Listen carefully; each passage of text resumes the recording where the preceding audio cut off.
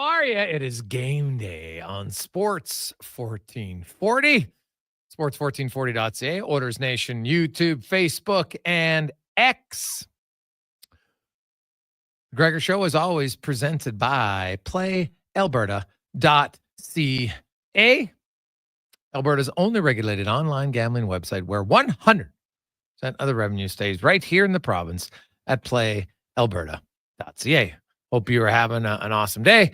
I'm Jason Gregor. He is Connor Halley, the Edmonton Oilers. It was 8 months and 3 days. Like if we were singing a Sinead O'Connor song, it's been, I'm not going to sing it, but what is it? 7 hours and 50 days? Is that how it goes? I don't even know.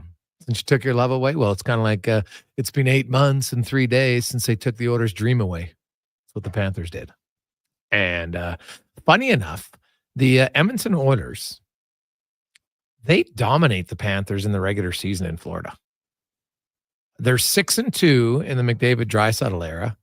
And you go back to, they are 12-2 in their last 14 games in Florida, dating back to like 2002. They haven't had domination like that in a long time, but on the road in one place anyway. So they're doing it, and they will hope that continues tonight. Connor McDavid admitted, hey, man, it's been an emotional high. It hasn't really played very well lately, so he's hoping to play better.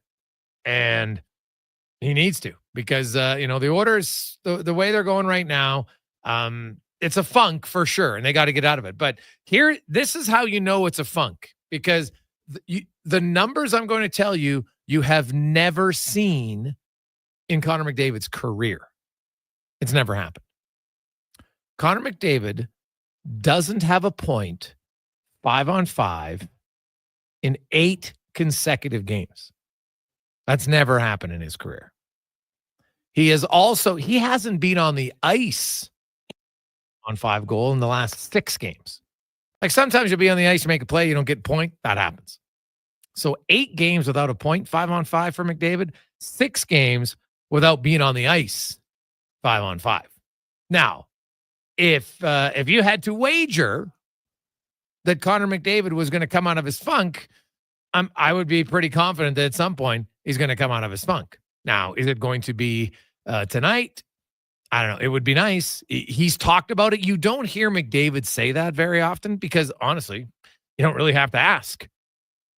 I knew that, he'd been outscored 10-0, 5-on-5 in the last 6 games. Like it's that in itself is crazy, but not having a point in 8 games, 5-on-5. So I went back to his entire career to see. And no, he'd never went 8. He'd only ever gone more than 5 one other time back in his second year in the league. So yes, it is a rare funk offensively, even for Connor McDavid. Not only offensively, but also defensively, considering how much they're getting outscored with him on the ice. That doesn't happen very often. So we'll see if he can have a better performance tonight, as well as his entire team, because the Oilers got to get going. They got McDavid's just usually he's not one that you're talking about struggling for long stretches, but he is. So we'll talk about the Panthers. Bill Lindsay, former NHLer, longtime analyst for the Panthers, will give us their side of things. No Matthew Tkachuk tonight for them. There's actually, if you went through the roster of both the Panthers and the Oilers, there are 7 players who were in Game 7 on each team who are no longer on their team. Well, I shouldn't say that. It is 7, but Matthew Tkachuk and Darnell Nurse aren't playing tonight because they're both injured. Darnell Nurse, Oilers fans, if you missed it, he got injured. He didn't play the final 9 minutes of the game in Tampa Bay. I watched his last few shifts, and I didn't see anything obvious, especially on his last shift. He was out there. There was no battle. There was no contact, nothing. He went off the ice. He sat on the bench, and he did not return. So no Darnell Nurse tonight. Well, that means you will have Kulak and Klingberg playing together, and then Stetcher and Emberson. Stu Skinner's going to start. Obviously, Ekholm and Bouchard are the other defense pair. Up front, McDavid's back with Hyman and Nugent-Hopkins. Draisaitl with Arvidsson and Skinner. The reclamation wingers. If anybody can save him, it's Leon Draisaitl. Adam Henrique with Brown and Janmark, Kapanen, Perry, and Podkolzin. Now, I don't know how many shifts they're going to get his line because I went through Kasperi Kapanen's 8-year career in the NHL, and I don't see any time of significance that he ever played center. He, like, twice in his career has he only ever taken more than 15 faceoffs in a full season. Right? He took 38 in 2023 and he took 79 last year. Now, keep in mind that Vasily Podkolzin has taken 49 faceoffs this year. He hasn't played a lick of center, but it's because Draisaitl gets kicked out. So, 23 when he took 38, he wasn't playing center. He might have played one game last year at center. So we'll see. Dude, like, obviously I don't think he's going to take any faceoffs unless he's on the ice for an icing and he has no choice. But are they even going to play him at center? So it's a little surprising because I guess if you wanted to play someone at center, you could have played Matt Savoy, who will be a healthy scratch tonight because he's played center recently in the American League, started this year at center iceman when there was injuries. So he could do it. He's pretty good on faceoffs on his backhand. So I'll be honest, I'm a little surprised Savoy's come out. He hasn't been a difference maker, but he sure hasn't been the worst forward in the games that he's played. Not even close.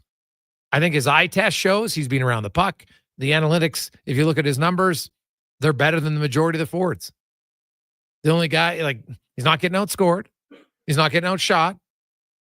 Now, he's playing with Draisaitl, sure, but he's helping Draisaitl. So, little surprised by that.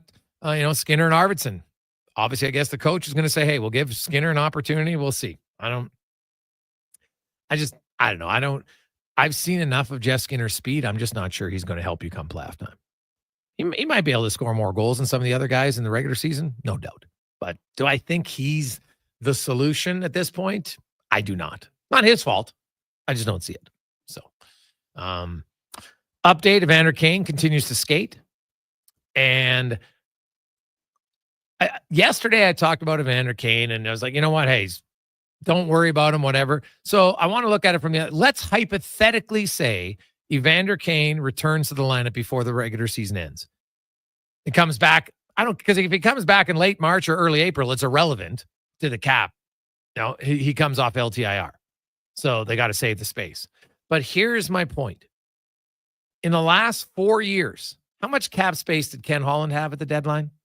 How many times did the Oilers start the season in LTIR? So they never accrued anything. They were in LTIR the whole year. Did he make trades? Yes. Some of them pretty big. Do you have to get creative? Yes. You can't tell me that just because Evander Kane might return, or even if they think he will return before the regular season ends, that you can't make other moves. Like, I'm sorry, I don't buy that. We've had a flat cap basically for 3 years. Lots of trades at the deadline. Lots of teams didn't have cap space, mainly the Edmonton Oilers. Ken Holland never had cap space, found ways to get deals done. Some of them pretty good. Brett Kulak, great trade. Adam Henrique, good trade. Ekholm, fantastic trade. Those are all deadline trades. So you don't tell me you can't do it, even if Evander Kane comes back early. To me, that's just an excuse. I don't buy it. So 833-401-1440, 833-401-1440. So the list of guys who were on the team no longer. So you had Fogle, McLeod, Holloway, Ryan, Ceci, Broberg, and Nurse, who were in Game 7 last year. Obviously, Nurse is injured. The Panthers, Oliver Ekman-Larsson, Brandon Montour on defense, Tarasenko, Okposo, Stenlund, Lomberg, and Matthew Tkachuk, who's injured. So there's significant, right? That's 7 out of 18 skaters for both sides are different. But I still think the Edmonton Oilers, you go into that arena and you try not to think about it, but I'm sure there's some bad memories there. And maybe that's motivation tonight. They probably don't need extra motivation the way they're played, but that could be one that just is like, hey, I took it personally. To quote Michael Jordan, Connor Halley, and I took that personally. Why the Oilers got to take something personally, but they're not going to run Florida out of the rink, right? Like, they don't have anybody physical to match up front against Bennett or Gadjevich, right? They just don't. But the rest of Verhaeghe, Barkov, Reinhart, Rodrigue, Samoskevich, Luostarinen, Lundell, Boquist, those guys aren't like the fourth line in Florida. Greer and Gadjevich, they'll run around. but their top 9 isn't overly physical. Ekblad, Forsling, Mikula, Kulikov. Kulikov, if he catches you, he'll hit you, but they're not crazy tough.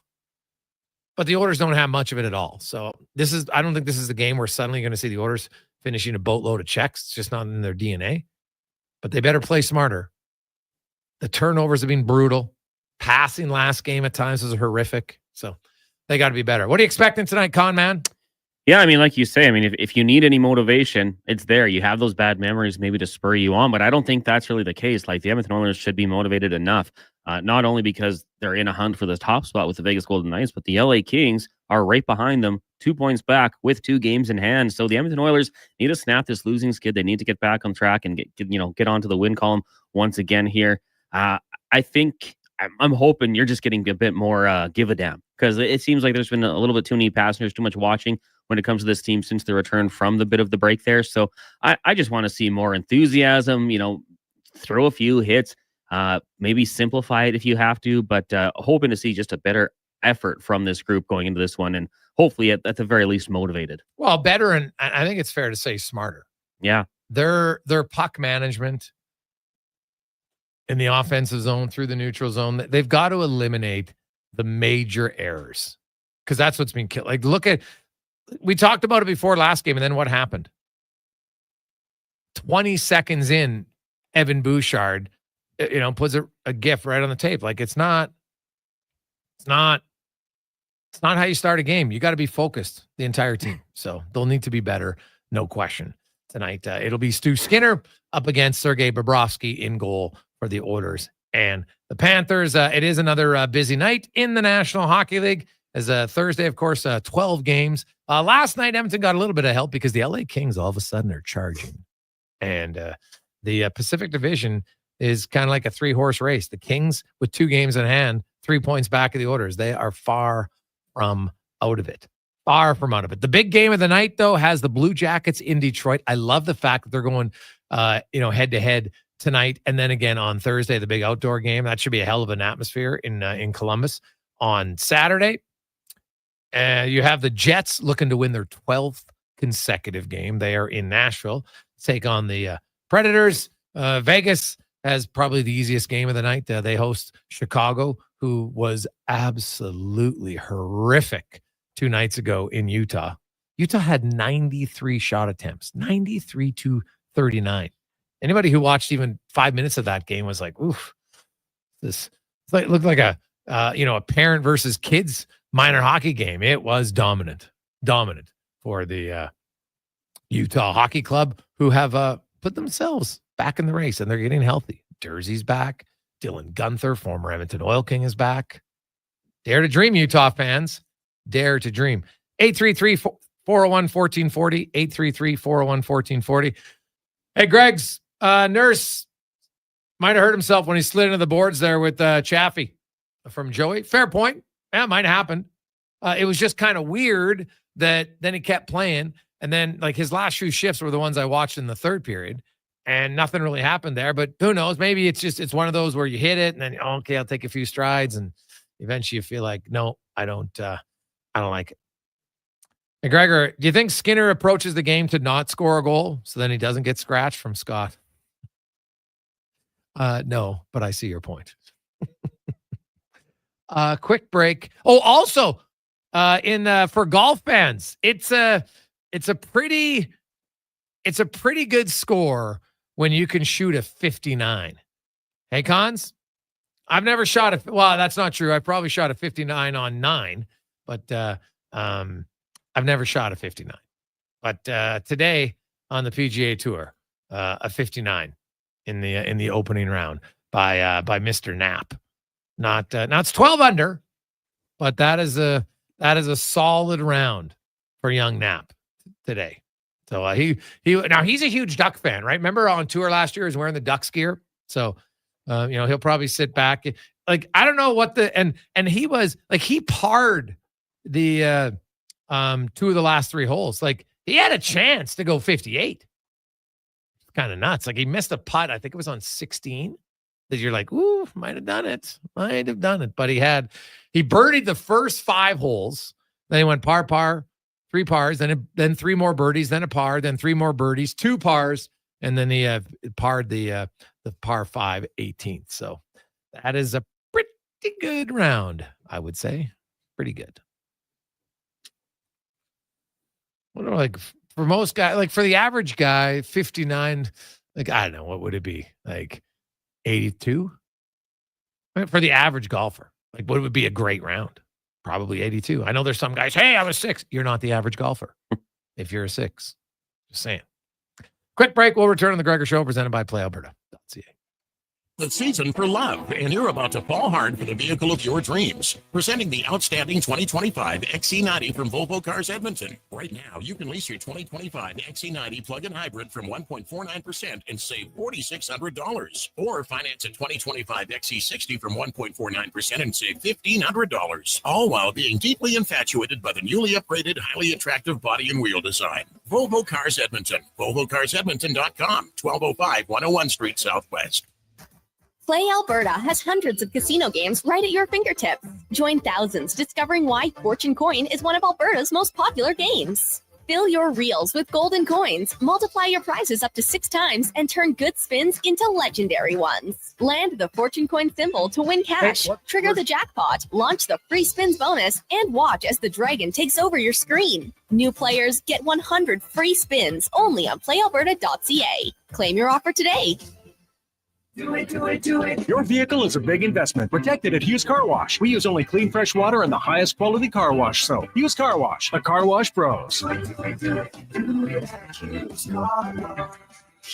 us at HughesCarWash.com. Introducing the new McSpicy from McDonald's. It looks like a regular chicken sandwich, but it's actually a spicy chicken sandwich. McSpicy. Consider yourself warned. Limited time only. Participate in McDonald's in Canada. Your courtside seat awaits on Sports 1440. I'm Paul Sir, and I host the basketball show every Saturday morning from 10 to noon on Edmonton's sports leader, Sports 1440. Don't miss it. I'll catch you this weekend.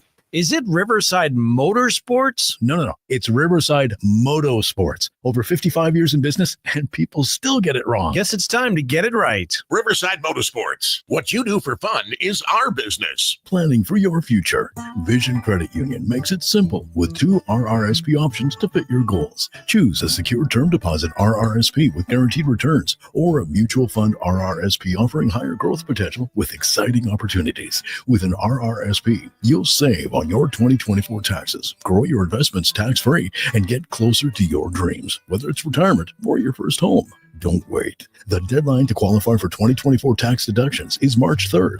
Learn more at visioncu.ca.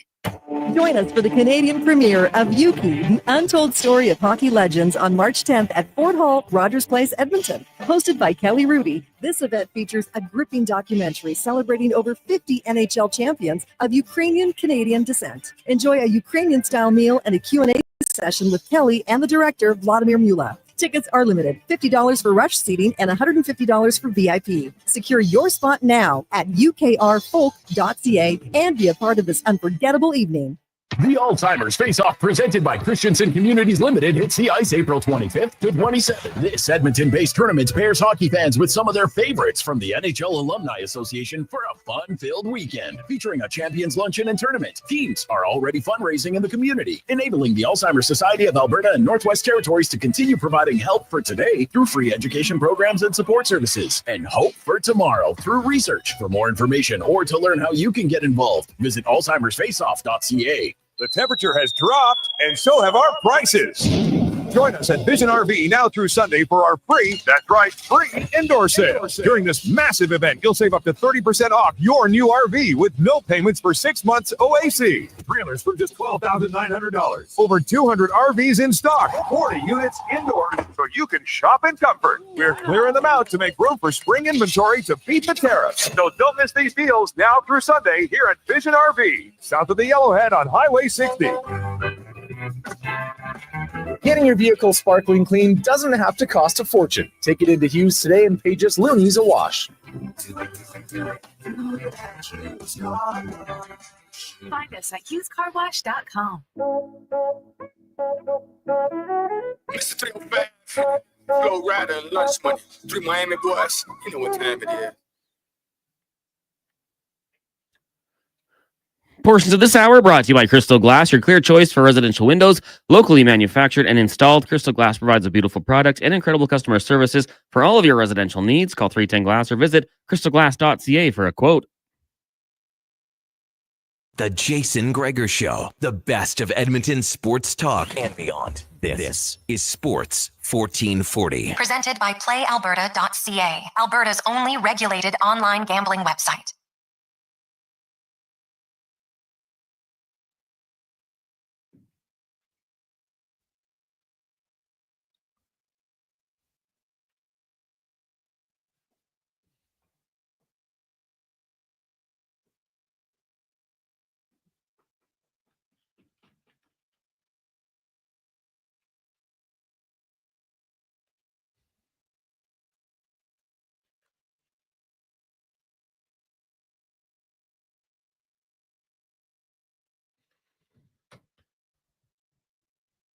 .222.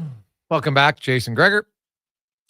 Connor Halley with you on Sports 1440, Oilers Nation, YouTube, Facebook, and X. The Oilers into Florida tonight. A rematch of last year's Stanley Cup Final. It was an electrifying final that went 7 games, came down to the wire. The Panthers win 2-1 as we go around the NHL. Brought to you by McDonald's. And big announcement coming for McD's tomorrow that coincides with sports fans' delight. I'll just say that. So stay tuned for that tomorrow, courtesy McDonald's. As we welcome to the show, former NHLer, longtime analyst for the Florida Panthers, Bill Lindsay joins us. Bill, welcome back to the show, my man. How you doing? Good, Jason. Everything good there in Edmonton? Well, hey, it's balmy weather right now for us after a cold snap. So yeah, it's like t-shirt weather. Everything's melting. It's unreal. So coming out of the cold snap, which is perfect timing. Of course, the Oilers, though, while the weather has warmed up, the Oilers have gotten colder because they are in their worst funk of the year. And even good teams will go through it, but they are definitely in it right now. They come into Florida. Now, you were part of a team that lost the Stanley Cup Final, Bill. And when you face the team that beat you the next year, like, is it hard not to think about last year? Did you block it out? What do you think goes through the mind of the Oilers tonight? It's hard to block it out. You're aware of all the circumstances. We didn't push Colorado. It was a sweep, so it was a little bit different feeling there. Yeah. Edmonton comes into the Game 7 where they came back all the way from that 3-game deficit. We're on a verge of a historic, like 1942, second time in NHL history thing, which would have been outrageous. So it was heartbreak for the Oilers to come back, and these games mean a lot. Both the Panthers and the Oilers feel that they got teams good enough to contend again this year. So there will, especially Paul Maurice, I was talking to him, our coach, this morning, and there's some trepidation there with the way Edmonton's playing. He knows and understands if Edmonton's going to snap out of it and come out of it in a big way or play their best game in quite some time, this is probably going to be it. So he's definitely paying attention. The Panthers are paying attention that we're probably going to get really handful from the Edmonton Oilers here this evening.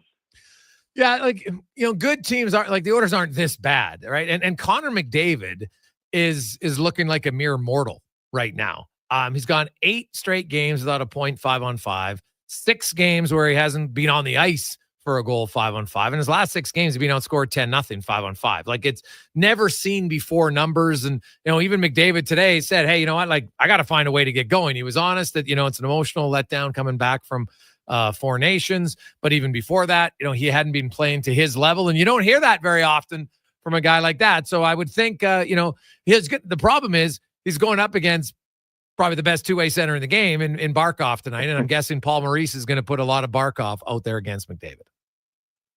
Yeah, I would assume so. But what's happened here, and I've seen it with our players early on in the season and go through some funks, is what happened after last year, the Stanley Cup. We had back-to-back Stanley Cup runs, but McDavid and you could see in that Amazon Prime series how much he puts into the game. And you go to the 4 Nations, but before that, the scheduling was so heavily condensed because you had to have that 4 Nation face-off. And what you're doing to these athletes is it's kind of like driving a race car when you just get it into the red and you're about to blow an engine. It gets to that point for these players that they're just being pushed, and McDavid has to go over to the 4 Nation, leads Team Canada to the gold medal, scores the game-winning goal all those roller coasters of emotions that he's experienced in the last 5-6 months, that takes a toll on your body, plus the scheduling.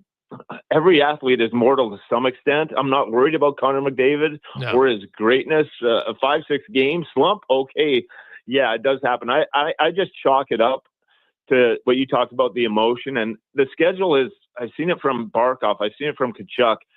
We've had our ups and downs with our guys. Just the demand on the player this year has been really hard, especially if you went to that Stanley Cup Final last year. Yeah, and next year is going to be the same if you go deep, because next year is the Olympics. So, it's kind of going to be every second year at the sounds of it. So, Bill, what's the latest on Matthew Tkachuk? How long do you think he's going to be out?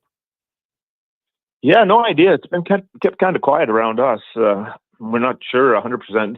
Even it's been tight-lipped. We just know it's the lower body, and there will be some point here that Paul Maurice and I guess Bill Zito, our GM, is going to reevaluate on everything and understand the timeline that is with Matthew Tkachuk, but not 100% certain. Could be a week, could be 2 weeks, could be longer than that.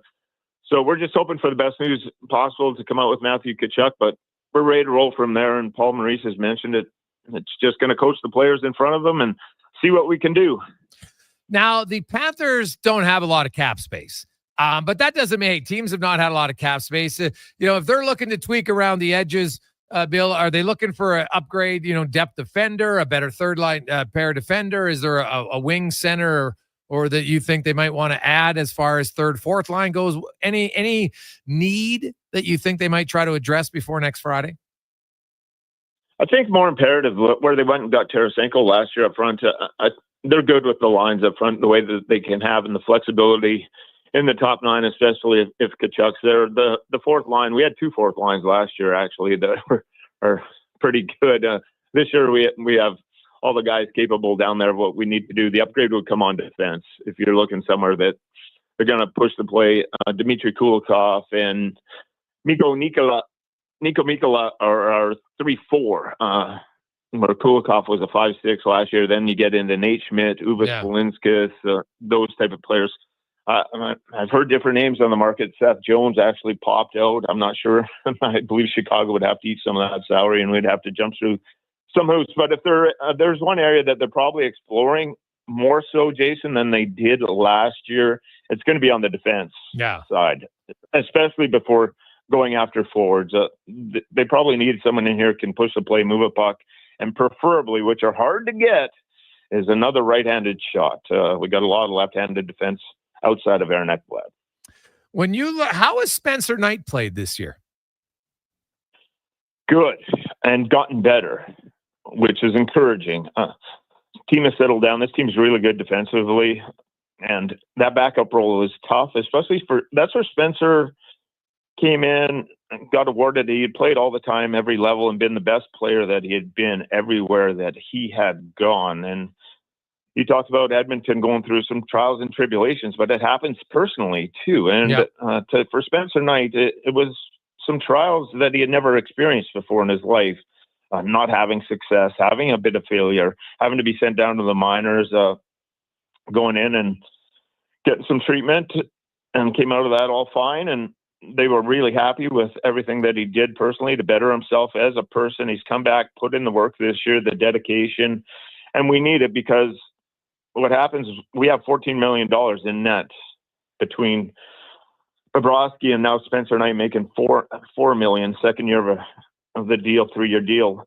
We had back there before we had Alex Lyon, which was very capable kind of backup. Then Anthony Stolarz was remarkable last year on a $1 million contract. So Spencer Knight has been exactly what we needed to do. He stepped in there. He's won games. And when he's on his best, he's very Carey Price-esque. Very little movement, just very calm, very stable, and makes the saves that he needs to be. So it looks like they're doing right by his development, and he's kind of taking the reins from there. Bill Lindsay joins us, a longtime NHLer, of course, a longtime analyst for the Florida Panthers. Bill, I was always curious. I wanted to ask you, when I go back and look at your career, like your best years all happened in Florida. There's no question. Like if you look offensively, and obviously you went to the Cup, and then, but even like when you'd leave and then you'd come back, you had a good year. Like, is it just, do players just like, I always joke about there's certain, and I'm not a good golfer, But certain golf courses, I'm like, hey, you know what? I like this course. I've golfed well here. I've shot an 83. I like playing here. Other courses I've sucked at. I always suck. Is it even the same? Did you just feel better as a player in the Florida Panther uniform, and did it fit better to your style, how they played? Well, I love playing down here, and that's why, the style did fit better to what I was accustomed to, and in the sunshine. And when that's why I've always kept a place here. Is I kind of fell in love with that place. So anytime you went. When that initial leave set into Calgary, it's kind of heartbreak. I'm going back home to where I grew up, Fernie, British Columbia. I'm playing to the town closest to where I grew up. Should have been excited. I had one heck of an opportunity in Calgary to kind of take the runway, okay, and really take off with my career. At that time, once they got traded, and there was some personal stuff going on in my life and dealing with, and it just didn't quite happen, didn't quite click. And you don't regret anything, because everything that kind of goes on is just, it's a failure. You learn from it. Maybe it happens for a reason, and you have to go forward.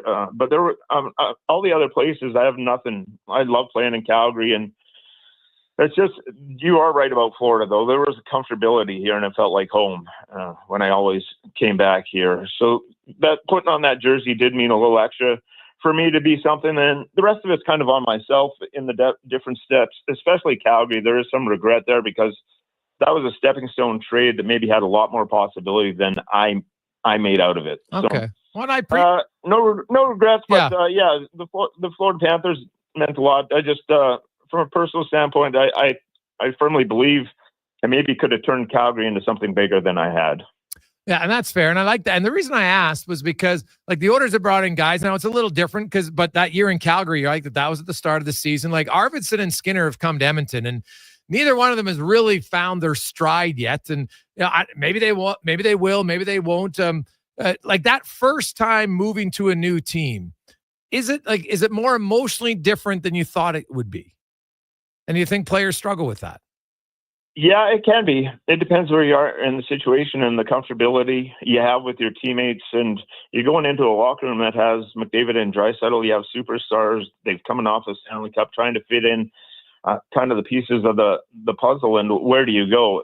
It's when you change teams, it's a lot to take on and kind of take your role. But once you get into there and expand, we've also seen trades been home runs for players. Yeah. Once they get out of a different market. And I don't believe it's going to Edmonton or anywhere that you've been. If I was somewhere and I was going to Edmonton and they'd been to the Stanley Cup Final before and got a chance to get there again, I would. If I was pretty happy. This is if you guys are going to make the playoffs and Jeff Skinner dresses in the playoffs after over 1,000 games, you can get a playoff game. I mean, who wouldn't want that in their NHL career? I'm sure anyone that's missing that on his resume. So Jeff Skinner definitely on that part of it, and Victor Arvidsson is a good goal scorer. Has been injured a lot throughout the course of his career and kind of trying to find that footing. And I read your article yesterday, Jason, on what maybe the Oilers need to do and kind of move forward. And I believe you hit a lot of it right on the head. There are some moves maybe the Oilers can make to kind of even tweak it further. Yeah, I look at Florida's team, and they had skill, but they had skill. Obviously, if Evander Kane comes back, he brings skill and he brings an edge. But Sam Bennett, everybody saw it at the Four Nations. Sam Bennett was a momentum changer, not just because of the goals, because obviously he scored a huge goal in the last game, but he didn't have goals in his first few games, but he was highly noticeable. And he brings that in the regular season. And Kachuk, the same thing. And you have to have a mix of skill, but you need some guys who can change momentum without scoring. And I just don't know if Edmonton has that. Yeah, it's true. And into the playoffs, I'm not going to go against anything that any team does, but the understanding that we were against Vegas, that we were so close, we understood, okay, we're close, we're there. There's not a lot of change going into the next year. It's minimal. It's just tweaking. Edmonton had a lot of change. Yeah. You look at Fogle, the Hallway and Broberg situation. You start to get into it. Ryan McLeod. Those are a lot, and your penalty killing was off the charts, and a lot of those guys were a big part of it. And this year's kind of struggled a bit. Speed, that's a different element. The guys you were talking about, Arvidsson, Skinner, not quite as quick, not as fleet of foot. I don't know if I would have. When you gotta understand, Jason, from my standpoint, when a team gets that far, there, even when we went that far and lost, or any team, there's a bond in that dressing room that becomes so strong and so unique and so tight that, okay, we're close and everyone is playing for the guy beside each other. There's a love in that dressing room. And the more that you splinter it up, especially a lot, it sometimes becomes hard to recapture that same magic with a bunch of different players. Yeah, well, I think that's very well said, Bill, because I think you're seeing that a little bit. Now, Edmonton had a stretch where they were very good, but to me, it's not about the 4-game losing streak. It's more bigger picture of, odd man rushes against and stuff that they were good at last year. And we've seen it in today's NHL. If you give up too many odd man rushes and too many high danger chances off the rush, you're just not going to win. Connor Halley got lit up by that in the playoffs. It ain't going to happen. You could have the best goal in the league. And if your team gives up too many grade A quality chances, odd man rushes, you're not going to win. And so I'm sure Florida's going to try to exploit that tonight, because that has been a real weakness for the Oilers here since the middle of November. Yeah. Well, that's going to be kind of different. I was going through all the analytics, and plus your analytics are great. I don't know. So there's some separation there that could even be improved on in a lot of categories, especially offensively, where you spend 7 minutes of every game with the puck on your stick in the offensive zone. That means something. But we're built differently. Maybe that's why Edmonton, we just dump it in a lot. So we don't really have that explosive rush game that's going to kill you on the other side where Edmonton comes down. They dump it in the least of anybody in the NHL. So you got kind of polar opposites going about it. We hit the most, Edmonton hits the least, different dynamics, speed, a real parallel and kind of contrast of Stanley Cup teams that have been there last year that kind of go about their business in two different separate sort of ways. And all respect to the Edmonton and the way that they do it under Chris Knobloch, and same thing here for Paul Maurice. And we'll see how it shakes out. But Edmonton, I firmly believe they're going to be coming out with a real bee in their bonnet this evening. Well, I hope so. I just want to see an intense game, because the last few games, the Oilers, man, they've been steamrolled, and I'm sure there'll be a little extra juice in the game tonight because of what happened there 8 months ago. As you said off the top, Bill, you can try to block it out, but it's hard like that. And you said it was different. Like, they lost in Game 7 by 1 goal. Like, that series was as close as you can get in a Stanley Cup Final. Losing Game 7 by 1 goal. I guess overtime's the only way it would have been closer. So, we'll see what Edmonton has tonight. It's rare to hear McDavid say, "I got to get going." So, if 97 gets going. Well, when they walk back into that dressing room where all that happened, for all those players who were on that team last year, everything's coming back. Yeah, it's kind of all those emotions, everything. So you're almost getting set back in time for another hockey game. And that's why and McDavid will get going. I don't think anyone in the hockey world has any doubt of that. It's very true. Awesome stuff, Bill. Really appreciate it, man. Enjoy the game tonight. All right. Thanks so much, Jason. Great day. You betcha. That's Bill Lindsay, a longtime analyst for the Panthers. And I like what he said about, to recapture that magic. It's hard if you get a lot of guys out of the room. And, obviously there's a few changes, but the Oilers have made some significant ones. And now, that doesn't mean you can't get back, right? Like, there's not just one way to go about things. But I look at Edmonton, and it's some of the pieces they moved out that you are missing the speed factor. I don't think anyone can argue with that. Now, when Kane comes back, whether it's regular season or the playoffs, because he will, I'll tell you this, 100% he's coming back this year. I don't know when. Is it going to be the playoffs? Is it going to be the regular season? We'll see. But he will bring some tenacity that they are lacking. Now, what's his timing going to be like? All those other things, I have no idea. But the one at the very base, simple step of Kane's game, he'll bring physicality. He'll bring that for sure. Is he going to bring, some finishing touch or all that? I don't know. He's been off for a long time. We'll see. But the Oilers, they're not going to have a lot of physicality tonight. Nurse is out of the lineup. He's banged up. They don't have not a lot of natural physical players, but they're going to have to possess the puck, and their puck management is going to have to be way better, because the last few games, you've watched it. They can't be the Baker anymore. They can't be just turning pucks over all day. Eliminate that, and they'll have a chance. When we come back, we'll talk more about the trade deadline. Also, some rumblings from around the league. Matt Larkin joins us on the Gregor Show, presented by PlayAlberta.ca. The locks are on a timer. They're going to get out. Sounds like jobs for the men and women of Action Electrical. Service team reporting. With the remarkable reach of our bucket trucks and other equipment, we assess, service, and maintain your electrical lighting and automation systems. Facing an electrical menace? Call the men and women of Action. Operating throughout Alberta at actionelectrical.net.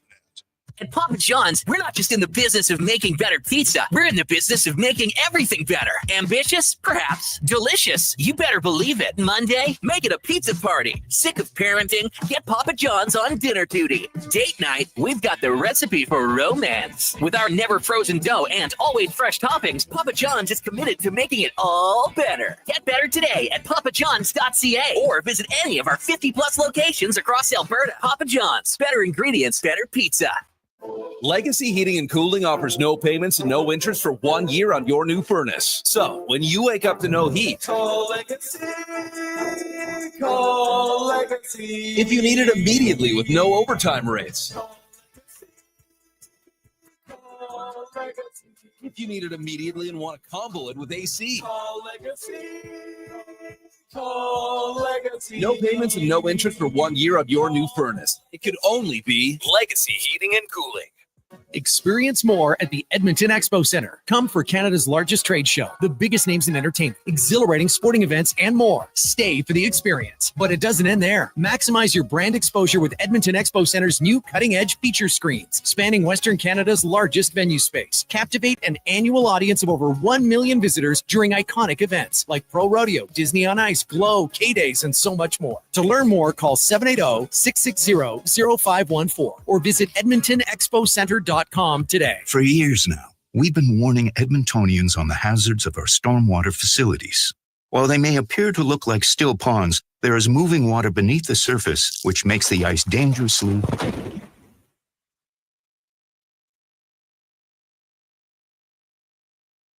The unpredictability of stormwater facilities makes them treacherously unsafe for all winter activities, even walking. So think twice. Don't go on the ice. A safety message from EPCOR. When you live in northern Alberta, you need a vehicle that is built for this climate. That's the all-new 2025 Jeep Compass, and you'll find it at St. Albert Dodge. Now, what can I say? It's a Jeep. It's a 4x4, so it's totally at home driving on snow and ice. And it's got some great standard features like an 8.4-inch touchscreen, keyless entry, and heated front seats. As I said, northern Alberta. And all starting from just $34,900. Head up the trail and see how easy it is to do business at St. Albert Dodge. Dang. Last season, you bought new clubs to fix your game. You spent the entire season trying to learn how to hit with your magic clubs. And guess what? Dang. They didn't help your game. Now you're convinced it's your swing, but it really is your clubs.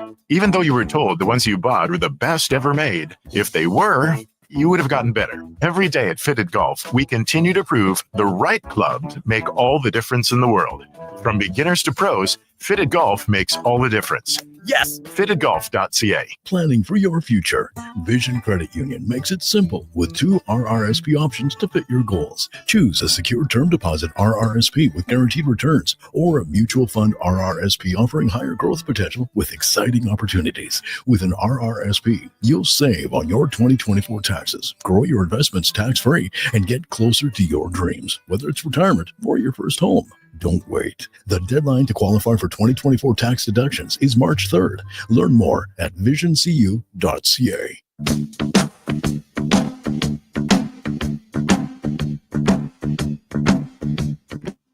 Don't need a whole lot of money. I don't need a big fine car. Portions of this hour brought to you by Papa John's. Feeding a crowd, get the triple play. 3 large specialty or 5 topping pizza for only $54 when you use promo code 3play at papajohns.ca.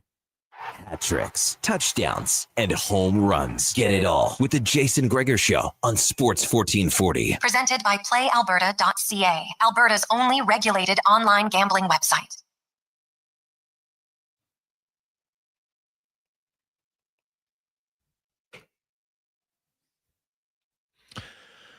$2:45. Welcome back. Jason Gregor, Connor Halley. It is game day on Sports 1440. The Oilers in Florida, where, how about this? They're 12-2 in their last 14 visits to Florida, including 6-2 in the McDavid and Draisaitl era in the regular season. They've had a lot of success there. as you all know, the playoff game 7, not so much, but they will. I don't know if do you try to completely forget it? Do you want to remember those emotions? Does that motivate you? Who knows how the game sets up tonight for the Oilers in Florida? We do know Skinner and Bobrovsky are starting in goal. No Darnell Nurse, no Matthew Tkachuk. Both are injured. Nurse day-to-day for the Oilers. Matt Savoy looks like he will be the healthy scratch tonight for the forwards. He'll have Stetcher playing with Emberson, Kulak, and Klingberg, of course, Ekholm and Bouchard. McDavid back with Hyman and Nugent Hopkins. And tonight, to start the game anyway, Draisaitl will be with Jeff Skinner and Victor Arvidsson. As we go in the room, brought to you by Action Electrical. One of the, they got everything that you need. One-stop shop for everything. Projects, service, tag, and of course, solar for both your home or your commercial business. Learn more at actionelectrical.net. From Daily Faceoff, Matt Larkin joins us as we are 8 days away from the trade deadline. Matt, it's being quiet now. Tomorrow's a Friday. I know there were some big Friday trades in January and February with Miller and Rantanen back-to-back, so who knows? Maybe they're waiting for Fridays. I'm being somewhat facetious, but it's rather quiet, which means maybe it's the calm before the storm. There's a lot of teams here suddenly that could have some LTIR space, like Dallas, Vegas, and a few others. That's right, Jason. And it's interesting. I do sense a bit of a calm before the storm. I think it's because partially we saw some big dominoes fall already before the Four Nations face-off. Of course, Mikko Rantanen, JT Miller, but also I'm wondering if it's because it's setting up as such a seller's market this year. I just think there isn't a lot out there. If you look at a guy like Brock Nelson, for example, how many teams are going to want him? There'll be a lot of suitors there. So you might have a situation where the team with the asset is kind of the belle of the ball right now and can wait a little bit and see the bids start to improve. I wonder if that's why we're seeing a little bit of a calm right now. Potential. I wonder, do we see Mikko Rantanen back in the mix? Do you think he gets traded again? Oh, what a question, right? I've been thinking about it all week. And to me, it's a very tricky situation for the Carolina Hurricanes because, you can think of it as there's a bit of a chemistry problem. It hasn't been a fit for whatever reason. He didn't look himself for Finland at the Four Nations either, I don't think, as well. But if you think about what they gave up to get him, you sent Martin Necas out, who at the time was give or take top 10 in the league in scoring. At one point, he was leading the league in scoring. So if you're trading a Mikko Rantanen, well, if you're trading him, the team that's going to want him is going to be a contender who's going to be looking probably to trade future assets, not another roster player to bring him in. That doesn't work for Carolina because you can't sell off Rantanen for futures because then it means you're not replacing what you lost by trading away Martin Necas. So if I'm Eric Tulsky, this is a very dangerous situation to be in. And I'm tempted to treat him as more of an own rental. If you cannot re-sign him, I don't think you want to put this deadline on yourself. You are a Stanley Cup contender. I think the East is soft this year. I think Carolina, as much as any team, has a chance to represent the East in the Stanley Cup Final. So I would tread very carefully with Mikko Rantanen and not be itching to sell him off if I'm Carolina. I would agree with you. I think it's a big risk. I understand the trepidation. They're like, man, we can't lose another guy on a 3-month rental because they gave up way more for him than they did for Jake Gensel. Now, they've already offered him a legit contract, which is something they didn't do with Jake Gensel and kind of tell it was too late. So they've learned from it. But, man, if Rantanen doesn't sign it and potentially is thinking about leaving, that could be a huge blow for an organization that's really missed having a big-name player. And here's do you think they're like Rantanen's playing 3 minutes less a game? Do you think that do they maybe, hey, team? I know it sounds odd, but if you have a superstar, you got to treat him a little bit different. Well, I think it's the exact inverse of what you're seeing with Martin Necas, right? And he's someone who always wanted a bigger role. That was why he had requested a trade in the summer. And I've talked to him earlier this year. He was happy to see his ice time go up a little bit, but it's nothing compared to what he's getting in Colorado.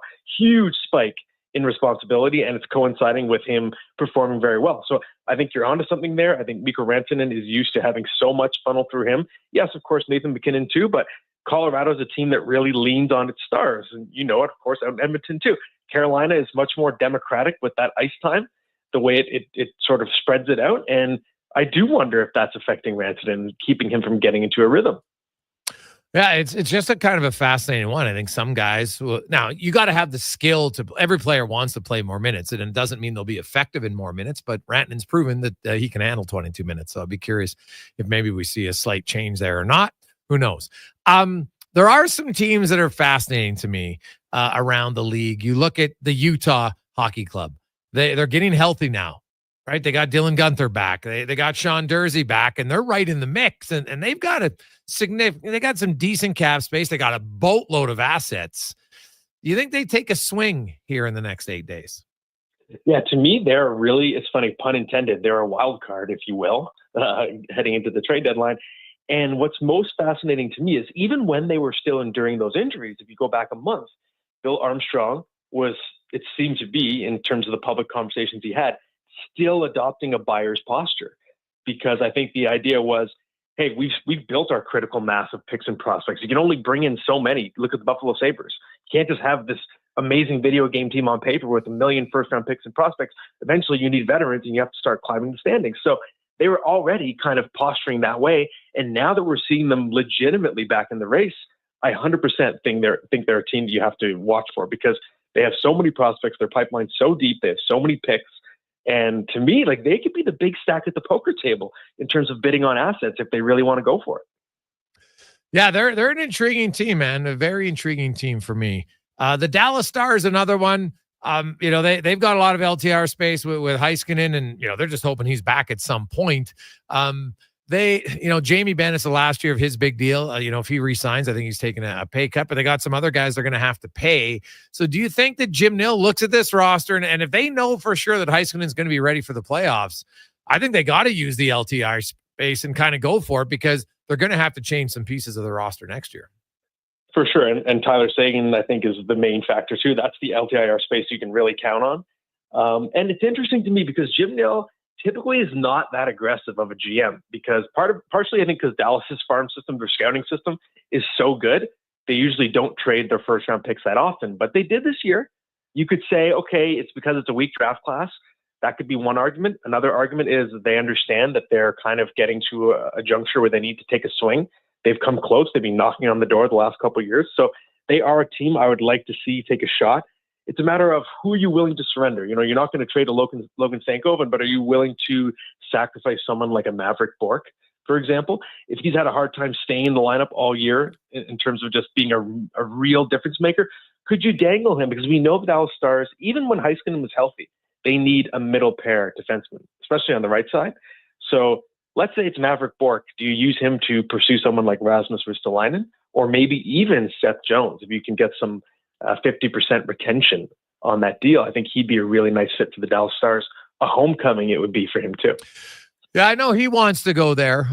Did the Stars want him? That's the question. It will be interesting to see what they do. Matt Larkin from Daily Faceoff joins us.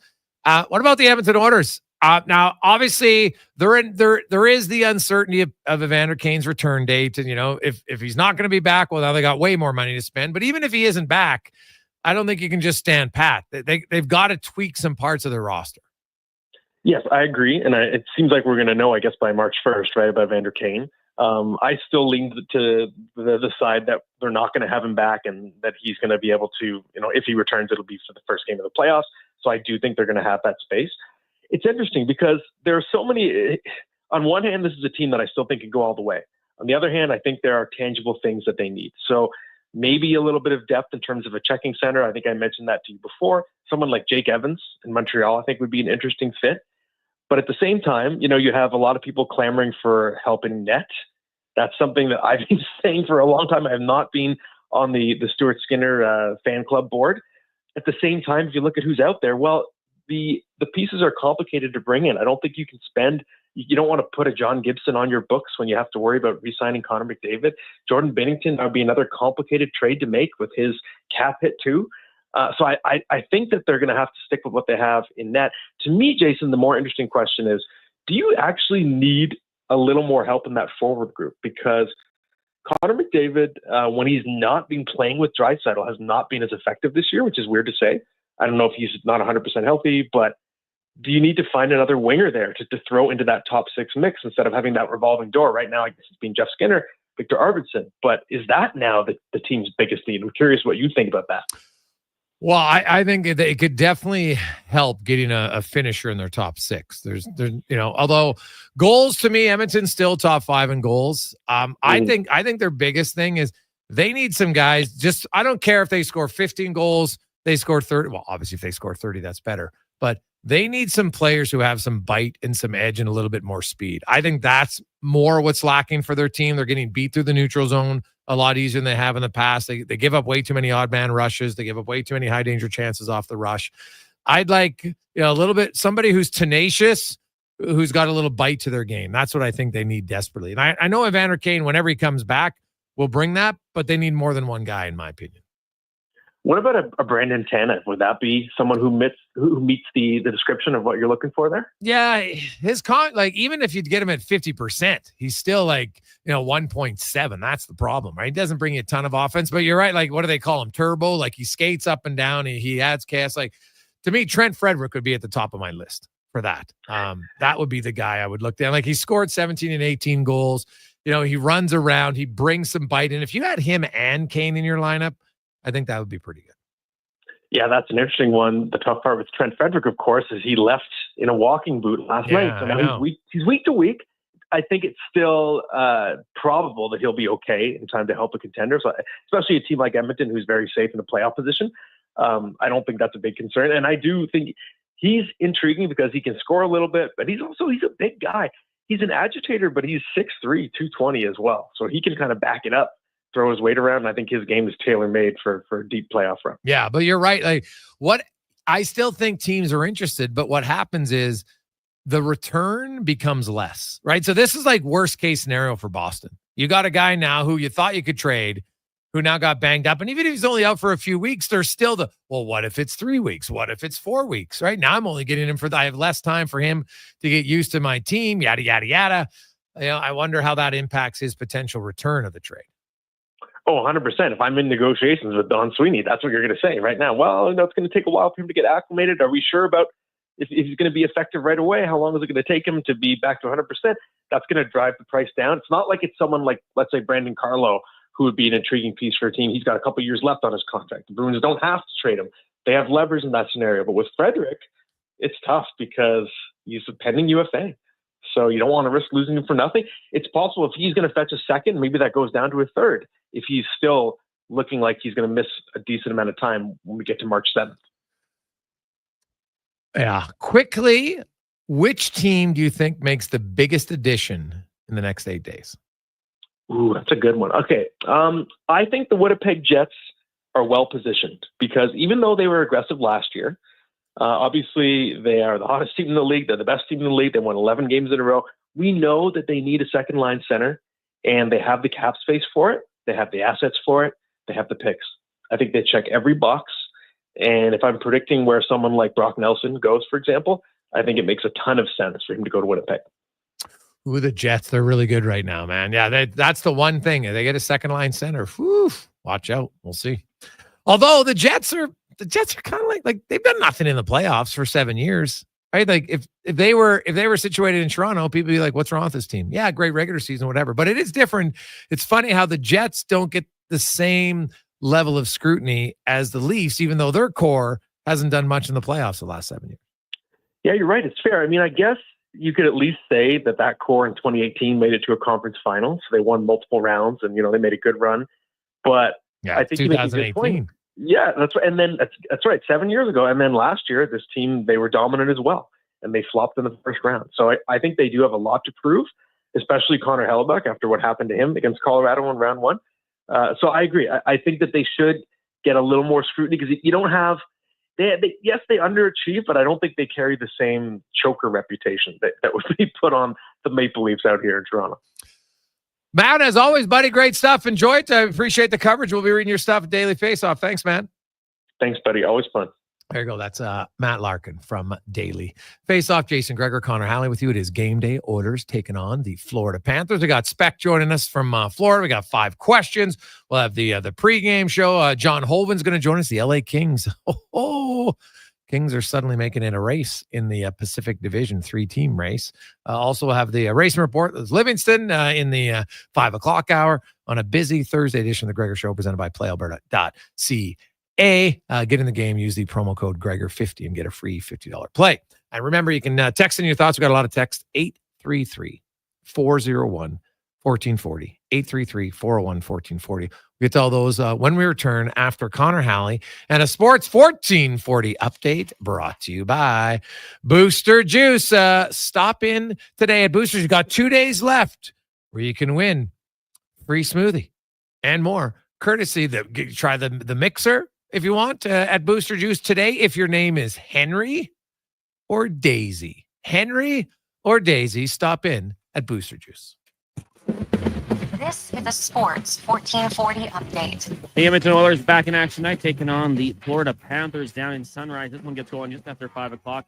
We've got pregame coverage for you here on Sports 1440. Getting going at 4 with Andrew Walker and Jason Gregor. Elsewhere, Islanders meet the Bruins. Canadians taking on the Sharks. Blue Jackets in Detroit. Lightning host the Flames. Sabres up against the Hurricanes. Philadelphia heading to Pittsburgh. The Preds will host the Jets. Golden Knights take on the Hawks, and Vancouver in Anaheim. Greg Popovich will not be returning to the San Antonio Spurs this season. The 3-time Coach of the Year addressed his team for the first time this season since suffering a mild stroke in November and informed them of the news on the court tonight.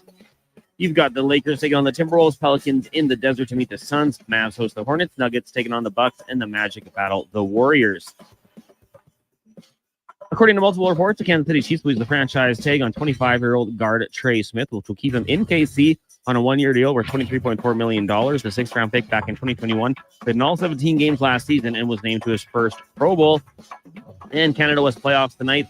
The Pandas volleyball hosting the Winnipeg Westmen game one of their series down at the Saville Center. That gets going at 6. Then at 8, Golden Bears taking on the UFC Dinos game one of their best of 3. Games 2 and 3 go Friday and Saturday in both of those series. Coming up in hour 2 of the Jason Gregor Show, we'll hear from members of the Oilers, be joined by Mark Spector, and ask 5 questions. I'm Connor Halley. This has been a Sports 1440 update.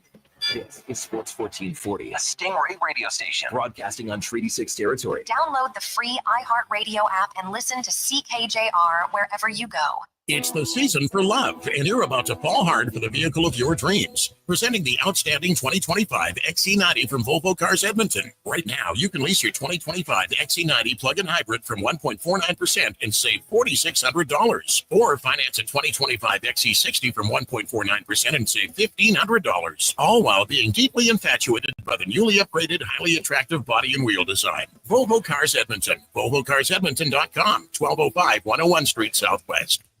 We've finished construction of our gamma radiation containment facility. Is it up to code? Is it going to be safe? Sounds like a job for the men and women of Action Electrical. Testing team reporting. We test your commercial operations using tools like infrared to ensure safe operation. Trust us to prevent potential calamity before it strikes. Facing an electrical menace? Call the men and women of Action. Operating throughout Alberta at actionelectrical.net. Hey, sports fans, we've got a clear choice for you. At Crystal Glass, we provide customers with the perfect glass for any job. From home to auto and even commercial, installation or repairs, we're your team. Call 310-GLASS or visit crystalglass.ca. Crystal Glass. Introducing the new McSpicy from McDonald's. It looks like a regular chicken sandwich, but it's actually a spicy chicken sandwich. McSpicy. Consider yourself warned. Limited time only. Participate in McDonald's in Canada. You've got a go-to coffee spot, a trusted barber, even a lucky game day jersey. But when it's about looking your absolute best, there's only one name you need. Mr. Dirk. Family run since 1939. We're experts in crafting impeccable tailor-made suits and offering a wide variety of everyday styles. Pair that with personalized one-on-one fittings and the convenience of on-site tailoring. Mr. Dirk elevates your style game. Visit our Edmonton store or explore MrDirk.com. Score big on style with Mr. Dirk. Legacy Heating and Cooling jingle auditions, take one for Gene Principe. Are you ready, Gene? Ready. I'm not just here to make a thermo a couple of bucks. I'd never just microphone it in. Take one. Tall Legacy. Tall Legacy. Nice. Boom. I'm a musical genius. Legacy's going to love this for furnace season. I couldn't love it. Amore. With no payments and no interest for 1 year. Are you always like this? Yep, unlike a furnace, I have no filter. Legacy Heating and Cooling.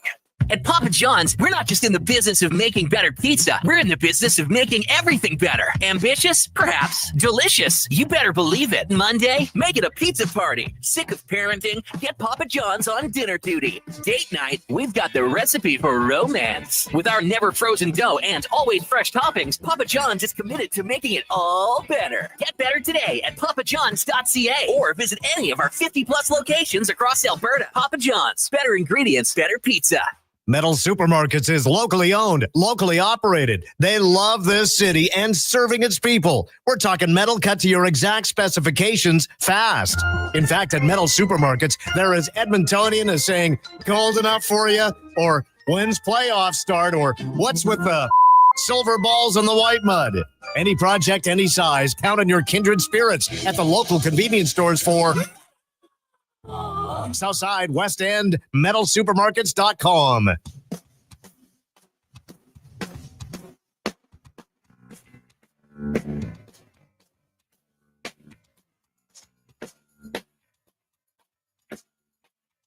She says she's no good with work.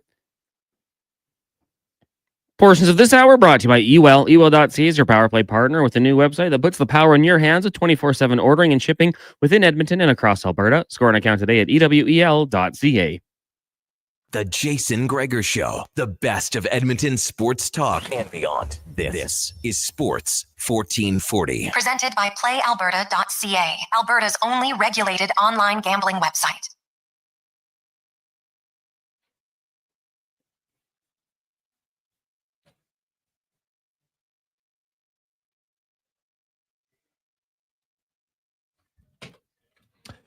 Just after 3 o'clock. Welcome back. Jason Gregor, Connor Halley, Sports 1440, Oilers Nation, YouTube, Facebook, and X. It is game day as the Oilers on the road, getting set to take on the Florida Panthers, where obviously many of you made the trek down to Florida for that game. I was in the building, and man, there had to be, I bet you, 5,000 Oilers fans there. Like, there was a lot of people that had traveled down and obviously with the best of intentions to see their team win. It did not happen, unfortunately. I think it was probably a great time right up until, because even in the final 5 minutes, it's 2-1 game. The Oilers had some chances. I don't think any Oilers fan thought they were going to lose right up until, the final few seconds. Heartbreaking. Obviously worse for the players, no question. You've seen the footage. Many of you have seen the videos of, the raw emotion of a loss of really your dream at that point, right? Like, that's a dream for lots of kids. Hey, I'm going to win the Stanley Cup. And then for 99.9%, they never even get a chance to play in the NHL. And never mind even get the chance to play in the Stanley Cup Final, right? It's rare to do. So now you come back there. The Oilers have loved Florida in the regular season, but obviously haven't had the playoff success in the postseason that they wanted. And who knows? Like, they might never play in Florida again in the playoffs. Like, these two teams would have to meet in the postseason for it to happen in the final, for it to happen again. So we'll see. 833-401-1440. 833-401-1440. Let's get to the oil report, brought to you by Volvo Cars Edmonton. Stop in right now. This weekend, XC90 plug-in hybrid. You could lease it for 1.49%, or you'll also save an additional $4,500 at VolvoCarsEdmonton.com. Stop in, ask for Jordy. He'll set you up with a fantastic deal and even better service. Connor McDavid talked about the Edmonton Oilers. We'll start with their defensive game. They've been giving up way too much during this 4-game losing streak. 22 goals. Yeah, you're not going to win any games giving up 4.5 goals a game. It's just not going to happen. So McDavid talked about the need for improved defense. It's a good question. Obviously, managing the puck is important. Just that sense of urgency, I guess. That we've been missing since the break. And McDavid himself, obviously, like the team, in a little bit of a funk since the Four Nations. But even for McDavid, it kind of before the Four Nations. So how has it been for him getting back from Four Nations? Yeah, I'd be lying if I said, I've been feeling good out there. It's been tough to get going, which is obviously not an excuse. I got to find a way to get going here. So, obviously big emotional week, exciting week last week, and back to reality pretty quick. So how does he find a way to get going? For me, it's just it's getting back to what I do. Wanting the puck, taking guys on, being assertive. I mean, there is definitely an element of physicality that always helps me. But that's not necessarily running around hitting guys. It's winning battles and keeping the puck alive. So, Yeah. Well, hey, McDavid, he knows his game better than anyone else, right? Like, I think he'll get back on track. I liked his response there. He's like, hey, when I got the puck, I'm playing better. There's a sense of physicality for him, winning battles, stuff like that he feels just isn't there. And so obviously he wants to get back to it. And Chris Knobloch made a few changes today. He talks about the decision to not play young Matt Savoy tonight. Yeah, it's an unfortunate, difficult situation or call to make. Matt's played really well, and just looking at what our team needs and the players that we have, and just getting a little bit harder to play against. I like his edge, and I like the way he plays, and I think he did a lot of good things. And there'll be a time, I'm certain, that he'll be back with our team and playing. And right now we're just going with the guys that we have that have been with us for the majority of the season. So Chris Knobloch, in a way, maybe, challenging his group. Hey, you guys have been here. Here's your opportunity. One hand, okay, I get it. On the other hand, I'm like, how long does that go on for? Like, loyalty's great, but loyalty can go too far. So we'll see how they respond, right? It's all, the past is the past. You can't change it. It's all about how you react and how you respond. And I'm curious to see how this group responds. Tonight, Jeff Skinner, Arvidsson playing with Draisaitl. What is Knobloch hoping to see from that trio? A line that people thought would be a line at the start of the year. Well, putting three guys that are been typically top six guys, been able to put pretty good offensive numbers together, and hopefully they can, play their game and contribute some offense.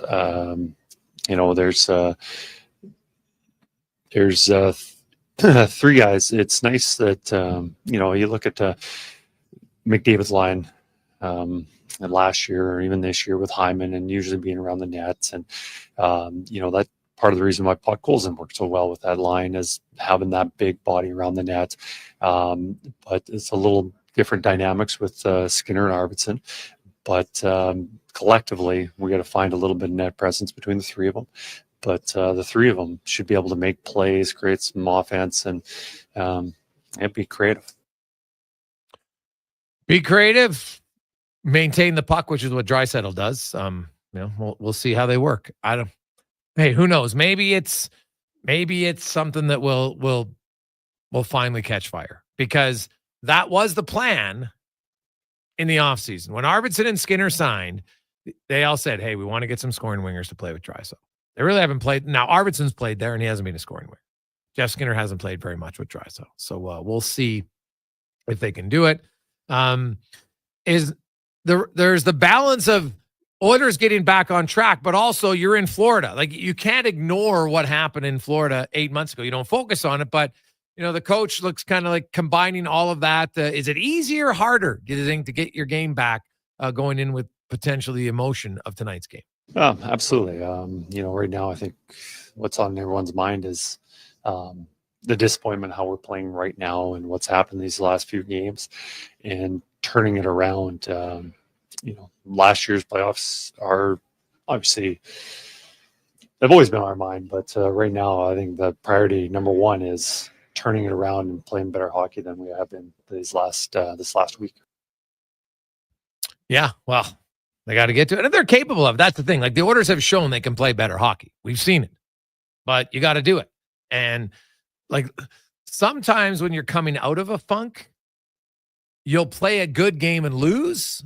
And a lot of times, okay, they're getting close now, they'll win the next one. Well, they didn't play that way on Tuesdays. Now, that doesn't mean they can't get out of the funk tonight, but it's hard to just flip a switch. But maybe the emotion for the majority of the players of being back in Florida is a little bit of a fire for them because they need something, man. They got the pilot lights got to burn a little brighter tonight. Connor McDavid said it for himself. I would put pretty much every forward in that category except Leon Draisaitl, who's dressed tonight. All the other 11 forwards can play better than they have here the last few weeks. Leon Draisaitl's the only guy. Leon Draisaitl's got goals in 6 straight games. He's got points in 9 straight games. He's played very well. We've seen it. You know what? He's a difference maker every game. They need a few other guys to step up. That's the Oil Report brought to you by Volvo Cars, Edmonton.com. Well, we'll go to Florida next. Mark Spector will join us on the Jason Gregor Show, presented by PlayAlberta.ca, live on Sports 1440, sports1440.ca, and Oilers Nation, YouTube, Facebook, X, and Instagram. Play Alberta has hundreds of casino games right at your fingertips. Join thousands discovering why Fortune Coin is one of Alberta's most popular games. Fill your reels with golden coins, multiply your prizes up to 6 times, and turn good spins into legendary ones. Land the Fortune Coin symbol to win cash, trigger the jackpot, launch the free spins bonus, and watch as the dragon takes over your screen. New players get 100 free spins only on playalberta.ca. Claim your offer today. 90 days? You're telling me I can buy a 2024 or 2025 Buick or GMC from Wolf GMC Buick and make no payments for 90 days? Whoa. And you're telling me there's more? It's the final days of GMC's employee pricing on remaining 2024 Sierra HDs and Yukons? Clearly now is the time to buy a new vehicle. I'm heading to Wolf GMC Buick, corner of 184th Street and Stony Plain Road. It's mere seconds east of the Anthony Henday. Wolf GMC Buick. We're making it easy. At Leading Edge Physiotherapy, we believe in the wisdom of Patch Adams. Treat a disease, you win, you lose. Treat a person, I guarantee you'll win no matter what the outcome. We don't treat conditions, we treat people. From personalized treatment plans to compassionate care, we're committed to helping you achieve your goal. That's why hands-on techniques, unique technologies, and a commitment to hiring amazing people mixed with friendly, fun neighborhood environments. And ta-da! No, it's not magic. It's about being human. Sometimes being human hurts, but life shouldn't hurt. LeadingEdgePhysio.com. Scott McGilvery here, HGTV host and renovation expert. The one upgrade I know homeowners will love: better, fresher Culligan water straight from the tap. Culligan's Aquasential reverse osmosis filtration system takes your water to the next level. With up to 7 stages of filtration and 14 filter options, they're certified to reduce over 90 contaminants. Your tap water is about to get a major upgrade. Safer water that tastes great. Get started with a free in-home water test at Culligan.com. Culligan, water you love. I'm Colin Livingston, president of Cantork. Since 2016, we've been at the forefront of hydraulic torque wrenches in Canada. I'm delighted to share our latest venture, in-house production for quicker turnaround, superior quality, and heightened versatility. Experience excellence at Cantork.com. Mr. Rooter travels the world. Buongiorno, Italy. Nothing beats immersing oneself in another culture. Ooh, look at that. What an intricate design. Huh, wow. What a weird way to turn on the shower. OMG, a dedicated porcelain bidet. Do I try it? Well, when in Rome. Oh my, this beats that robot toilet in Japan. All plumbing roads lead to Mr. Rooter. Introducing the new McSpicy from McDonald's. It looks like a regular chicken sandwich, but it's actually a spicy chicken sandwich. McSpicy. Consider yourself warned. Limited time only. I participate in McDonald's in Canada. Are you tired of waking up tired? Are you tossing and turning all night and stiff and sore the next morning? If your sleep is suffering, it's time to visit the Brick Mattress Store. Their sleep experts will help you find the right support for a restful night's sleep. Back sleeper, side sleeper, hot or cold, there is a perfect mattress for you. Plus, with next day delivery, your best night's sleep could be tomorrow. Check out the Brick Mattress Store locations in Spruce Grove, South Edmonton, St. Albert, and Leduc, and start waking up refreshed.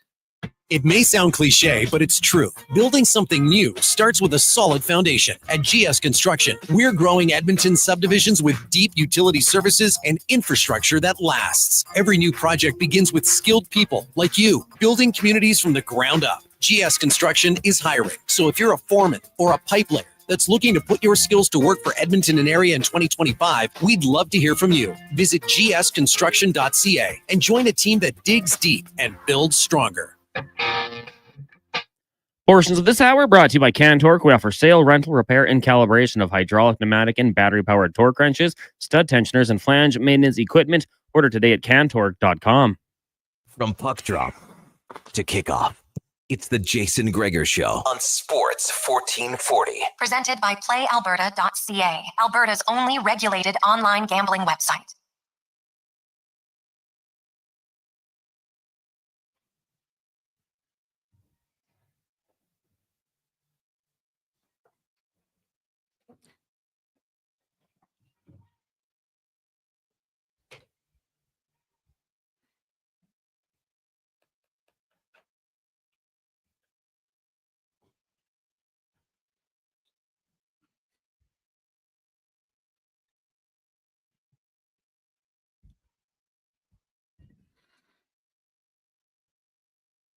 Hey, Spec, how you doing? Connor here.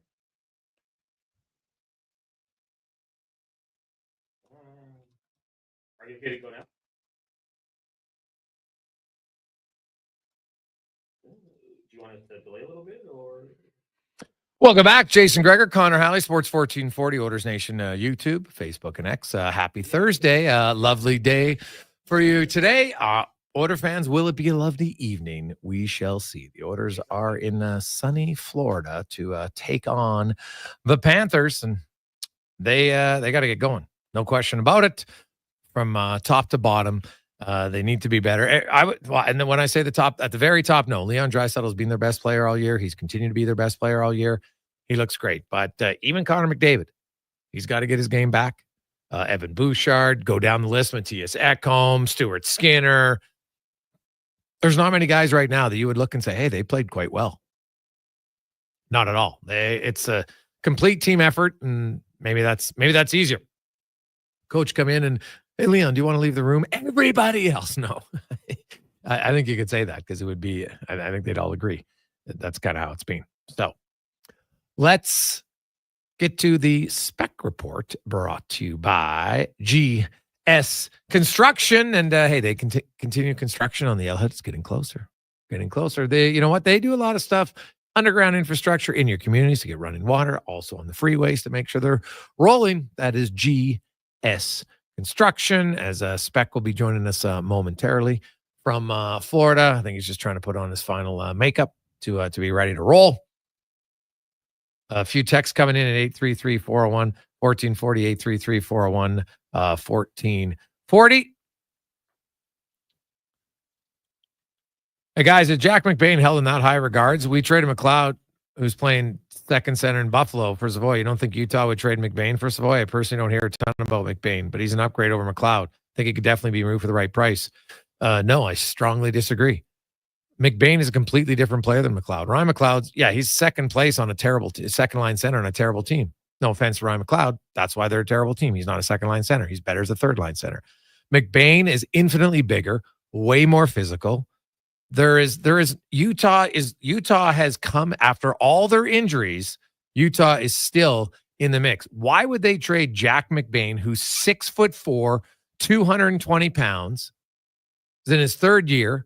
I don't think he's a second line center, by the way. You have him listed as a 2C. He has 17 points. He's not a second line center. He's a third line center. And he's big and strong. Trust me, they look at McBain and think this guy's going to be the next Lowry, because that's what he is. He's big, mean, and he can chip in. 11 goals for your third line center at this point of the season. You know, he's one shy of his career high. He's good, but they're not going to trade McBain for Matt Savoy. They don't need him. And the Oilers, honestly, you look at Matt Savoy, they need some young offensive player that you hope can help them offensively moving forward. He's the only guy they got. They got no other young, like O'Reilly, they think in the future is their third line center.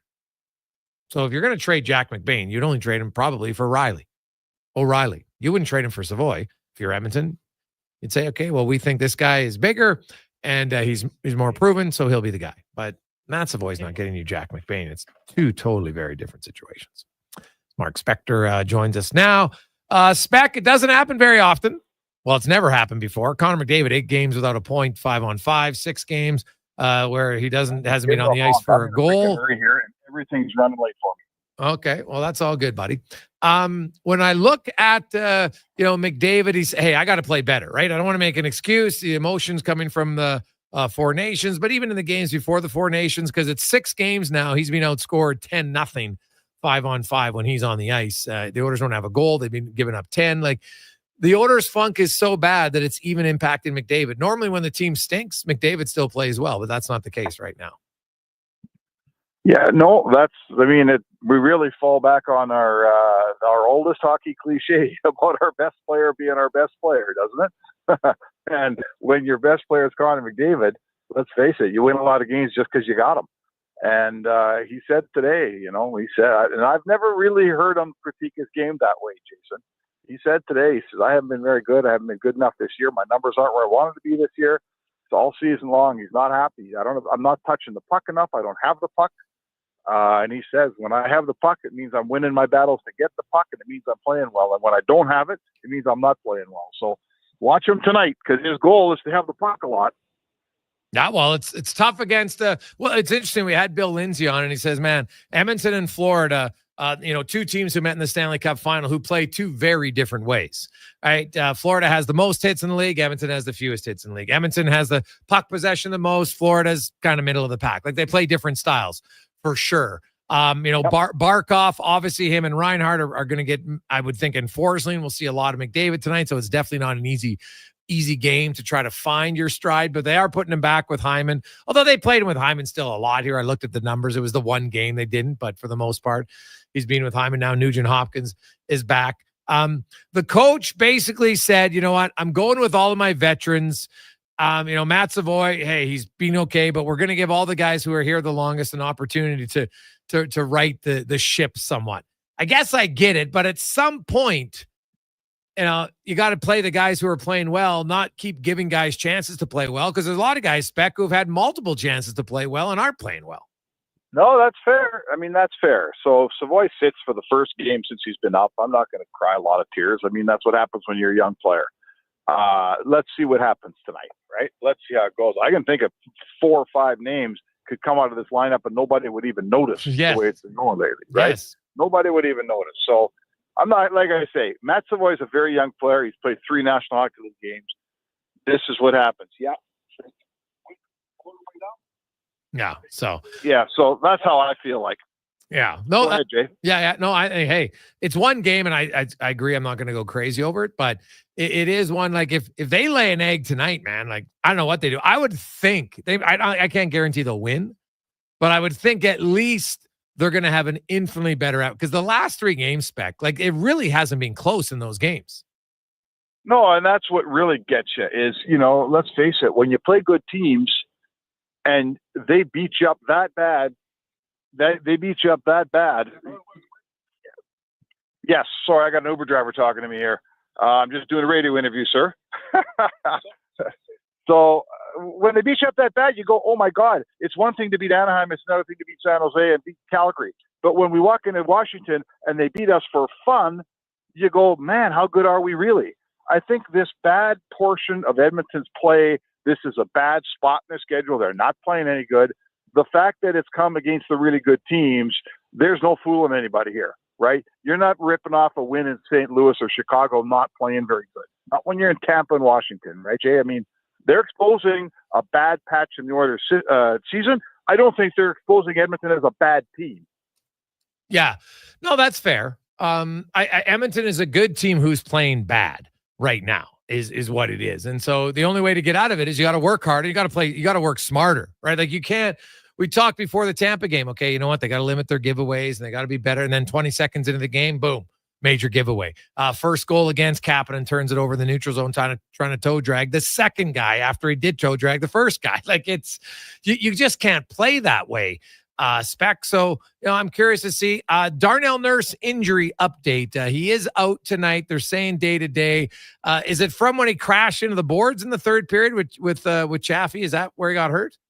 That's what we assume, Jay. Like, how injuries go. No one's telling us here, right? Oh, here's when he got hurt. Here's how hurt he is. Here's what's hurt. But yes, he came off there holding his arm, shaking his arm a little bit, and then And then at that point, we barely, I don't know how much he played after that in the game. It didn't seem like I was missing him in the game, Jay.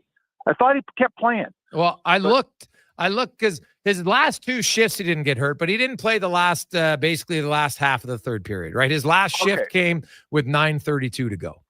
Yeah. So when you're me, I'm spending that last half going downstairs, getting my game together, finding my computer. Where's the press room? So I wouldn't have noticed, to be honest with you. I wouldn't have noticed. Yeah. So, well, I'll be honest. I only noticed because I looked it up on the shift chart today. So, yeah. Because, the game was over. It's 4-1. It's kind of like whatever at You're that not point. paying that Yeah. close attention. But you know what? One thing we talked about this yesterday, there's a lot of guys on this team, and McDavid said it today. He's not having as good a year this year as he did last. Nurse is one of the very few who's having a better year this year than he did last. He's a giant part of a team that's trying to figure out how to keep pucks out of their net right now. He's a huge part of that. So losing him tonight's a big one. Like not playing with Darnell, I get it. Not everybody gets to play 82 games. A Nurse, knocking wood here, is a totally durable player. He's played, 78, 80 games a year forever. And he plays hard. So he's not there tonight. You got to figure out how to win without one of your best defenders. Well, you know what? Just another opportunity for Ekholm and Bouchard. They're probably going to have to play even more minutes. So, yeah, they're going to have to be good. Like Nurse he missed 10 games in 22, and that's pretty much it other than his second year in the league where he got injured. So it's, 82. I played all 71 of the shortened year, all 56, 82, 81. Yeah, he's been very, very healthy. Most and times. He doesn't play a meek game. He blocks his shots and he throws his hits and the odd fight. Like this isn't one of those guys that never touches anybody playing 82 games. Give him credit. Yeah, no, that's true. You look at Florida; they have no Matthew Tkachuk tonight. They're in a dogfight with Tampa and Toronto. They're playing pretty well. Their defense core, though, is not the same blue line that won them the Cup. There's no Oliver Ekman-Larsson. There's no Montour. Like Florida's good, but even Bill Lindsay said this isn't as juggernaut as we saw last year right now. Yeah, that's it. And you know what I got to say about Florida? Like, give them credit. We're watching an Oilers team that made one run to the Cup, and this whole season has sort of been framed around and tainted a little by a team that played so late into the season that, they took a long time to find their legs. Guys are tired, blah, blah, blah. Florida did it 2 years in a row, right? They went to that Cup against Vegas and lost it. Yeah. I think they played 6 games or 5. I think it was five. 6. 5, yeah. 5, whatever. And then they went the next year all the way to Game 7 against Edmonton and snuck it out 2-1. And now they're in the middle of this year. Is Florida a little bit tired? You bet they're a little bit tired. Now Tkachuk goes to the Four Nations, plays his rear end off and gets hurt. I would be, this is no slight of the Florida Panthers. They're a really good team. I'd fall over if this team made it 3 rounds again. Like, I think they can't have it in them anymore. Do you think so? Well, Tampa Bay just went 3 in a row, right? They won 2 and then lost it the third time. So you can do it. It's hard though, right? Like their blue line's not the same. We'll see, how serious. Tkachuk, it's a groin injury. Now, if it's just minor and he comes back, but sometimes a groin can linger because you come back. It is minor. Right? If it was minor, he'd have been playing, and minor wouldn't have got him out of that gold medal game, right? Yeah. Minor he'd have played through. So you're carrying that groin, buddy. How long are you carrying that groin now if you're Matt Tkachuk? Like right to the playoffs? Does it end there? Yeah. I question whether he's not carrying that thing right into his summer. Yeah. Yeah. So I get it. Spec, well, we could make the list. As I said earlier, like I take Leon Draisaitl. Everybody else, I could say you got to play better. Arvidsson and Skinner. We heard from Chris Knobloch and that was a line that a lot of people thought would be a line at the start of the year. It is. It's never. Well, they haven't been there. Arvidsson's been there for a lot of the time, but hasn't done much. Jeff Skinner has produced a little bit lately. He's his speed's still an issue to me and doesn't necessarily move the puck that well. But do you think there's a chance that trio can find some chemistry? Well, is there a chance? There's a chance. I'll frame it this way. If they don't find that chemistry this time around, like if they don't play well tonight and and then earn another game, and then maybe play well and earn another game and get a foothold, right? They got to get a foothold. They've tried it before off and on. They've tried Arvidsson with them. It's not great. They've tried Skinner with them. It hasn't worked yet. So I'm telling you this, I'm not going to predict whether it works, but I am predicting they better get some critical mass going here, these three, or the deadline's in 9 days, right? And they'll never play together. If Skinner's worked his way from the first line to the fourth line to the press box, and now he's worked his way back up to the second line, if he doesn't keep this job up here now, I don't like where it's going for him. Is that fair? Oh God, yeah, like 100%. Like I just like the more I watch Jeff Skinner, I'm like, and I could easily be wrong, but I'm not sure what he does now. Like he's not quick now. The game gets faster in the playoffs. I'm not sure how he fits. Like I was obviously wrong on him. I thought in the summer, you know what? Hey, Jeff Skinner, 5-on-5 guy, doesn't need a lot of power play time. He should be able to help you. I was incorrect. I underestimated, just kind of how his game is as far as liking to hold on to the puck and not being a quick skater. And I'm just not sure it works. No, and he's kind of playing with a guy who does the same thing. Like Leon wants the puck. Leon's a better skater, but he wants to slow the game down and carry it around. He wants guys who get him the puck. That's why Podkolzin's work. So there's two sides to it for me. There's looking at Jeff Skinner's game and questioning if we love his game, if there's enough left, if he's not too slow. And then there's looking at his game next to Draisaitl's and trying to figure out if there's a fit there or if they're like two magnets that repel each other. And that could possibly be the case here too. So, no, you were wrong on him. I'm not going to tell you I was right on him. I thought, okay, he should be able to come here and be a scorer and work.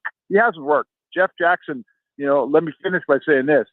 Nobody gives a rip if you're wrong, Jason, or if I'm wrong. They'll shove it up our backside once in a while on Twitter. What's important is Jeff Jackson was wrong, and he's the guy that made the signing. He did not have a great July 1st. There's no doubt about that. At the time, people liked it, but in hindsight, yes, it is not. But that's how we judge. That's how you judge. Like, that's why it's tough to be a GM, because they do look at you in hindsight. That's how it works. Oh yeah, like the signing is, you can be all lollipops and rainbows on the day. It doesn't mean anything. If it's all about does it work out, right? Just I think this signing's terrible, and then it works out. They're like, well, then you look like an idiot. So that's it. They so far, like, I don't know, man. Arvidsson maybe he can get back, but like he's just got to stay on his feet. I don't understand. The guy's on the ice. He's like a mini Zamboni. Well, and the difference with Arvidsson as a younger player is he did all the same things, but he stayed on his feet. Like Arvidsson was never a guy that was always getting knocked over. That's what made him so cool, is he was a little guy that went into the battle zones and stayed on his feet and won a ton of pucks in his day. But maybe this is how that player ages, Jason. Maybe this is what happens to that player as he gets a little older. All of a sudden, first of all, he's had a bunch of injuries, right? He's had a bunch of injuries in his career, so now he's old. And maybe the guy that used to be able to stay on his feet, maybe that's how we look at him when he gets older. All of a sudden, he's not on his feet anymore. And you can't do much from the seat of your pants, right? No, not very much at all. Spec, enjoy Florida. Hope you got to the rink. You know which door to get into. So that's great. Enjoy it, and we will chat with you tomorrow. All right. Apologies for all that Uber stuff. I had a guy that thought I was talking to my wife, not talking on the radio. His English wasn't great, so he just kept interrupting me. All right, man. Have a great day. There you go. That's Mark Spector, the Spec Report, brought to you by GS Construction. Now we'll return. We got an early edition of 5 questions next. Gregor Show presented by PlayAlberta.ca, and we'll keep the text coming in 833-401-1440, 833-401-1440. Okay, how about you give us your star winger for a bag of pucks? What if I throw in some Will Hawk beef jerky? Yourself a trade. With Will Hawk beef jerky on their side, the Alberta teams definitely have an unfair advantage this trade deadline. Pick up some today and use it for trade leverage in your fantasy league. No way, man. It's way too good. Will Hawk beef jerky, only available in Leduc. Get yours today because you don't win trades with salad. It's the season for love, and you're about to fall hard for the vehicle of your dreams. Presenting the outstanding 2025 XC90 from Volvo Cars Edmonton. Right now, you can lease your 2025 XC90 plug-in hybrid from 1.49% and save $4,600. Or finance a 2025 XC60 from 1.49% and save $1,500. All while being deeply infatuated by the newly upgraded, highly attractive body and wheel design. Volvo Cars Edmonton. VolvoCarsEdmonton.com. 1205 101 Street Southwest. Dang. Last season, you bought new clubs to fix your game. You spent the entire season trying to learn how to hit with your magic clubs. And guess what? Dang. They didn't help your game. Now you're convinced it's your swing, but it really is your clubs. Even though you were told the ones you bought were the best ever made, if they were, you would have gotten better. Every day at Fitted Golf, we continue to prove the right clubs make all the difference in the world. From beginners to pros, Fitted Golf makes all the difference. Yes, fittedgolf.ca. Hey, did you know you can get a free drink today? Nice. I love free drinks. Yeah, Booster Juice called your name today on the Booster Rewards app. So you get a free smoothie, booster mixer, or fresh juice. Well then, why are we still sitting here just talking about it? Watch for your name on the Booster Rewards app and social media. 2 names every day, all February long. Must be a Booster Rewards app member. For complete details, visit boosterjuice.com. Silent Ice Sports and Entertainment is an innovative market leader across Western Canada with sports and entertainment properties including the Spruce Grove Saints, the Junior Prospects Hockey League, Silent Rides Charter Company, the Hockey Super League, and the newly launched Female Super League. Silent Ice also owns the Western Hockey League Seattle Thunderbirds and operates the Morinville AAA Arena. The Silent Ice Center, a new state-of-the-art entertainment facility, is open in Nisku, which features 2 sheets of ice, including a 1,600-seat arena and a restaurant with a viewing area. You know, this year I can't decide what to work on for my New Year's resolution. See my confidence, my appearance, or my general happiness. Why not improve all 3 by finally addressing your hair loss? Hi, I'm Dr. Vancellia. Receding hairlines and bald spots can chip away at your self-image, make you look older, and feel unattractive.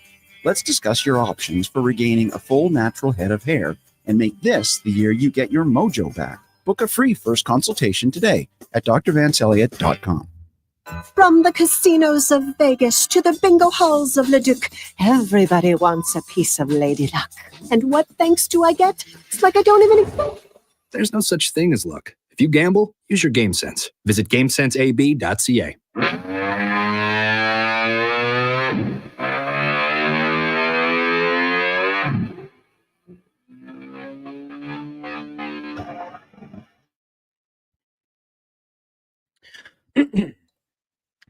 Portions of this hour brought to you by Culligan. For all your residential water needs, your local water treatment company, more than just big bottles. Culligan.com.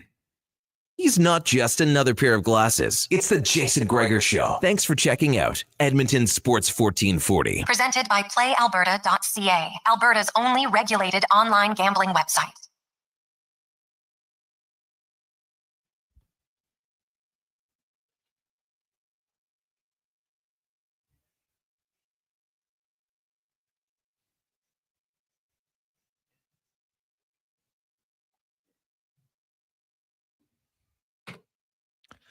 Welcome back.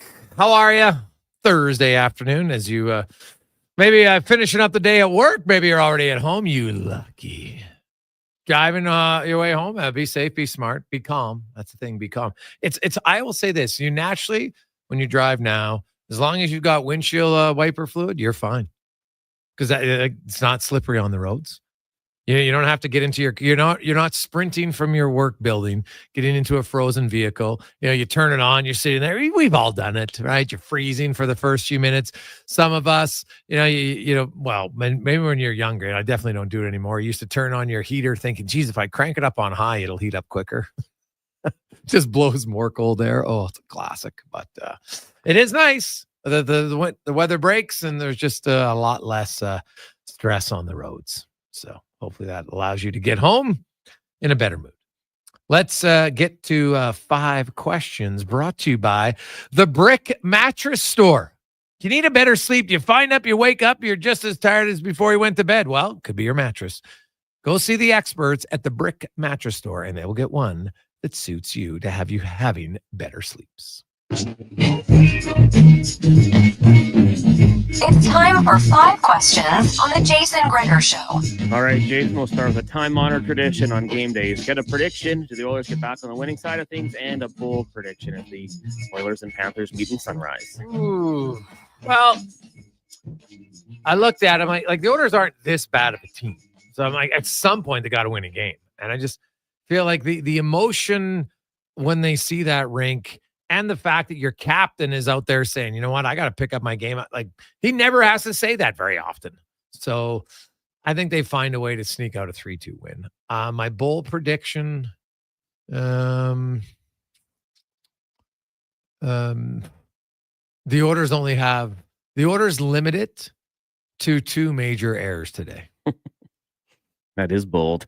For me, I think I'm just in a negative mindset right now. I'm going to say the Oilers fall 4-3, but a bold prediction. Skinner gets in on 2 goals playing on that second line with Draisaitl and Arvidsson. So maybe a little bit of a positive. Question number 2 for you. Darnell's not going to play. On a scale of 1 to 10, how big of a loss is this for the Oilers? Well, he's arguably be their most consistent defender all year long. So I would say, yeah, it's a pretty big blow. You look at the size of the Florida Panthers team, and like they're going to really need Kulak and Klingberg because Ekholm and Bouchard can't play that many more minutes. Like they might play a few more, but and the way Bouchard's playing, unless he plays better, I don't know if you want to play him that much more. So I'm going to say it's like a solid 7.5, 8. Yeah, I mean, I had it at 7 as well. He's averaging just under 22 minutes a night. Guy's a minute muncher. He's playing good hockey. He provides a little toughness to your team. I think it's quite a big loss for the Oilers, and we'll see how the rest of them elevate their game. Question number 3 for you. At the moment, where do the Panthers rank in terms of likelihood to represent the East in the Stanley Cup Final? Well, I like Washington a lot, and I like the way Tampa's going. Florida would still be 3rd, though. If I had to pick teams that I think could get there, I'd still probably pick them 3rd. They're good.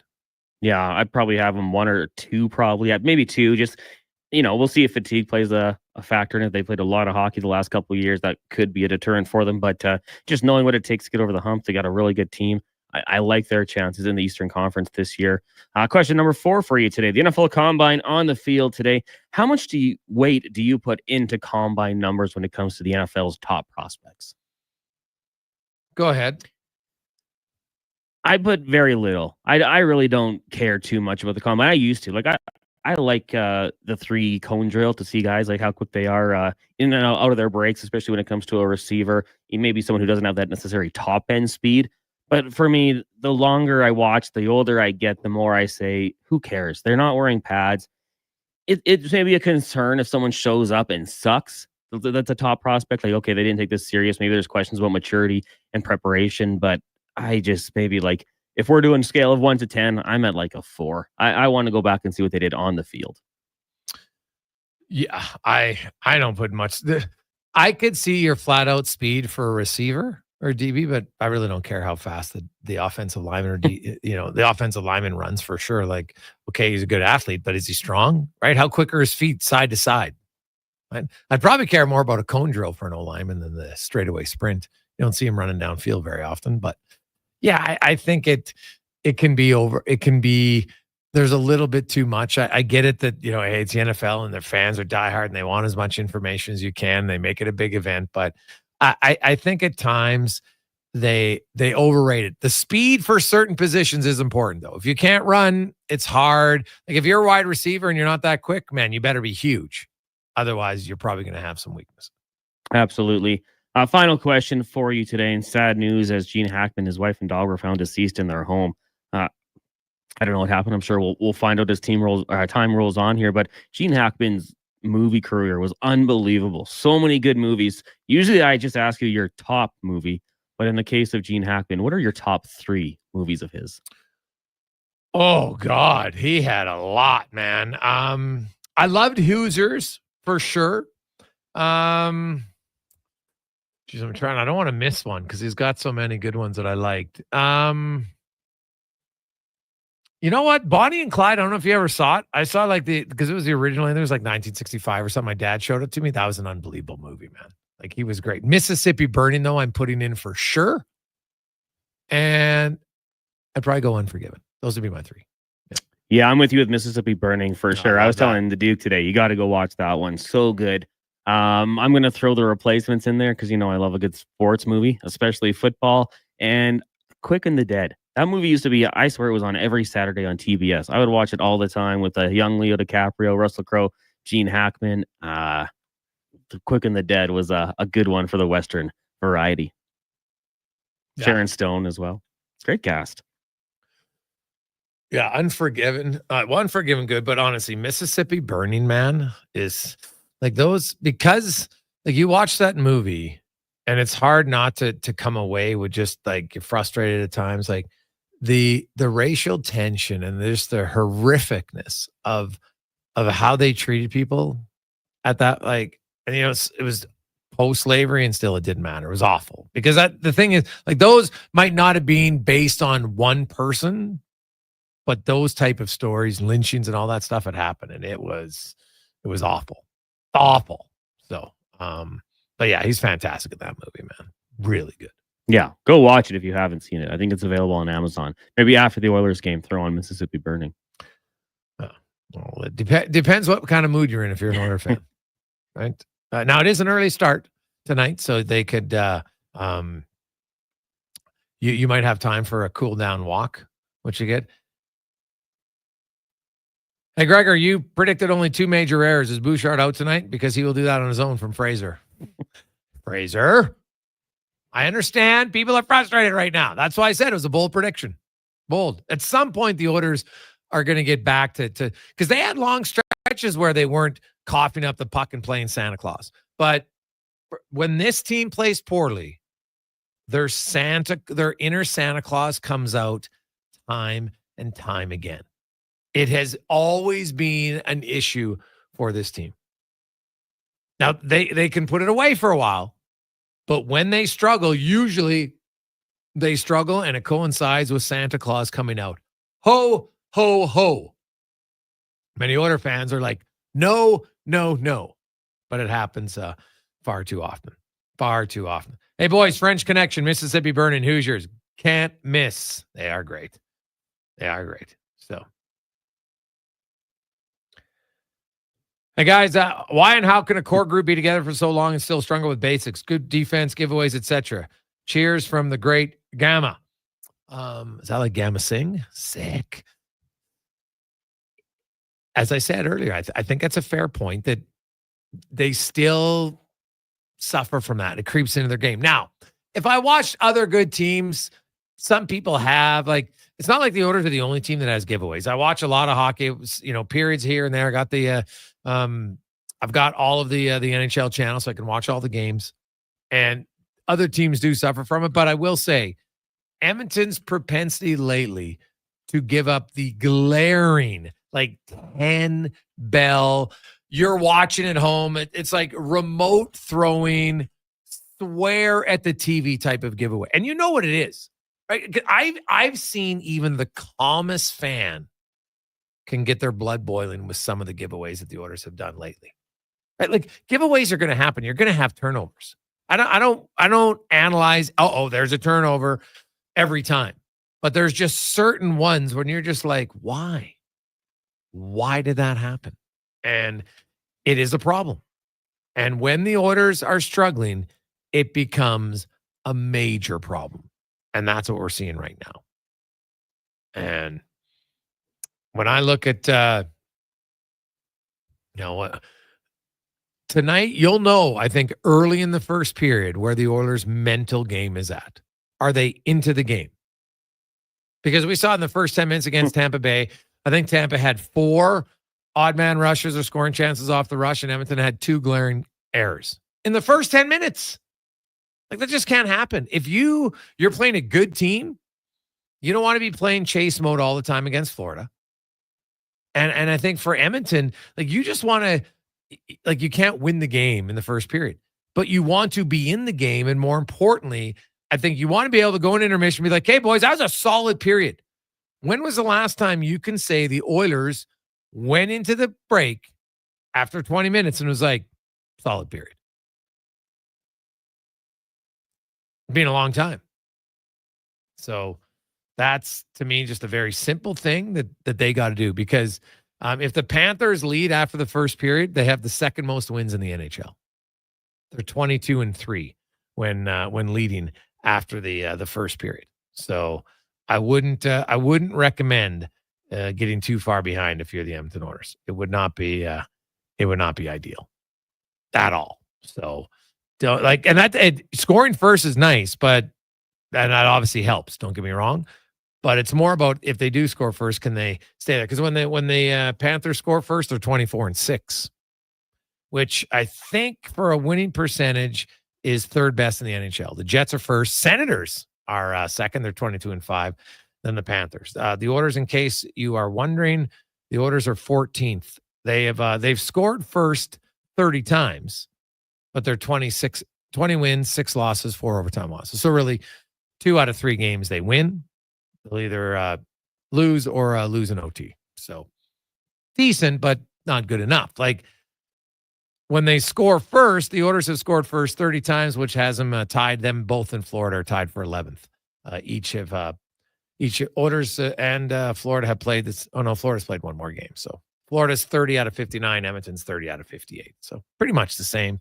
Difference is when Florida scores first, they hold on to their lead a lot better than the Edmonton Oilers. So. Quick break. When we come back, Andrew Walker will join us. We'll get into the pregame show. Lots more to dive into the Oilers and the Panthers. 833-401-1440. And get the text lines ready. We'll get you the over, under, and more. Here's Connor Halley and a Sports 1440 update brought to you by Legacy Heating and Cooling. They are hiring right now. You want to work for a fantastic company? Well, guess what?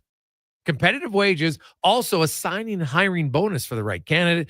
You'll get RRSP matching, tuition reimbursement, and more. Apply today at legacyheating.ca.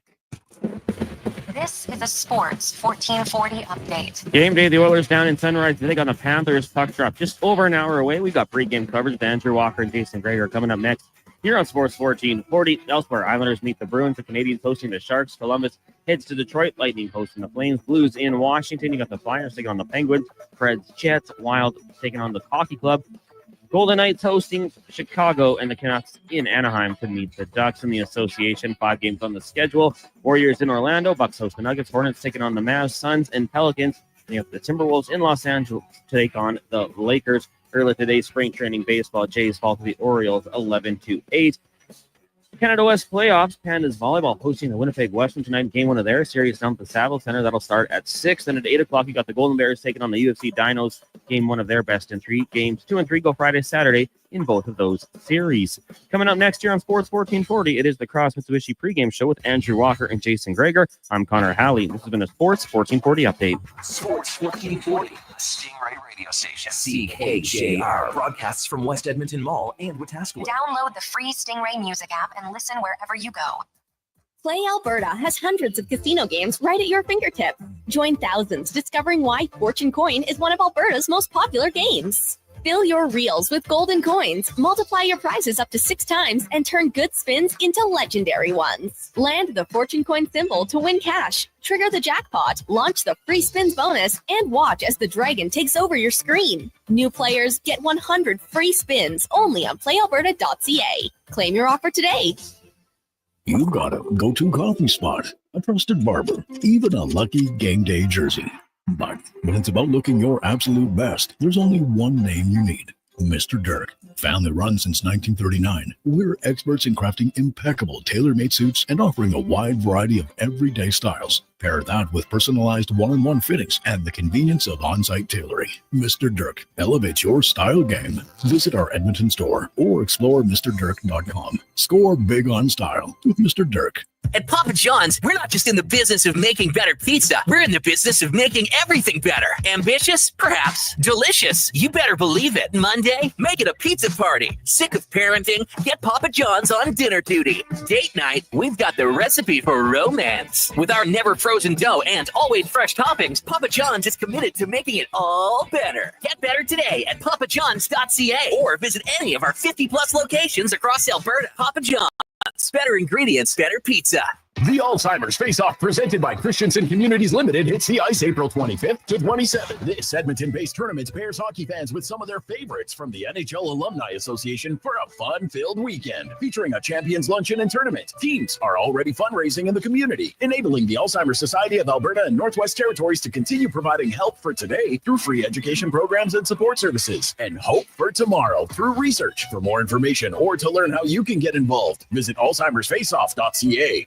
Happy St. Patrick's Day. Edmonton's biggest St. Patty's Day party is at On the Rock. Party at OTR March 14th to 17th as we celebrate St. Patty's Day the way it needs to be celebrated. The luck of the Irish, for the Irish. That's 96 hours of green beer. 5,760 minutes of mayhem, including live entertainment. Irish dancers. All the festive Irish food you can handle. Celebrate St. Patrick's Day at On the Rocks. On the Rocks. Your Kiss Me, I'm Irish headquarters. Only if you're into that sort of thing. Jasper Ave and 118th. Introducing the new McSpicy from McDonald's.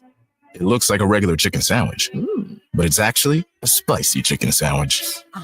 McSpicy. Consider yourself warned. Limited time only. Participate in McDonald's in Canada. The temperature has dropped, and so have our prices.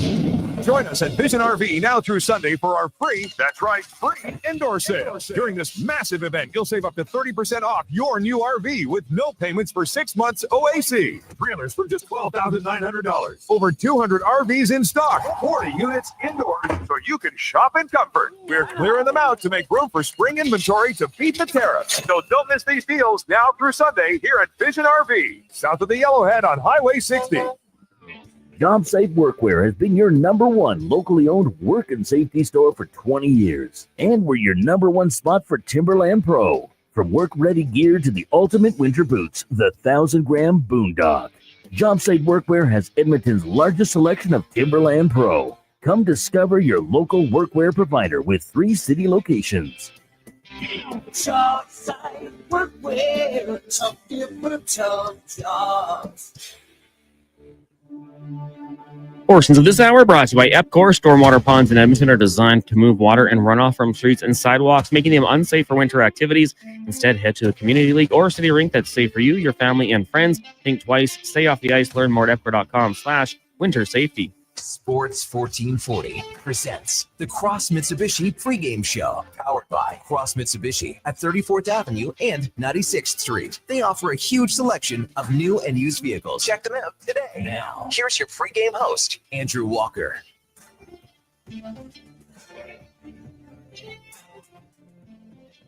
It is the pregame show on Sports 1440 Cross Mitsubishi pregame show. I'm Jason Gregor, Andrew Walker here, Connor Halley. The Oilers are in Florida to take on the Panthers. It'll be Skinner, that's Stu, versus Bobrovsky. Jeff Skinner is back in the lineup. He'll play with Draisaitl and Arvidsson. Matt Savoy gets the night off.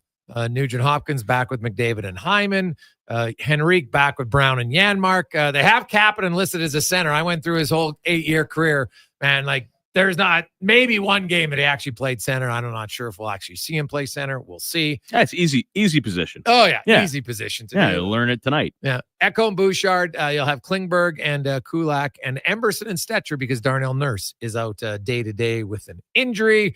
As Andrew Walker, of course, here. And walks the decision by the head coach said, hey, Matt Savoy, it's one game, young guy, whatever. And it just said, I'm going with all our guys who have been here the longest. Basically, I think it's like, okay, I'll give you guys the opportunity here as a unified group to show me you can shape up, or maybe some of you are getting shipped out.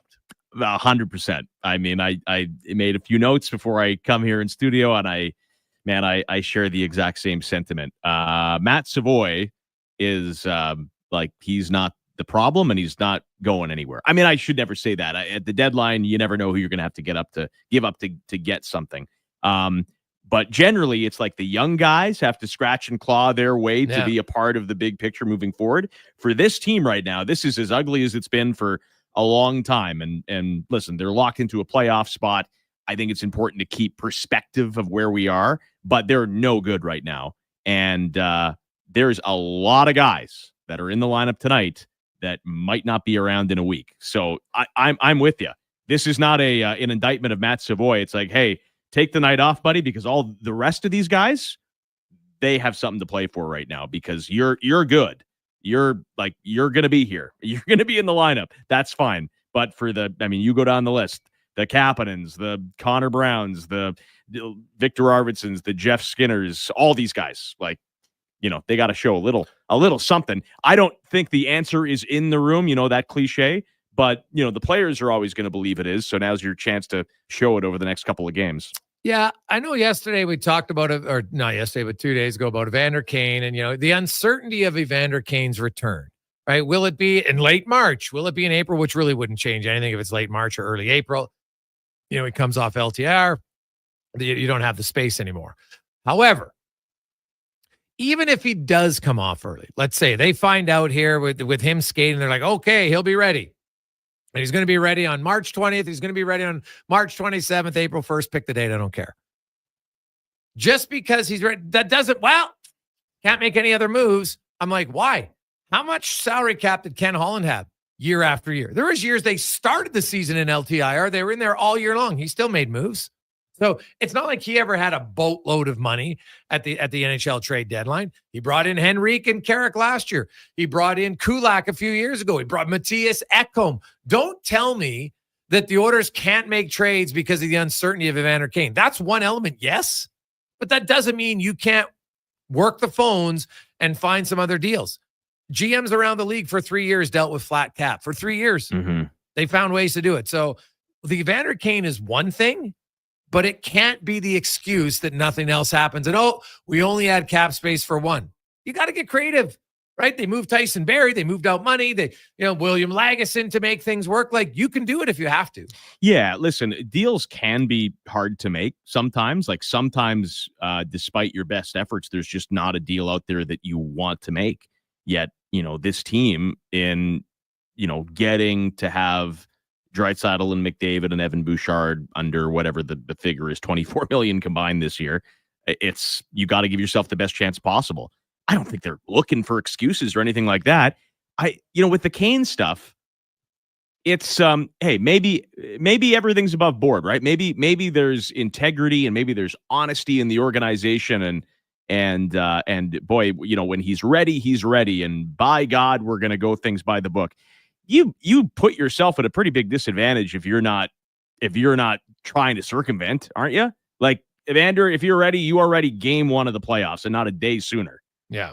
Or you have the conditioning stint, I suppose. Yeah. But all that work and giving yourself some wiggle room, you're almost there already.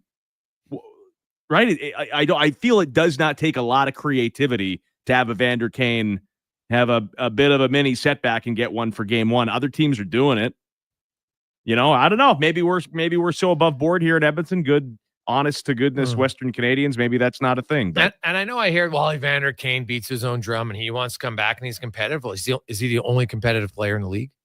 You think he's the only guy who was like, no, I think I'm ready on April 1st or March 18th, March 20th. I don't care what the date is, but to me, what you don't want is for them to be like, all right, all we got to do is drag this out 2 weeks and we're good. And then Evander Kane starts tweeting or something about how this is BS and he's ready to go, which, it's not it wouldn't be the last time that happened. No, but if he did do it, you would be the ultimate saboteur of your career. Or he's got 1 year left on his deal. Teams would be like, are you joking? Last chance motel. Yeah. And this is after, it's pretty, Evander Kane came here kind of second chance and worked his way into a 5-year by $5 million contract. That's great. Good on him. And for the most part, he's been a pretty good Oiler and he's produced. And then these injuries have caught up to him. Yeah. When he's been healthy, there's no question that he's been a solid addition. He scored 24 goals last year. Yeah. Which is surprising. Mm-hmm. Considering he's banged up. Yeah. No problem. He's still a little bit of, he's about Evander Kane. He'll always be about Evander Kane. And that's fine. As long as you know that, go in with eyes wide open, that's what you're going to get. It's going to be about him. But even then, even if he's adamant that he's coming back before the regular season because he's going to be healthy, then that doesn't give the GM and management team an excuse to say, well, we've only got, minimal amount of cap space. You can find other ways to do it. The other teams have done it. As simple as Ekholm, you're going to retain $250K. Not a lot, but $250K. Imagine convincing a team to waste one of their three retentions on $250K, but he did it because that's what they needed to do to make the deal work. So you got to find ways to do it and be convincing as a GM. So, because the Oilers, to me, even if they get Kane back, he's one guy. They need more. Like, he'll fill some of the grit that they don't have in the animosity, but they need more of it, in my opinion. And they need a fourth line center they need a right shot center. Come on, they just need one. They need a lot. I'm a pretty positive guy. It's the Cross Mitsubishi pregame show, by the way, for crossmitsubishi.ca.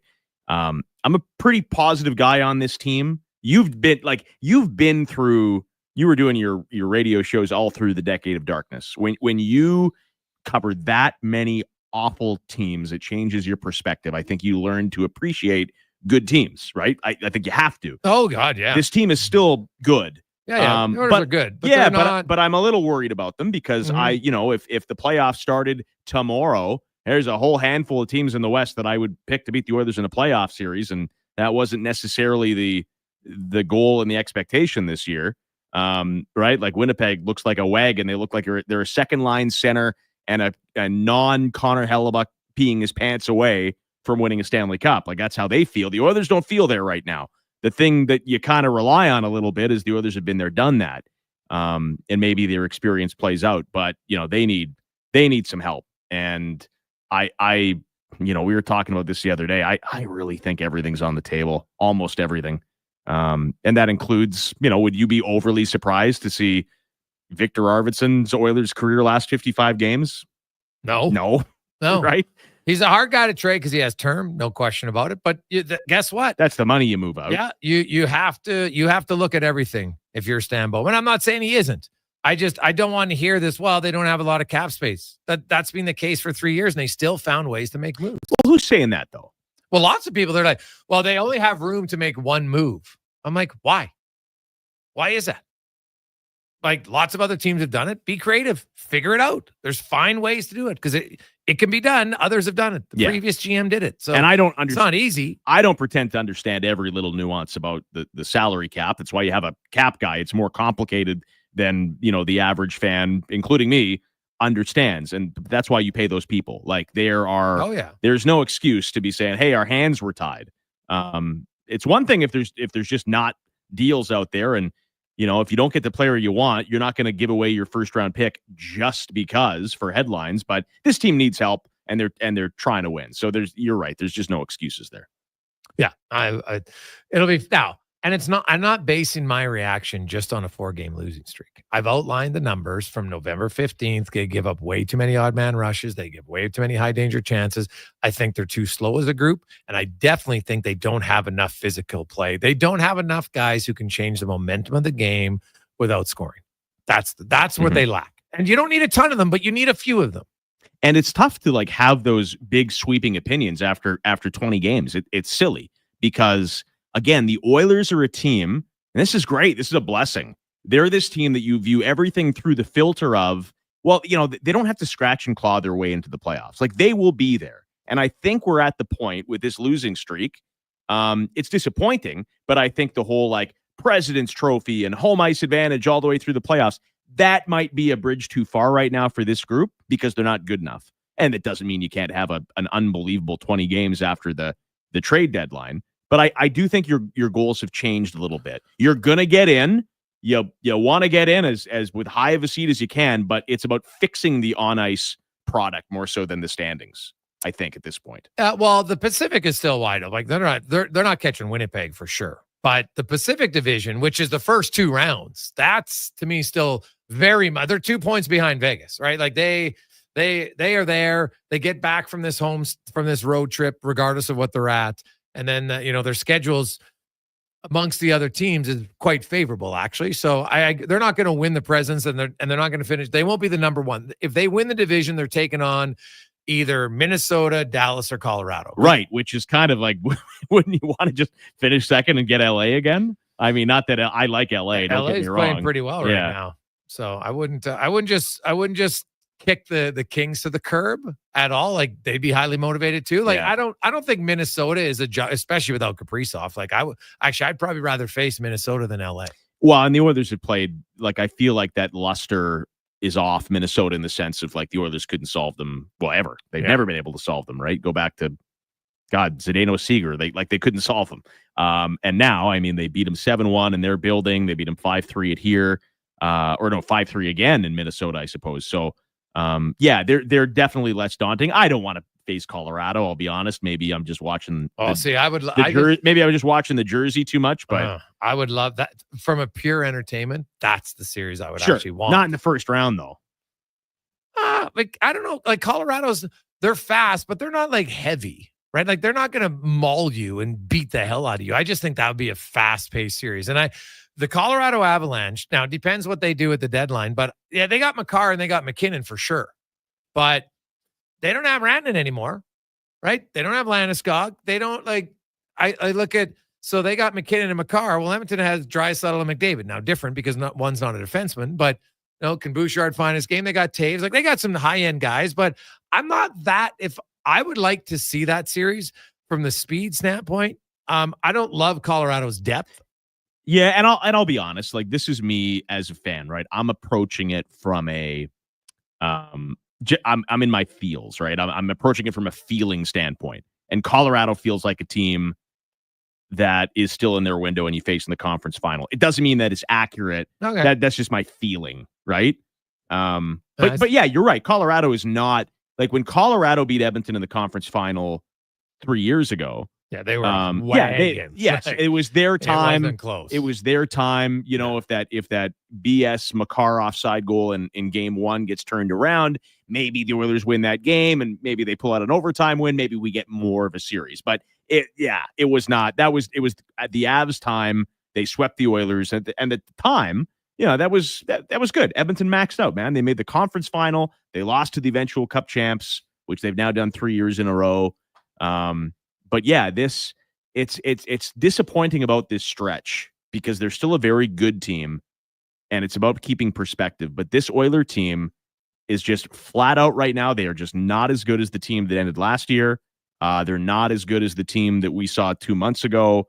And every team has their lulls. But is this a lull, or is this just they're a veteran group? Right, they're the oldest team in the league. We've known that for a while. Are too many of these guys not up to a 110 game season? I don't know. We got a lot of, hey, what's the over under?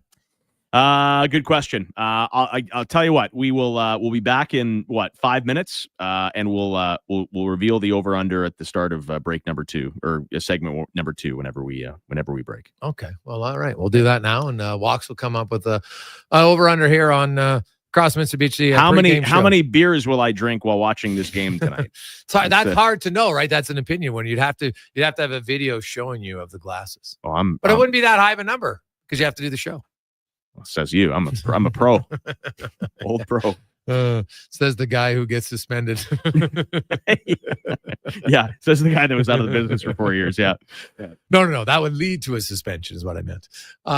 We'll return on the Cross Mitsubishi pregame show. Andrew Walker, Jason Gregor, Connor Halley here on Sports 1440.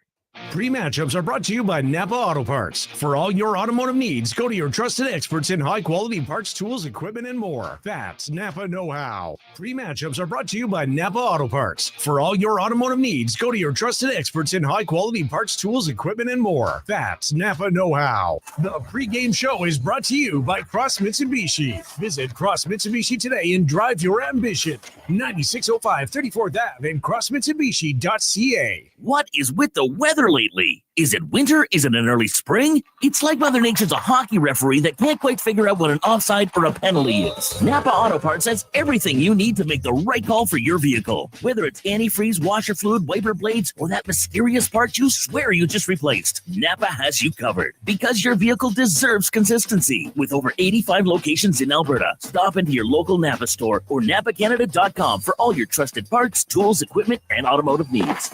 That's Napa Know-How. No matter where your potential customers live, no matter what they watch, read, or listen to, you need a marketing plan that connects with them. Let the marketing experts at Stingray Media Solutions create a turnkey advertising strategy for your business, including radio and TV and out-of-home advertising, social and search ads, plus the creative and production. Find out the most cost-effective ways to reach your target audience and grow your business. Get started now at stingraymediasolutions.com.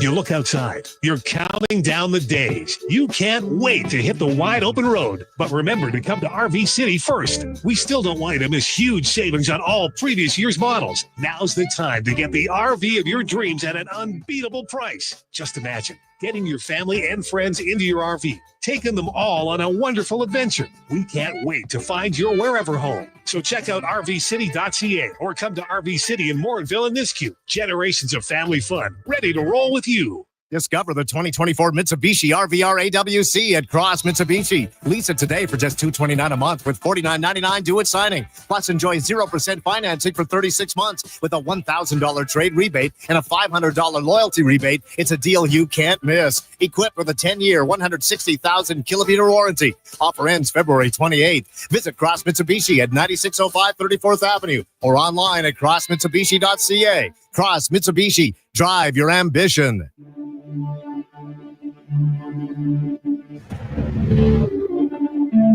Portions of this hour brought to you by On the Rocks. Watch every Oilers game at OTR with $5.25 Molson Canadian, $5 Pink Whitney shots, and 60-cent wings. Plus, play Oilers score and win for your chance to win On the Rocks gift cards. Oilers hockey at OTR. Book your table today. Jasper Ave in 118. It's the Cross Mitsubishi pregame show on Sports 1440.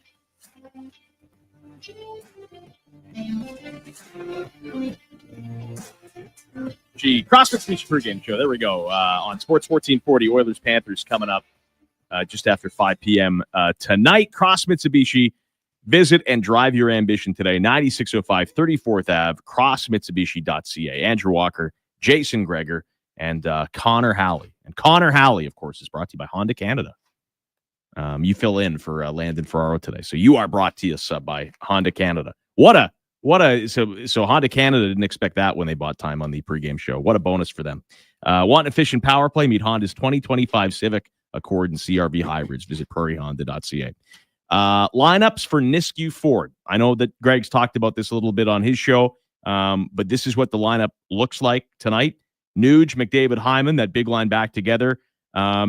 This was kind of the idea at the beginning of the year for the second line. Draisaitl in between Jeff Skinner and Victor Arvidsson. 60 games in. I don't know if it's going to start working now. Janmark, Henrique, Brown is your third line. Then Podkolzin, Kapanen, and Perry is line 4. No Savoy tonight and no Darnell Nurse on the back end. He's day-to-day. Ekholm, Bouchard, Kulak, Klingberg, Stetcher, Emberson, then Stuart Skinner in net. Nisku Ford, cash in on rebates of up to $9,000 or finance rates as low as 0% during the 2024 model clear-out at niskuford.ca. All right, so people are asking on the text line about the over-under. So here it is. I wish this game probably was one circled on the calendar, Greg. It's a bit of a marquee game, right? You're back in the building, the same building in which you lost Game 7 by a goal. And right now, it doesn't have that feel. There's no Matthew Tkachuk. There's no Nurse. You're just trying to get right? And even, as an Oiler fan, you even need to see a win tonight. You just got to see a game where you're on the right side of the puck a little bit and you battle, and it feels like you're coming back a little bit.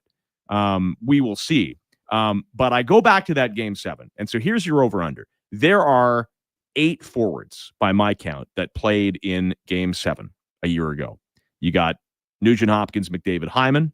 Yep. You got Draisaitl. Mm-hmm. You got the third line, Janmark, Henrique, and Brown. Yeah. And then you got Corey Perry. That's right. Those are the 8 forwards. So those 8 forwards that did play in Game 7 are in the lineup tonight. I'm going a little lower because God knows the Oilers can't score any goals these days. So among that forward group, over under 2.5 goals. And you kind of figure that Draisaitl is going to throw in 1. So basically you're going 1.5 for everybody else. So over under 2.5 goals tonight from that forward group, those 8 forwards. So the top line, the third line, Draisaitl and Perry. Right. And D were taken out of the equation. Yeah. Just the forwards because, God knows that's probably where they need help over the next week or so. The over-under, you get to win $100 to the River Cree Resort and Casino. Give us a text on the text line 1-833-401-1440, over or under that 2.5. And if you're on the right side of it, we will send you a $100 gift card where you can catch all your favorite sports, including UFC and boxing, live on the big screens at Tap 25 and in the Center Bar. Visit rivercreeresort.com. So those 8 forwards who played in Game 7, over under 2.5 goals. All right. So what did you think? I think we're on the same page, but the Savoy, and I know instant reaction. Why are you scratching the young guy? But again, I understand it. It's not an indictment of Savoy. No. But like they got to figure out what they have with these veterans. Yeah, and it is. I don't know if it might be a little bit over the top to say it's last chance opportunity for some, because if they play okay, but if there's we're a week away, a few of those guys that just don't, like Kasperi Kapanen could easily find himself on waivers again and be in the American League, right? He could be on waivers in 5 hours, right? Like it wouldn't be a shock if that happened. Like especially after the giveaway last game. Now he hasn't had a lot of those, so I don't think the coach is going to bury a guy for one, but you know what? He had a little bit of a run there early on. We haven't seen as much from him lately at all. For a guy who's got a great shot, I'd like to see him shoot a little bit more. Podkolzin's got to do more. That third line, Henry, Janmark, and Brown, I think you got to do something, right? Offensively, penalty kill for all three, although Henrik's penalty kill numbers are decent. Obviously I know the penalty kill, a lot of it's your goaltender. He's got to make some saves, no question. But, you got to find a way to help, stop the bleeding on the penalty kill. So I look at Savoy and, he comes out, Skinner goes in, Skinner's played pretty well by his standards. And I think by the team, you look at his 5-on-5 play here since January 1st, it's been an improvement. Now, from what I've seen in Jeff Skinner, I know that, hey, he can shoot. He sees the ice, all that sort of thing. I don't like his speed, and I don't love how he likes to hang on to the puck so long. Doesn't seem to work for this team. So Jeff Skinner could score 8 goals down the stretch. I'm still not sold he's going to help you a lot in the playoffs when the game's already going to be faster than it is now, and he doesn't look quick, and he doesn't look quick enough now at times. This was always the trouble with this signing, is that even if Jeff Skinner had a good year, even if we all talked, this is great, Jeff Skinner's been a really good fit, and he's going to 25 goals and what, like, he's never played a playoff game. Yeah. Right. And like you said, the rink gets smaller, the pace gets bigger. So they signed this guy. They didn't need to sign regular season guys, right? Like look at Adam Henrique, right? He's been pretty quiet. Like, this is a really good pro that's been really good for a long time. He scores 20 goals in his sleep. I guess you could say Adam Henrique is not having a great year, but do you worry about Adam Henrique? Not really. Like Adam Henrique is going to be an effective player for you in the playoffs. I can almost guarantee. Okay. Right. That's my feeling. Right. Whereas Jeff Skinner, even if he was really good and not getting healthy scratch, do you trust him when it really matters? Yeah. For this club? You don't know, because no one's seen him in the playoffs, and his style of play and how he plays. Now, maybe he'll surprise us. Maybe all of a sudden, you know what? Because I have talked to a few people. Hey, the Oilers got some guys who have shown they can increase their intensity in the playoffs. Okay, valid. Sure. But I don't know if I agree that you can all just flip a switch and suddenly everybody does it. It's dangerous. You got to be playing. You got to be playing well. Yeah, and so that's my concern with Skinner is I'm not sold he has it. I've never seen it, so you can say okay, maybe, but it's more the style of play. Like, he's not suddenly going to get quicker. He's just he's not, right? Like, he's not saving his speed for the postseason. That makes no sense, right? Correct. You want to play fast all the time, so you're used to playing fast. So the more I've watched Skinner, that's my concern. And I was probably wrong in thinking, hey, I think this is a good bet. I thought it was a decent bet in the summer, and it's turned out to not be a decent bet, because the more I watch him, the more I see a lack of speed. And I'm like in the playoffs, the game does get faster. No one debates that. Holloway, Fogle, McLeod, way quicker than the guys replace him. Now, Evander Kane will come back, and he's got some speed. He's pretty, no one worries about Kane skating. Like, he can skate, right? He's not a great transporter of the puck, which is fine. That's not his game, but he can skate. He can forecheck. He's physical. You can use him. Yeah, he can play in a lot of different spots. The one thing about Kane, he's never going to shy away in the play. You never have to worry about Kane. No, he might not score. He might not make all the best decisions, but he's not going to ever get pushed out of a series. It's not happening. He's pushed guys out of series. Like he neutered Matthew Tkachuk in that series in Calgary in 2022, right? He's done that. Scored 7 goals against LA in round 1. So, but this was like nothing has changed here. And I feel this is a little bit of the danger is all of a sudden, like Evander Kane's kind of been, the Oilers, they're when they're in first place and playing well and their best team in the NHL for 2 months. No one's talking about Evander Kane. Out of sight, out of mind. If you get him back for the playoffs, then we're even better. And all of a sudden, the narrative has changed a little bit, I feel, around town, where it's like, well, when's Kane coming back? And it's like, this was never supposed to be your big deadline ad, is Evander Kane. Like, if he comes back and he's effective, amazing. Yeah, like it's it's a bonus. Yeah, like I still don't think Evander Kane, like I've always said it, because he's been out as long as he has, I would pencil him in to be a bottom 6 guy. And if he plays better, that's great. Right? Ben asks, "Hey guys, Kane skating a year off isn't a concern for you?" But why? Like, he had the hernia surgeries. It's not like he had like knee reconstruction surgery. It's not hip he's going to be able to skate better because he's pain free. So yeah, I don't think that Kane's surgeries are going to negatively impact his ability. I don't think Kane and we have NHL Edge, so we can go and look. And it was clear, if you actually look at last season on NHL Edge compared to previous years for Kane, guess what? His top end speed wasn't there. So, and he still scored 24 goals last year. So I don't think he's going to be that slow. Now, will he be as fast as he was 3 years ago? Maybe not. But last year, I don't think his speed while he was playing hurt limited him. So now that he's healthy, I don't think his speed's a concern for me, Ben. Well, and this is a thing too, and every coach will tell you this, there's a huge difference between being fast and playing fast. And Evander Kane, I don't necessarily see him, sliding right in there with McDavid and Draisaitl because you got to be nimble, you got to make plays, blah, blah, blah. Evander Kane's game is going to be keep your feet moving, north-south, be physical, yes. Right? If he's feeling good and fit and is playing 11, 12 minutes a night, his skating will be fine. Mm-hmm. But he's not going to play 23 minutes and be an elite skater for that time. I wouldn't think so. Yeah, his game, like you said, will be more bottom 6. And as long as you keep your feet moving and play fast, you'll be okay. Yeah. Now he on this team right now, they don't really have a lock second line center or second line left winger. So he could come back and be that guy fairly quickly, right? Puck Colson's not that guy.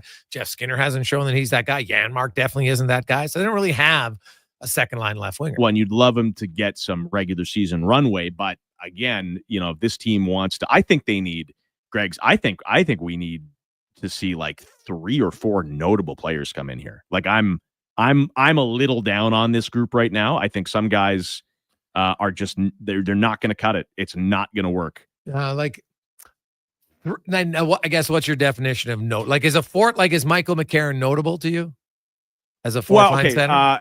Every guys that are in your lineup every day is notable. Okay. But I'd like to see maybe not this name in particular. I can't get off of it, but like I'd like to see a Jared McCann. I'd like to see this is a guy right in our top 6 and Arvidsson's out the door because he hasn't worked. Then I'd like to see Evander Kane get back from the playoffs. And then I'd like to see a Trent Frederick, Michael McCarron type of guy. And to be honest, if something's out there, I think you can go get something else either. I got no problem putting Janmark in the press box or capping it on waivers or whatever it is. Obviously, there's a lot of money stuff that has to be worked. I understand when people are yelling about the goaltending. I get it. It's a very important position. I just don't see the runway for something happening. Like I'm all for upgrading the goaltending if you can, but I don't see it. Right. Like I would, yes. Would I trade Stuart Skinner in an Ilya Sorokin deal?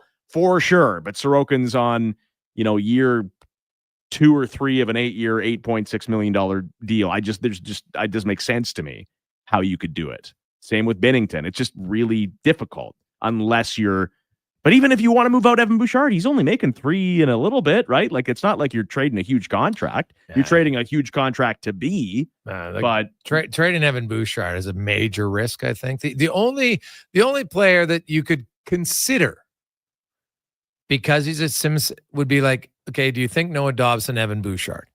Could it work? Could it not? You'd be like, Right. okay, I'll look at it. Change maybe. the scenery for Right? both. Yeah, You know what? But, similar salary, whatever. They're both going to get raises.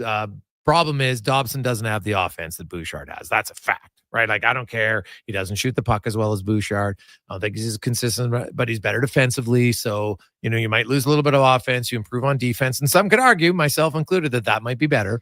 But I've heard a lot of people, you got to move Bouchard before his big contract. And I'm like, you move Evan Bouchard, and then you're going to be looking for a guy who can move the puck, because at the end of the day, you still need guys who can move the puck. And I know right now the Bouchard has not had a great year. He's having an awful year. Yeah, he's 100%. He's awful right now. I can't disagree with fans on the text. Like, he's awful right now. Yeah. It doesn't mean he's awful, but he's awful right now. Yeah, there's two different things. Yeah, I think, and like I've always said, as tough as it is to watch at times, Evan Bouchard's contract ask is not going to be as high because of this. It's impossible. It just won't be. So, unless I shouldn't say that, unless he has a great playoff. They might. Yeah, if he has a great playoff, then it just erases it.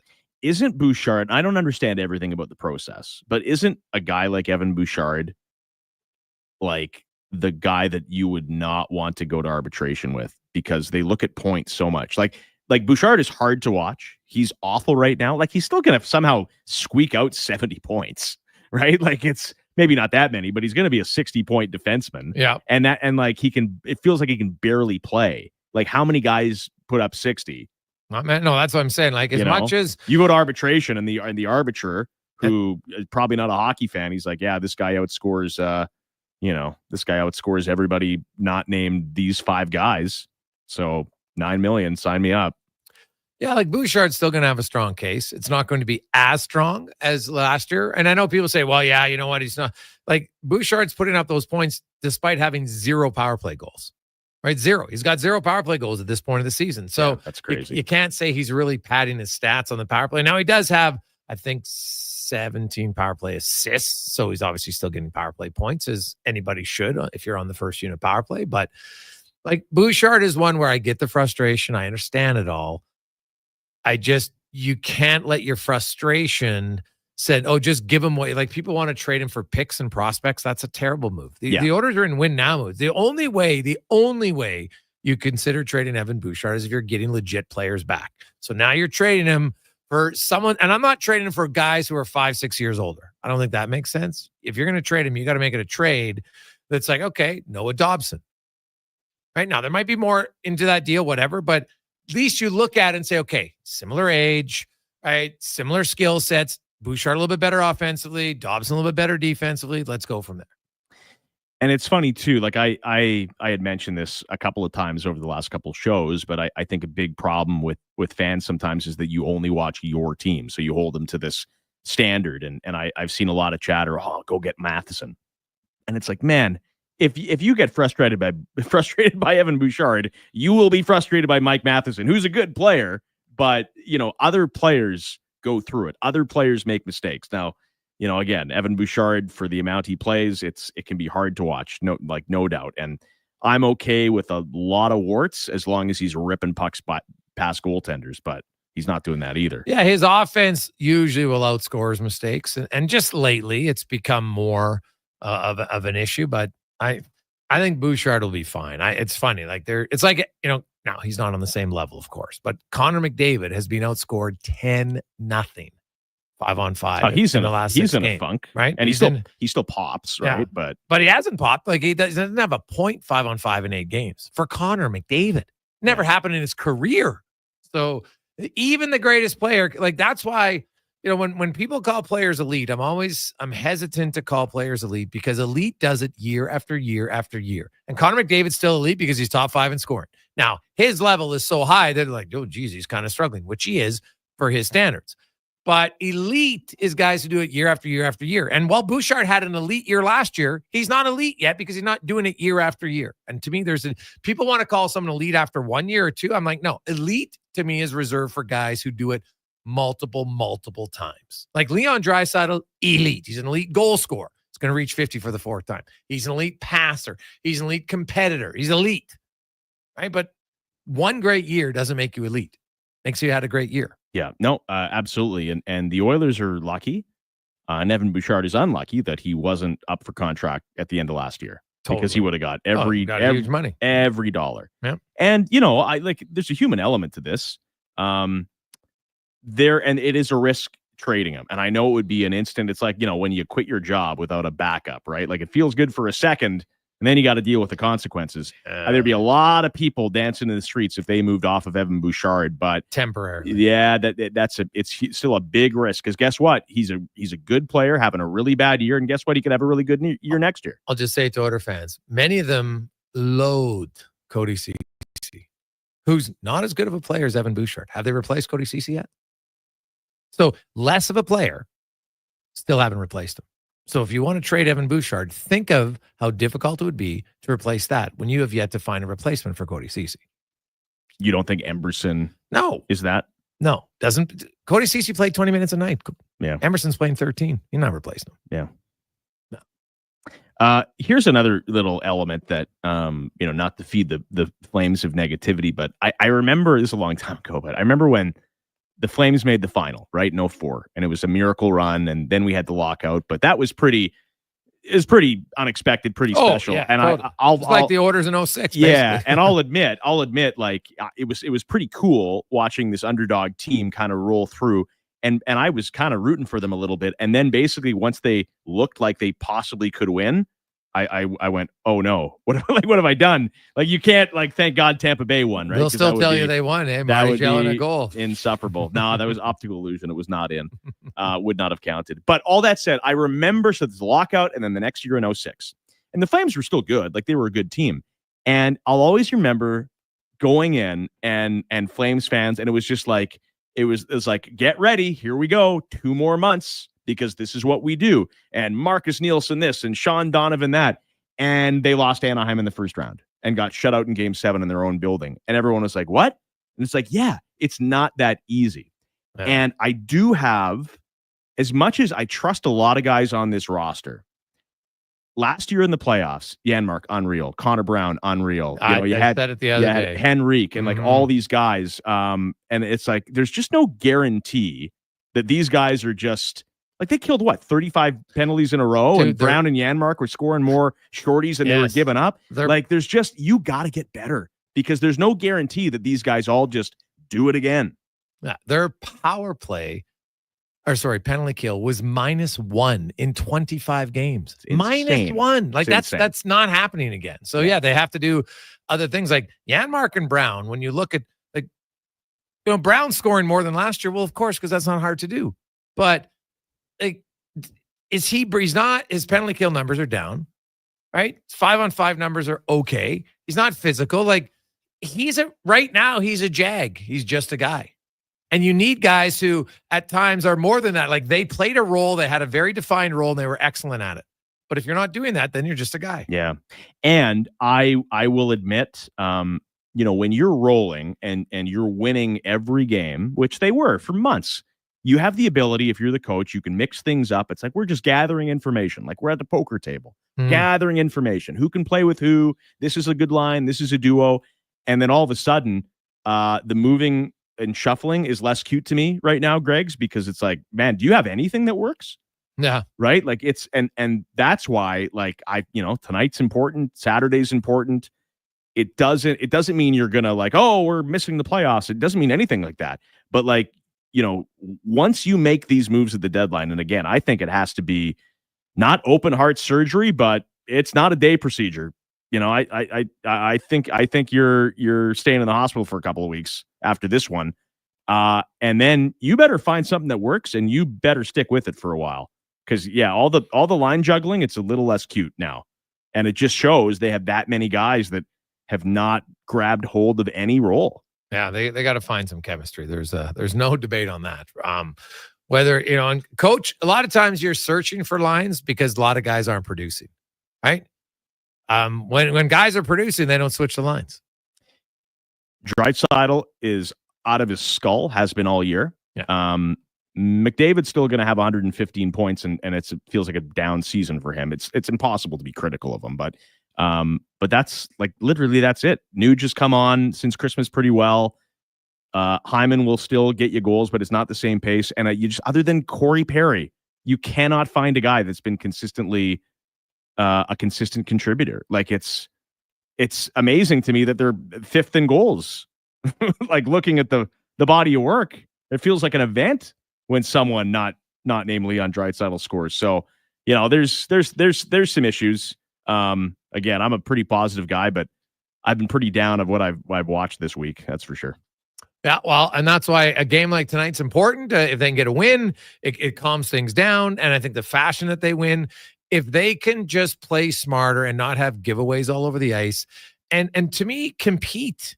I don't think they competed hard with Tampa Bay or Washington. Like being in, Connor McDavid even said it about his own game himself. He goes, I'm better when I have the puck. I got to play with some physicality, not so much hammering guys, but just winning battles and being engaged. So if he's saying that, and the fact that McDavid says it, like I'll be blown away if he doesn't have, and it doesn't mean he's going to score 4 points, but I'd be quite surprised if McDavid isn't engaged heavily in tonight's game. Well, and here has to be another message. Like, you know what play? So the Skinner play on the breakaway, we talked about that. That pissed me off against Washington. You know the play that pissed me off against Tampa? It was the Bouchard Podkolzin and 2-on-1. It's like somebody shoot it. Like Pods, what are you doing? You defer and then Bouchard defers, shoot the pill. And he's got to do it. Kapanen's got to do it. Like, I'm not expecting these guys to all be 20, 30 goal scorers, but, show some cojones. Start shooting the puck. Hey, guys, I'm just getting off work. What was the over-under? It was 2.5 is the line, over or under.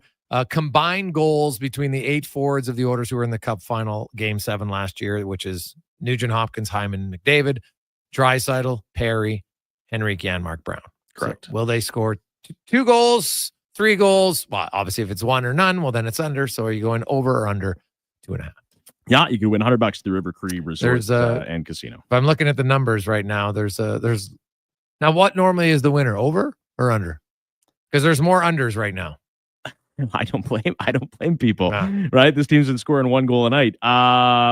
Classically, classically it's generally over. Well, because who doesn't like the over? Yeah, exactly. Under sucks. We give people the opportunity to bet the over and cheer for something. And I would say the over hits more often than not. Yeah. But I would say this: you have a better chance to win picking the under because you're in a smaller pool of people generally. Maybe not tonight though, because I'm kind of grumpy pants right now. I'm a little down, so I would bet the under as well. All right, I think good team total is 2.5. To be honest, we'll see. Yeah. Quick break. We'll return with more in the Cross Mitsubishi pregame show. Jason Gregor, Connor Halley, Andrew Walker here on Sports 1440, sports1440.ca, Oilers Nation, YouTube, Facebook, and X. Touch base on the Weath Johnson text line. 1-833-401-1440. Free duct cleaning with your Daikin furnace or AC installation. Daikin, the best warranty in the industry. Visit WJHeats.com.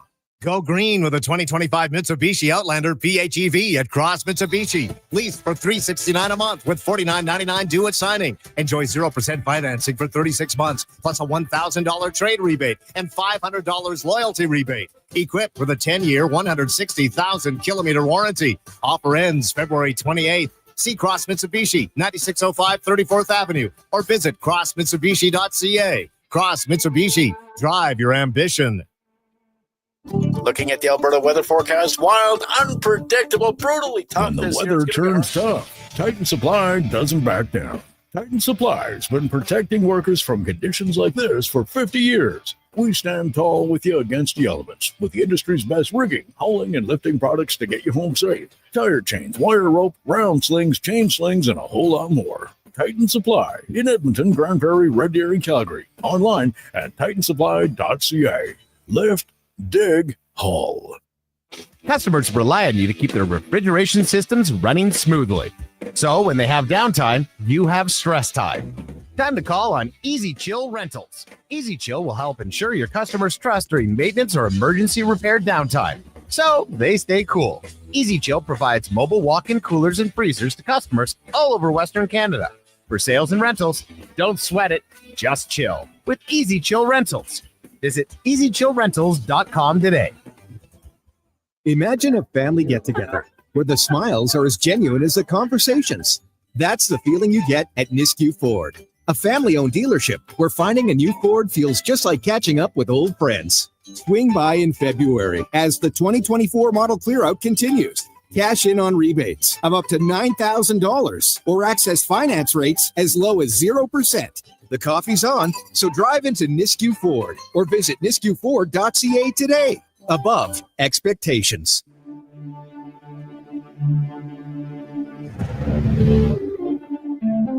Horse to this hour brought to you by Cantork. We offer sale, rental, repair, and calibration of hydraulic, pneumatic, and battery-powered torque wrenches, stud tensioners, and flange maintenance equipment. Order today at cantork.com. Before every game this season, tune in to the Cross Mitsubishi Pregame Show with Andrew Walker, exclusively on Sports 1440. Cross Mitsubishi Pregame Show, Oilers and Panthers coming up in about 15 minutes. Visit Cross Mitsubishi today and drive your ambition. 9605 34th Ave and crossmitsubishi.ca. Andrew Walker, Jason Gregor, Connor Halley. You can catch myself and Donovan Paulson tonight in the postgame show immediately following this one. We will take you up until about 9 p.m. tonight. All right, in case you missed it, the over-under, it is 2.5 for the River Cree Resort and Casino. 2.5 total goals from all the Oilers forwards that need to have a big game because they were in Game 7 a year ago. So that's Nugent Hopkins, McDavid, Hyman, Draisaitl, Janmark, Henrique, Brown, and Perry. Give us a text on the Weiss Johnson text line, 1-833-401-1440, over or under. Quick look at the injury report for Titan Supply, your number one source for rigging supplies in Western Canada. Lift, dig, haul, titansupply.ca. Two very notable injuries tonight. No Matthew Tkachuk, who's doing all the talk shows right now, but not playing hockey. He's out. They're saying long term. They're hoping he's back this year for the Florida Panthers. And then for the Oilers, a bit of a surprise.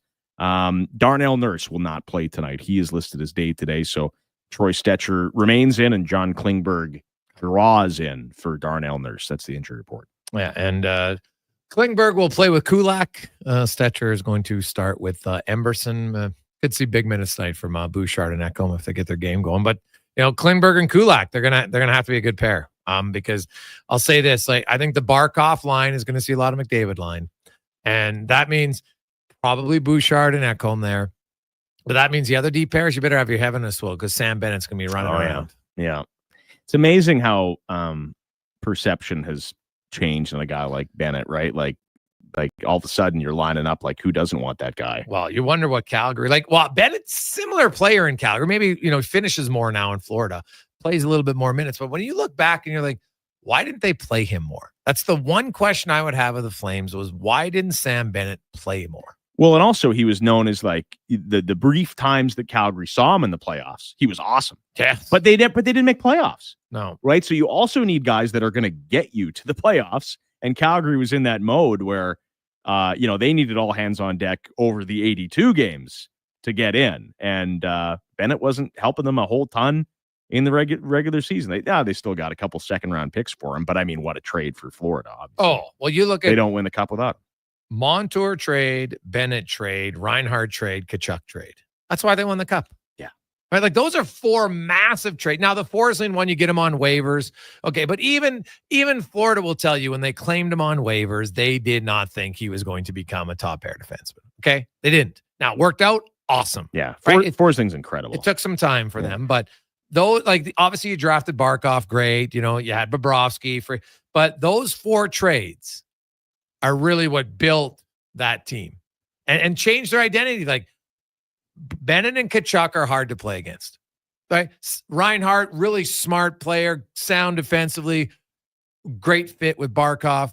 And then Montour came in on their back end. Oliver Ekman-Larsson was a great signing for them. People in Vancouver, he was a dud. I said, hey, the Oilers many years ago when I was talking about number one defenseman, because he was a number one defenseman. And guess what? When they won the cup, who was their best defenseman? Oliver Ekman-Larsson.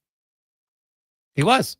Yeah, no, he was. Yeah, listen, my thoughts on Vancouver. It is no coincidence. There is a lot of players that go through Vancouver and have their career altered because it ruins them. It wrecks them.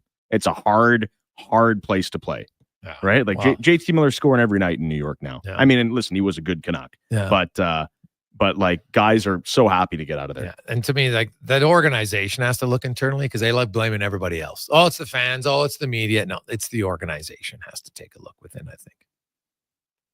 I don't disagree, but it's been an epidemic that's gone on for 20 years, more 30 years.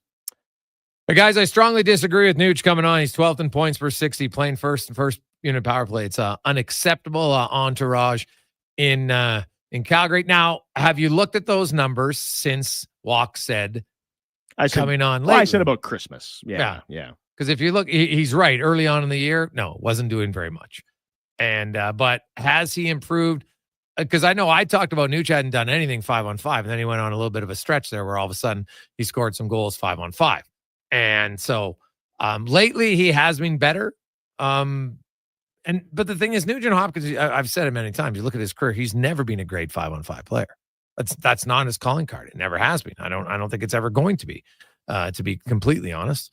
So like his last 20 games, he's got 5 goals, 5-on-5, which puts you for a 20-goal 5-on-5 pace.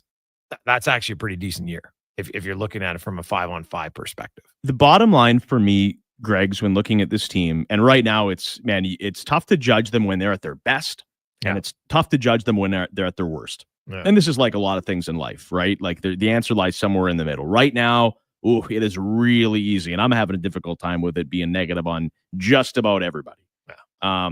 But at the bottom line for me is when I look at this lineup, and even the lineup tonight, you can play really good, you can play really bad. This team is still going to, in the last week of April or whatever it is, they're going to have a win or go home playoff series. Like that's where this team is headed, right? So there's an element that, like the 82 games, it matters, but it doesn't. What matters is how are they going to play when we're all going down to the arena in shorts, right? That's what matters for a team like this. So I look at the lineup and which guys, like it's not perfect, but which guys do I worry about and which guys am I comfortable with, right? So we can debate Nugent Hopkins 5-on-5 and what kind of years he having and blah, blah, blah. But like once you get into the playoffs, I don't have any problems with Nuge. I don't have any problems with Hyman. I don't have any problems with Adam Henrique. Like I trust that those guys will be effective, right? McDavid, Draisaitl, most of the D.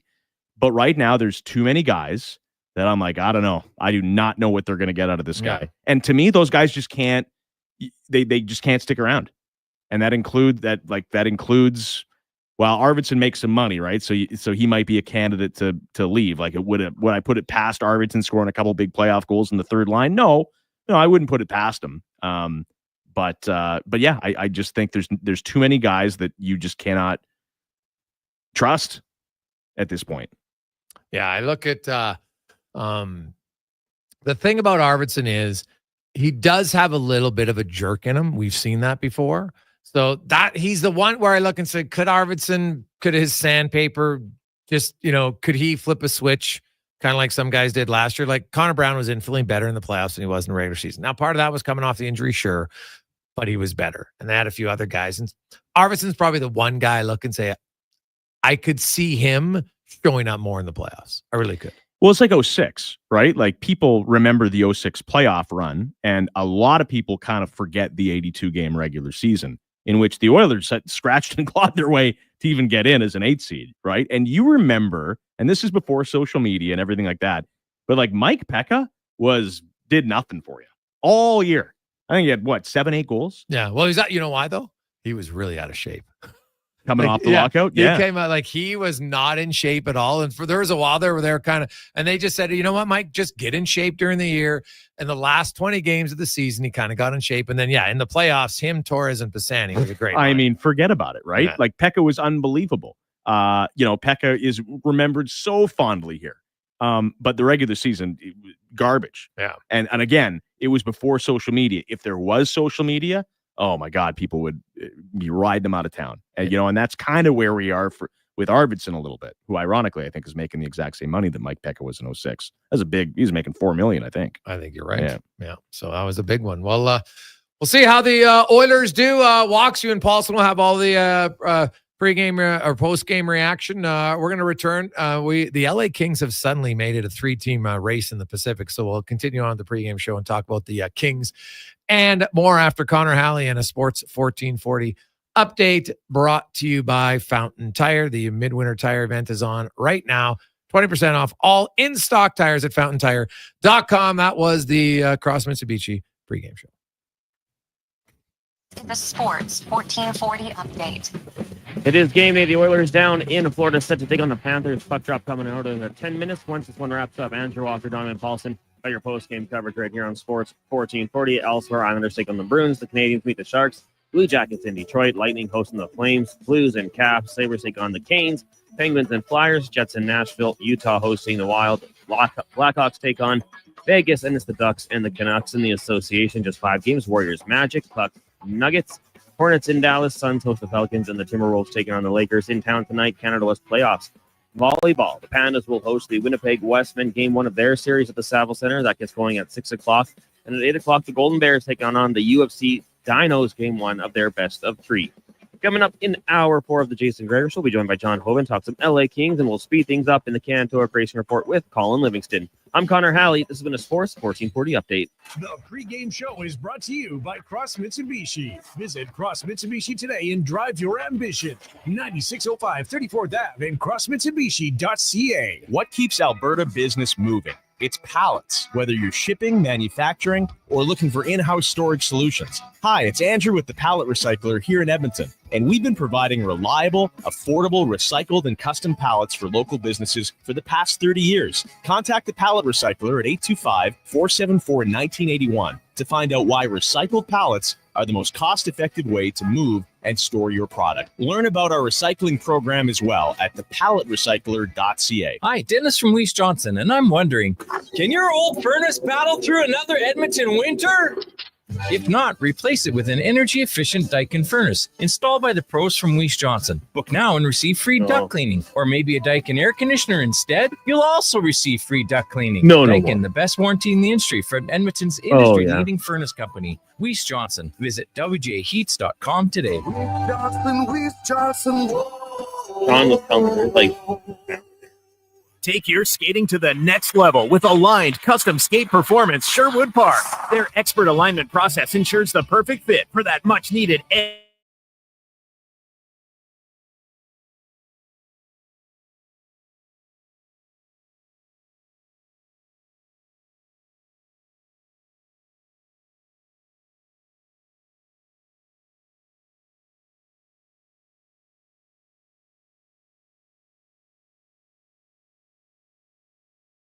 '25 Mitsubishi Outlander PHEV at Cross Mitsubishi. Lease for $369 a month with $49.99 due at signing. Enjoy 0% financing for 36 months, plus a $1,000 trade rebate and $500 loyalty rebate. Equipped with a 10-year, 160,000-kilometer warranty. Offer ends February 28th. See Cross Mitsubishi, 9605 34th Avenue, or visit crossmitsubishi.ca. Cross Mitsubishi. Drive your ambition. Pickleball is the fastest growing sport in North America. And by sponsoring the upcoming NAPP pickleball tournaments, you can grow too. Reach a dedicated, expanding audience of pickleball fans and boost your brand's visibility through NAPP events and social media. Visit napptour.com/sponsors to learn more and get involved in this quickly expanding, wildly popular sport. Connect with the passionate and active pickleball community today. That's napptour.com/sponsors. When you wash, get the Works. The Works Car and Truck Wash is now open in Wetaskiwin. With 8 self-serve bays, you'll never have to wait in line. This isn't your typical gas station car wash. Choose from soft touch or touchless automatic washes. Plus, big trucks are welcome in the oversized highway truck bay. Use code SPORTS1440 when you purchase a wash card, and you'll receive a 15% bonus. Cannot be combined with other offers or promotions. When you wash, get the Works. Visit theworkswash.ca or follow them on Instagram and Facebook. 4 friends helped out of the mud. 22 secret fishing spots found. 61 trails conquered. Measure your Tacoma's reliability and memories, not just mileage. It's time to Toyota. Lease a 2025 Tacoma 4x4 double cab SR5 from $113 weekly for 60 months at 6.99% with $7,430 down. Visit shoptoyota.ca or your local Prairie Toyota dealer today. Planning for your future. Vision Credit Union makes it simple with 2 RRSP options to fit your goals. Choose a secure term deposit RRSP with guaranteed returns or a mutual fund RRSP offering higher growth potential with exciting opportunities. With an RRSP, you'll save on your 2024 taxes, grow your investments tax-free, and get closer to your dreams, whether it's retirement or your first home. Don't wait. The deadline to qualify for 2024 tax deductions is March 3rd. Learn more at visioncu.ca.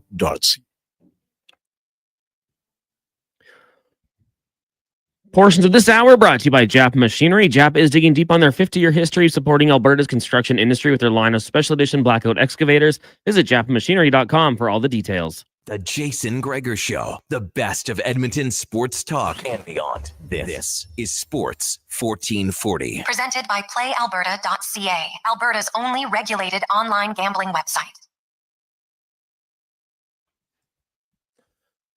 5:05. Welcome back, Gregor Show, presented by PlayAlberta.ca. Get in the game. Ooh, it is Thursday. You know what that means? The Daily Grand. Get your tickets, $1,000 a day for the next 20 years. Whew, would that be fun? God, I just love it. Every day I wake up, I got a G note. Oh, be awesome. Go for a walk, go for a run, have your coffee. Oh, ka-ching. Deposit. I would time it. I'd pick the time. That's when I want it in. Or at least I'd hope that'd be an option. I don't know how to do. I know you can get the lump sum, but it wouldn't be as fun. So I want the reminder every day. Having a bad day? No. Just made $1,000 for doing what? Nothing. Awesome. Plus, then I find you wouldn't spend your money as recklessly either, maybe. Which is always good. Not as many Klingons either. Could be a benefit. Oilers are hoping they have no Klingons tonight. They are hoping that they can carry the puck. They're hoping they can move the puck. And more importantly, move it to their own teammates rather than the opposition. That seems to have been a rather big problem lately for the Edmonton Oilers. And they're back in Florida tonight in the city and the arena that broke their heart 8 months and 3 days ago. So we'll see. Their captain said he's got to be way better. It'll be interesting to see what type of game the Oilers have tonight. 833-401-1440, 833-401-1440. Hey, guys, I can't believe that Arvidsson, Skinner, Stetcher, and perhaps Savoy are still in the roster. Perhaps they won't be after March 7th. They need to add some size from Double H. You always need some variety in your lineup. I do not disagree with it. Now, Stetcher, I don't think is a regular on their team anyway. He's just he's an extra at this point. Jason Gregor, Connor Halley with you as we get to our big guest of the day, brought to you by Silent Rides Charter Company, one of Alberta's premier bus charter companies with state-of-the-art motor coaches that will safely take you or your group to your next destination. Book your ride today at silentrides.ca. So the Edmonton Oilers, you know what? Hey, they were looking pretty good, but all of a sudden lose 4 in a row. They're 2 back of Vegas, but in the rearview mirror and charging fast, the Los Angeles Kings, as Jon Hovan joins us, beat reporter from LA. And John, suddenly it looks like it's a 3-horse race atop the Pacific Division. Well, Greg, it's always good to talk to you. And I have to tell you, I know you have to play to win, but if I won that money, I'm not taking the lump sum either. I want that daily drip. I totally, like, it's just like the reminder. I love it. Keeps you motivated. Yeah. Yes. For sure. Absolutely. In terms of the Pacific Division, yes, this is a 3-horse race. The Kings are definitely in it. When you look at the fact that they've been the best team on home ice throughout this NHL regular season, and they're going to play pretty much the majority of their games remaining at home, that has to give Coach Jim Hiller and his team a good feeling at this particular moment. And much like you said, the Oilers are looking to add. The Kings are another one of those teams that they're looking to add, probably going to add a forward here sometime over the next week.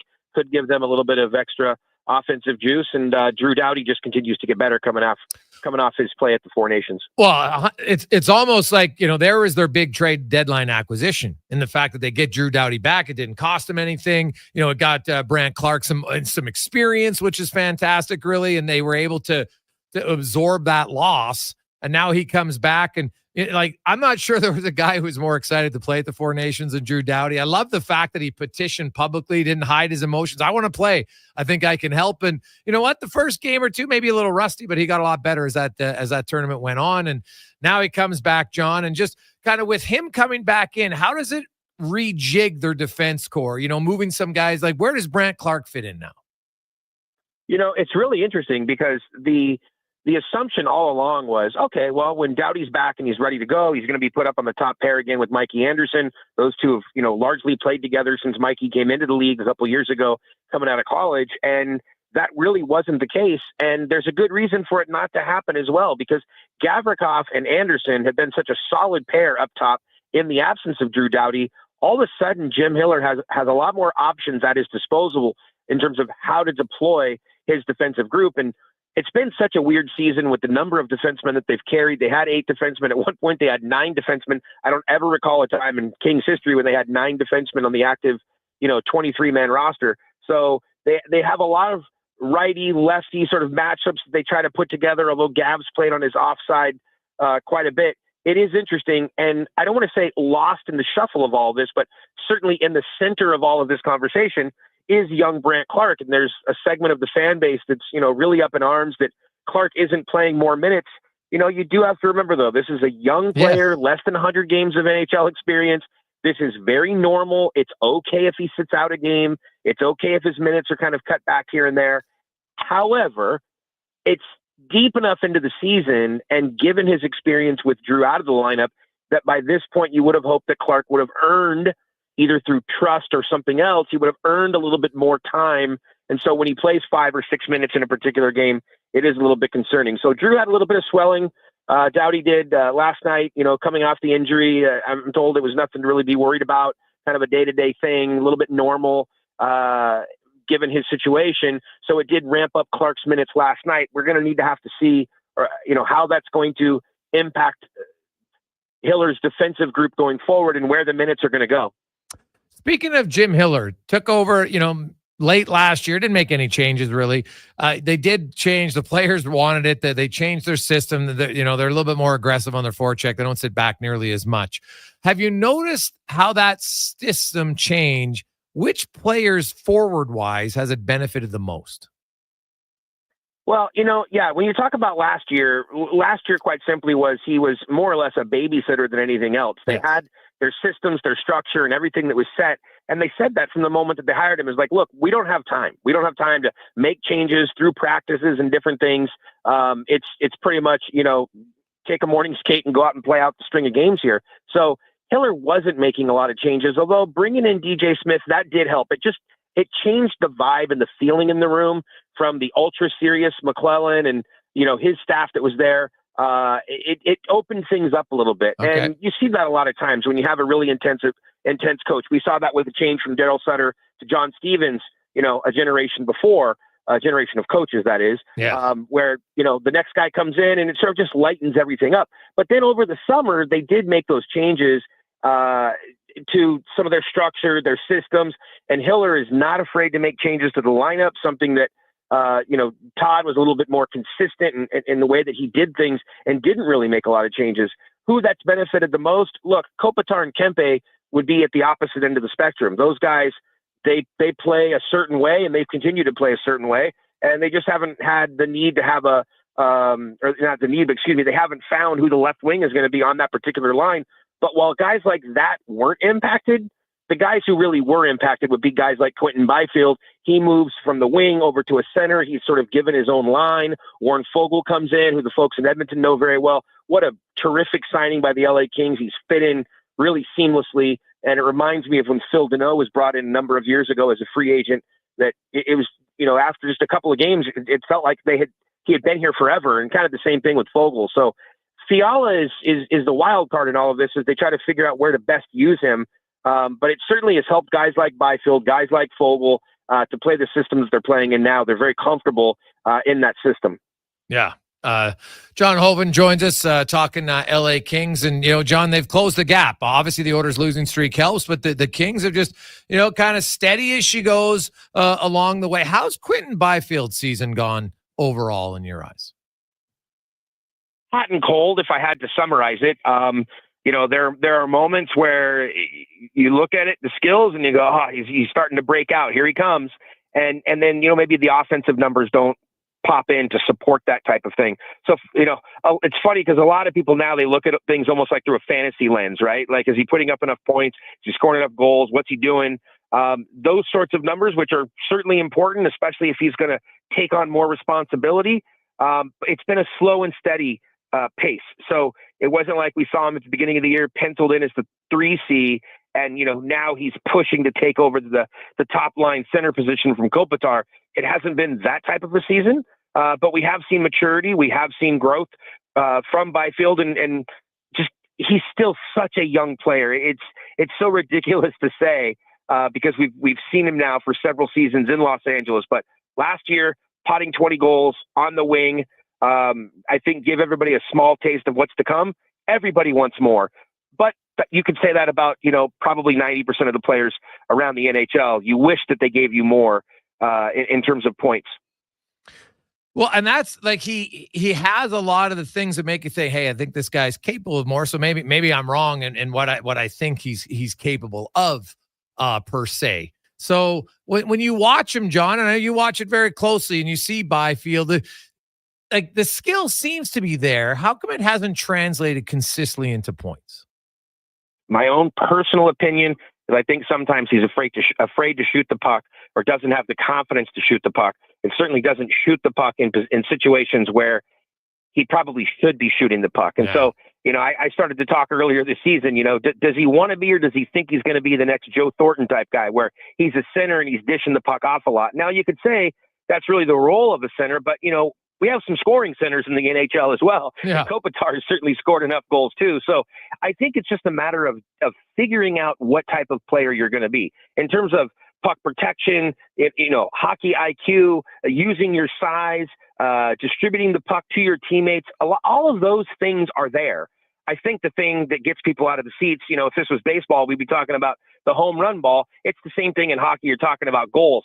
That's what gets people up out of their seats. And that's when Byfield does that, I think that's when people get excited. But I'm just not quite sure what type of center he's ultimately going to be. However, I don't really seem to worry about it. Again, I keep repeating myself, but because of his age, I don't think that who he is today is who he's going to be in 3 years. And obviously the Kings management feels the same way, locking him up to a fairly sizable contract for the next 5-6 years. Yeah, well, I look at him, and when you mentioned shoot, I didn't know he's only got 107 shots. Like, he's a center who plays 19 minutes a game and doesn't even have 2 shots a game. So it's pretty easy to see that your analysis there is bang on. Like, he has the puck enough. And man, I've seen him shoot. Like, when he does shoot, he's got a laser. So you'd be like, dude, shoot the puck. Yeah, absolutely. Shoot the puck. And I'd like to see him shoot the puck maybe a little bit from further on the outside, which is funny because, we talk a lot about players these days going to the net, driving to the net and shooting. It seems like the closer he gets to the net, the less confidence he has in that, what I'll call combat zone. And then that's the way that I see it. I see that as he gets closer within that 5-6 foot range, he starts to defer a little bit. And the power behind the shot and the commitment to the shot is not there. Yet when he's shooting the puck from a little bit further out, maybe going for a deflection or a tip or something, or even just trying to rifle one in, right? I like his shot from out there only because I feel he has more confidence taking the shots from there right now. Again, it's going to change and it's going to develop. So, talk to me in 24 months. I'll probably have a different feeling because his game will continue to evolve. He has the skill. Jon Hovan joins us. John, if there's one area of concern that hasn't improved all year long in LA, their power play, 15.2%. Only the Ducks and the Islanders are worse. And I know I don't watch every Kings game, of course. I see people like, Seattle doesn't help the power play. You watch it all the time. What's holding back their power play? Why is it 30th? The power play is the biggest head scratcher to me because I remember when there was an opening at the at the assistant coach position when Marco Stern was reassigned to Ontario a couple years back. Instantly, I said, Jim Hiller is the guy that they need to go out and hire. This is a guy who is a power play specialist. He had so much success, helping in Toronto, helping on the island, all these different stops, even growing up in the Detroit system as well. It was the perfect guy. And I was so happy to see that the Kings went out and hired Jim Hiller at that point. And he did almost overnight turn the LA Kings power play around.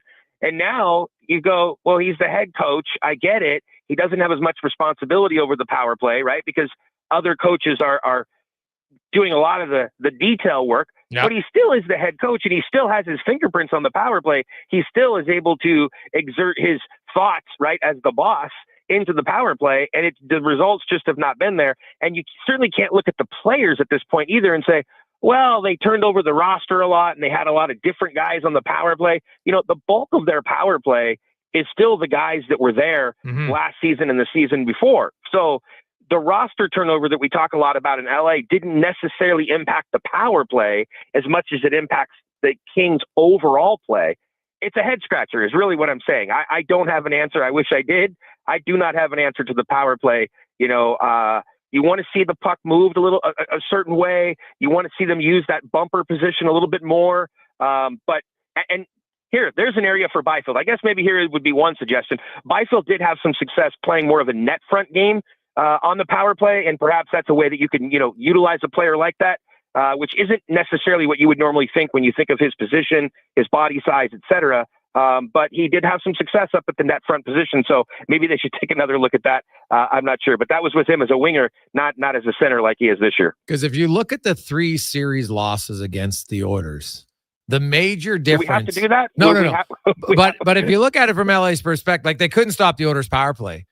That was obviously, but like Edmonton's power play compared to LA's in that series, it was night and day. And so I look at LA, and if they get to the playoffs, because they might meet Edmonton again, that if they can't get their power play going, I think it's just a big concern, right? Like because every other element of their team is pretty solid, but we've seen, like, I know power plays don't matter in the playoffs. I'm like, what the hell are you talking about? Like every year I look at the teams who win. It would be the exact opposite. Exactly. You need a good power play. So do you see, like, is there a trade? Is there something they might look at there to augment their power play?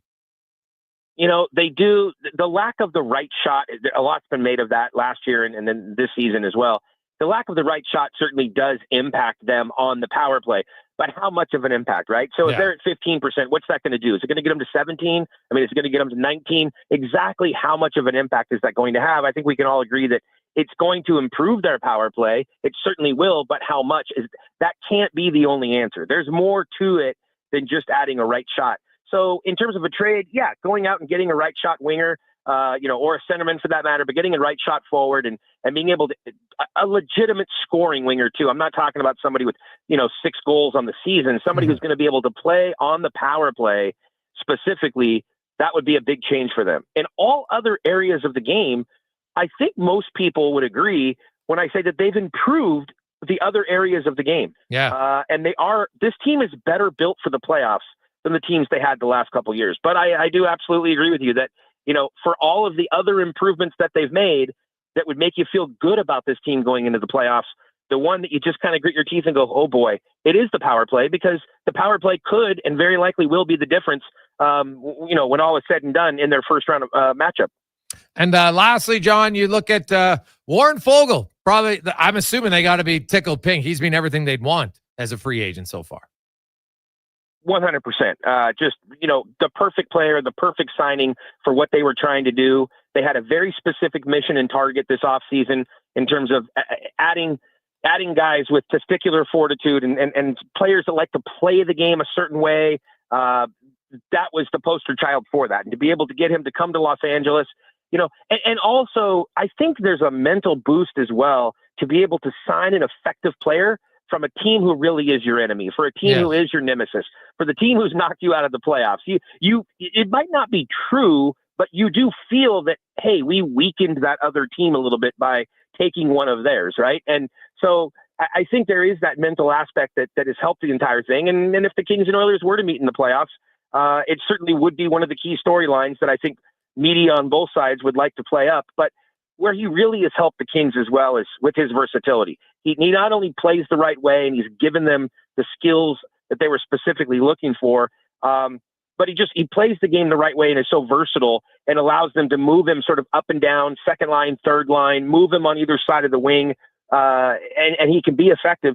And from where I sit, he's been a little bit of a streaky player as well. And he pops one and you're like, okay, he's going to go on a little bit of a run. He's going to score 2 in the game, or he's going to score in 4 of the next 5 games type thing. So you would certainly hope that one of those hot streaks would come around playoff time, but he seems like a real playoff performer. Well, he's I tell you right now, Oilers fans would much rather have him than Arvidsson right now. That's, if you look at it from a trade perspective, it's been a big win for Edmonton. For LA, no question.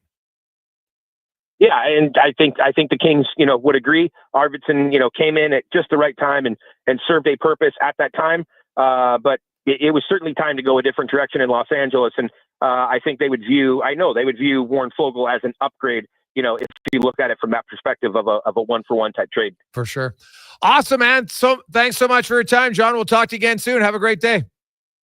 Greg's, I appreciate it, and I hope I win. I hope I can count on my daily drip coming. Oh, there you go, buddy. Get a ticket to Daily Grand. I love it. That is Jon Hovan joining us, beat reporter for the LA Kings, who have closed the gap, and suddenly it is a 3-team race in the Pacific.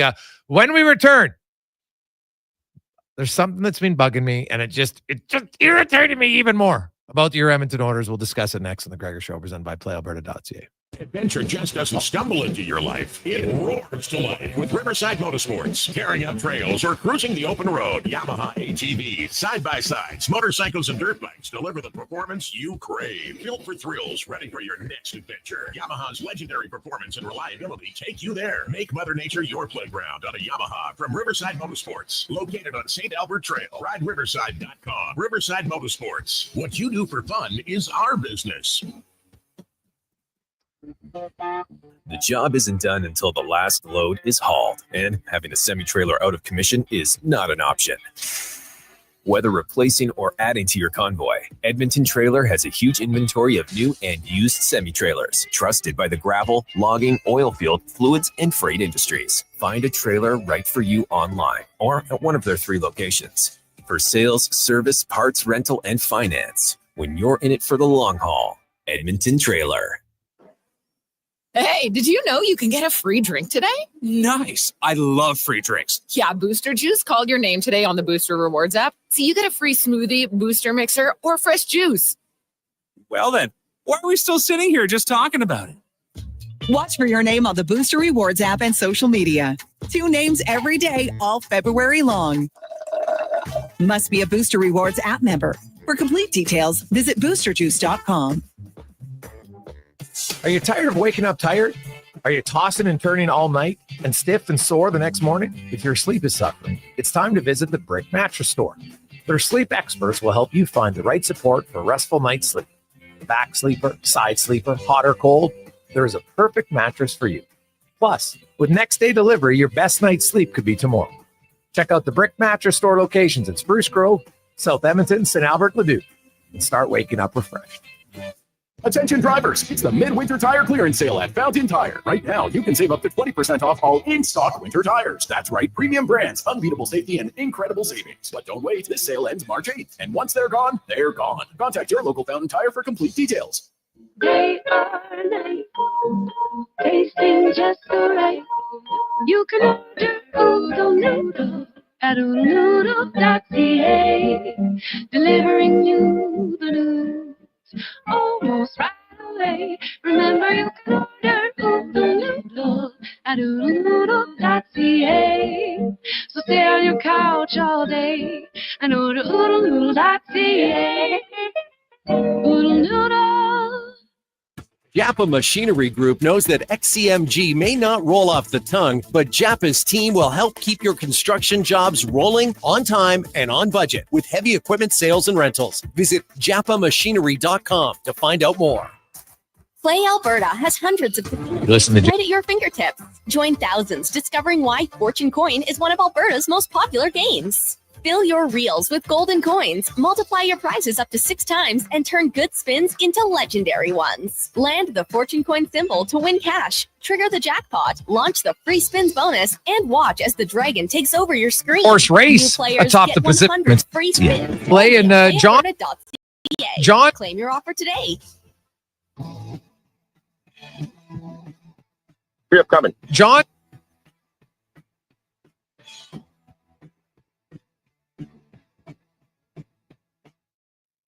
Portions of this hour brought to you by Papa John's. Feeding a crowd, get the triple play, 3 large specialty or 5 topping pizzas for only $54 when you use promo code 3play at papajohns.ca. Hat tricks, touchdowns, and home runs. Get it all with the Jason Gregor Show on Sports 1440. Presented by PlayAlberta.ca, Alberta's only regulated online gambling website.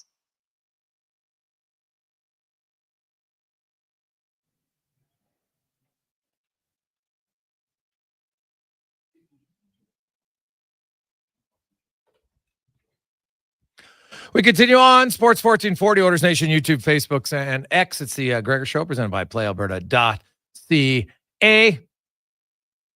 Sports1440.ca. You can listen to there as well. 833-401-1440 is where you can text us, 833-401-1440. So, man, I don't know if you so in this game, Corey Perry, the ageless wonder, 39 years of age. You know, you got Greer running around, younger guy. So who fights him?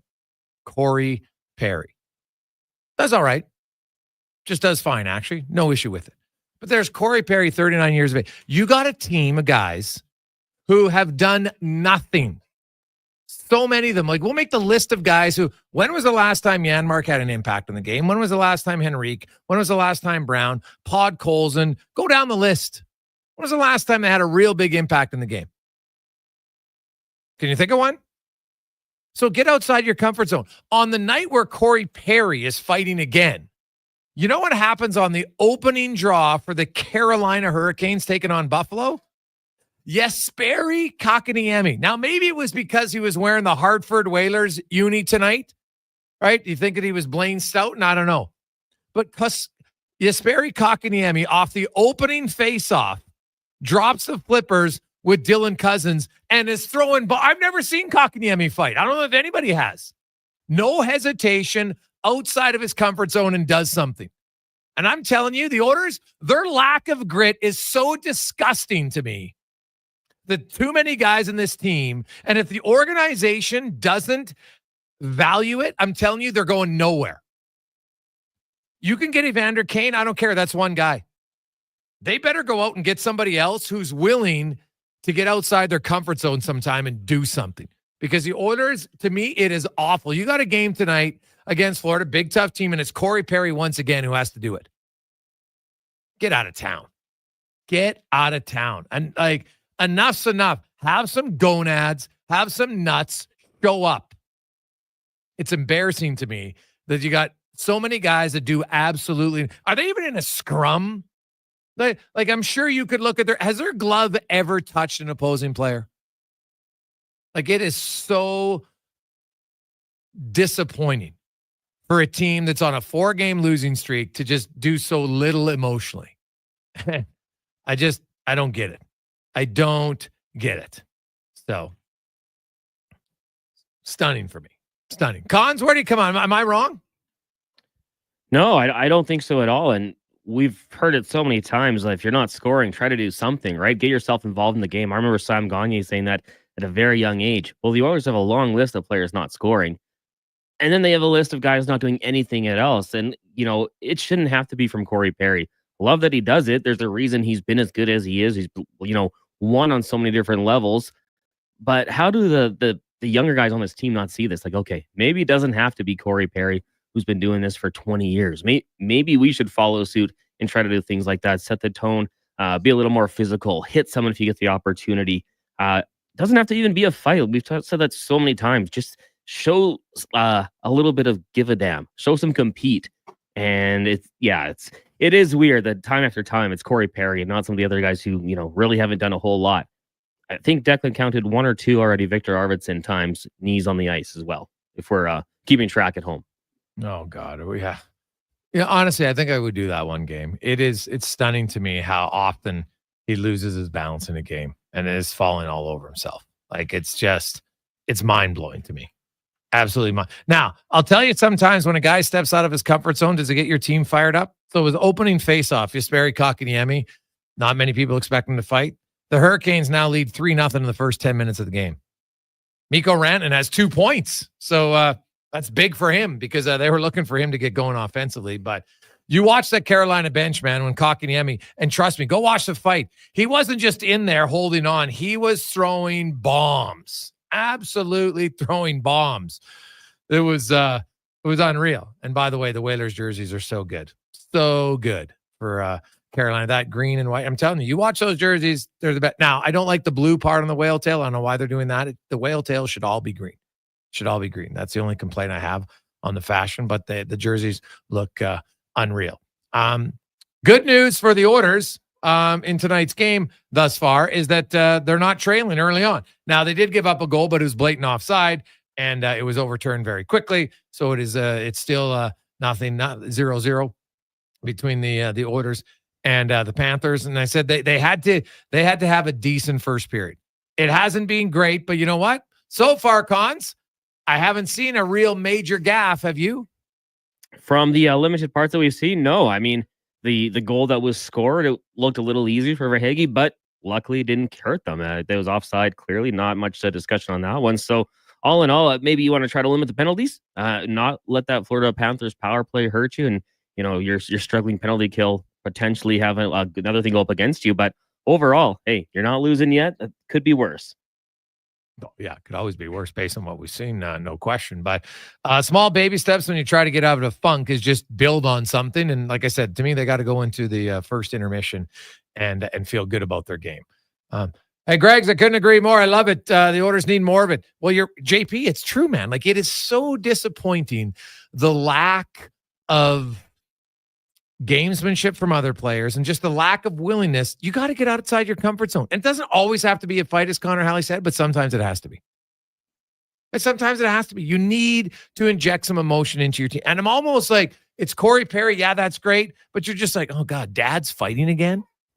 Like, seriously, enough's enough. Right? It's got to be some other guys that are willing to do it. If not, then it's up to Stan Bowman. Go and get some.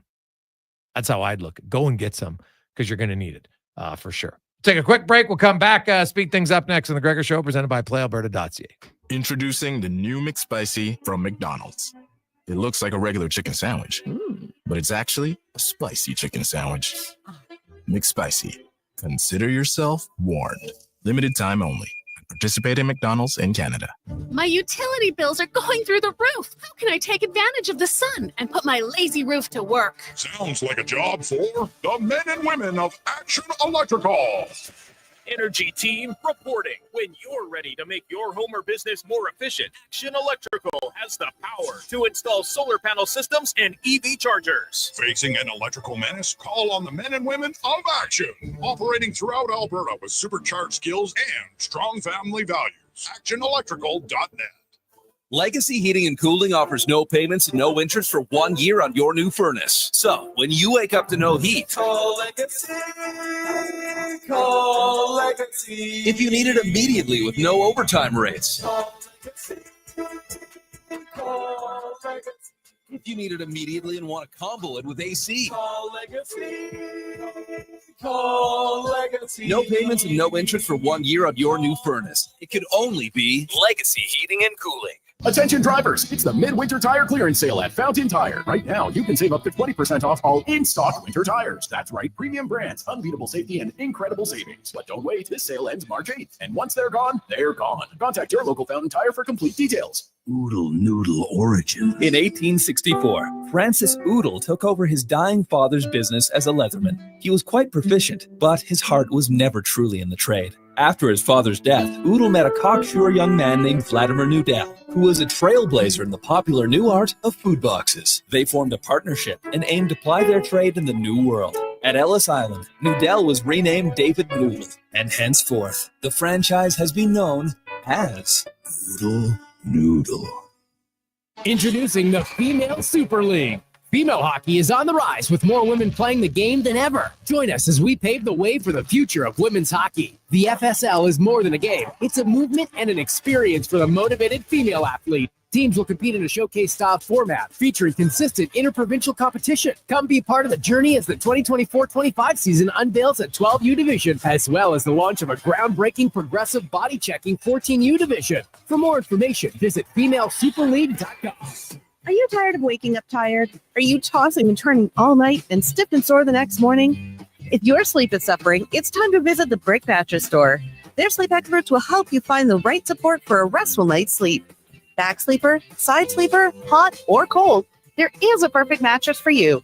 Plus, with next day delivery, your best night's sleep could be tomorrow. Check out the Brick Mattress Store locations in Spruce Grove, South Edmonton, St. Albert, and Leduc, and start waking up refreshed. From the casinos of Vegas to the bingo halls of Leduc, everybody wants a piece of Lady Luck. And what thanks do I get? It's like I don't even... There's no such thing as luck. If you gamble, use your game sense. Visit GameSenseAB.ca.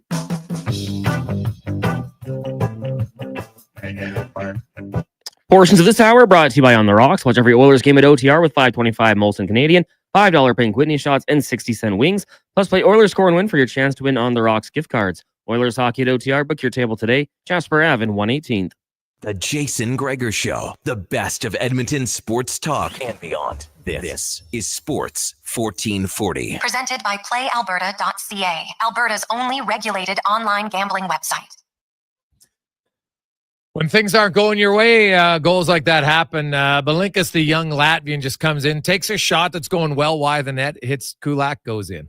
No chance for the goalie. And when it rains, it pours a little bit. We'll see how if the Oilers can bounce back or not. But we'll give you a reprieve as you get to the first intermission as we go to the Racing Report, brought to you by Can Torque. They offer sale, rental, repair, and calibration of hydraulic, pneumatic, and battery-powered torque wrenches, stud tensioners, and flange maintenance equipment. Learn more at cantorque.com. And Colin Livingston joins us once again. And Colin, racing, boom, you can say it's back because the only official testing for F1 goes in Bahrain. It started yesterday, goes till today, and then again tomorrow.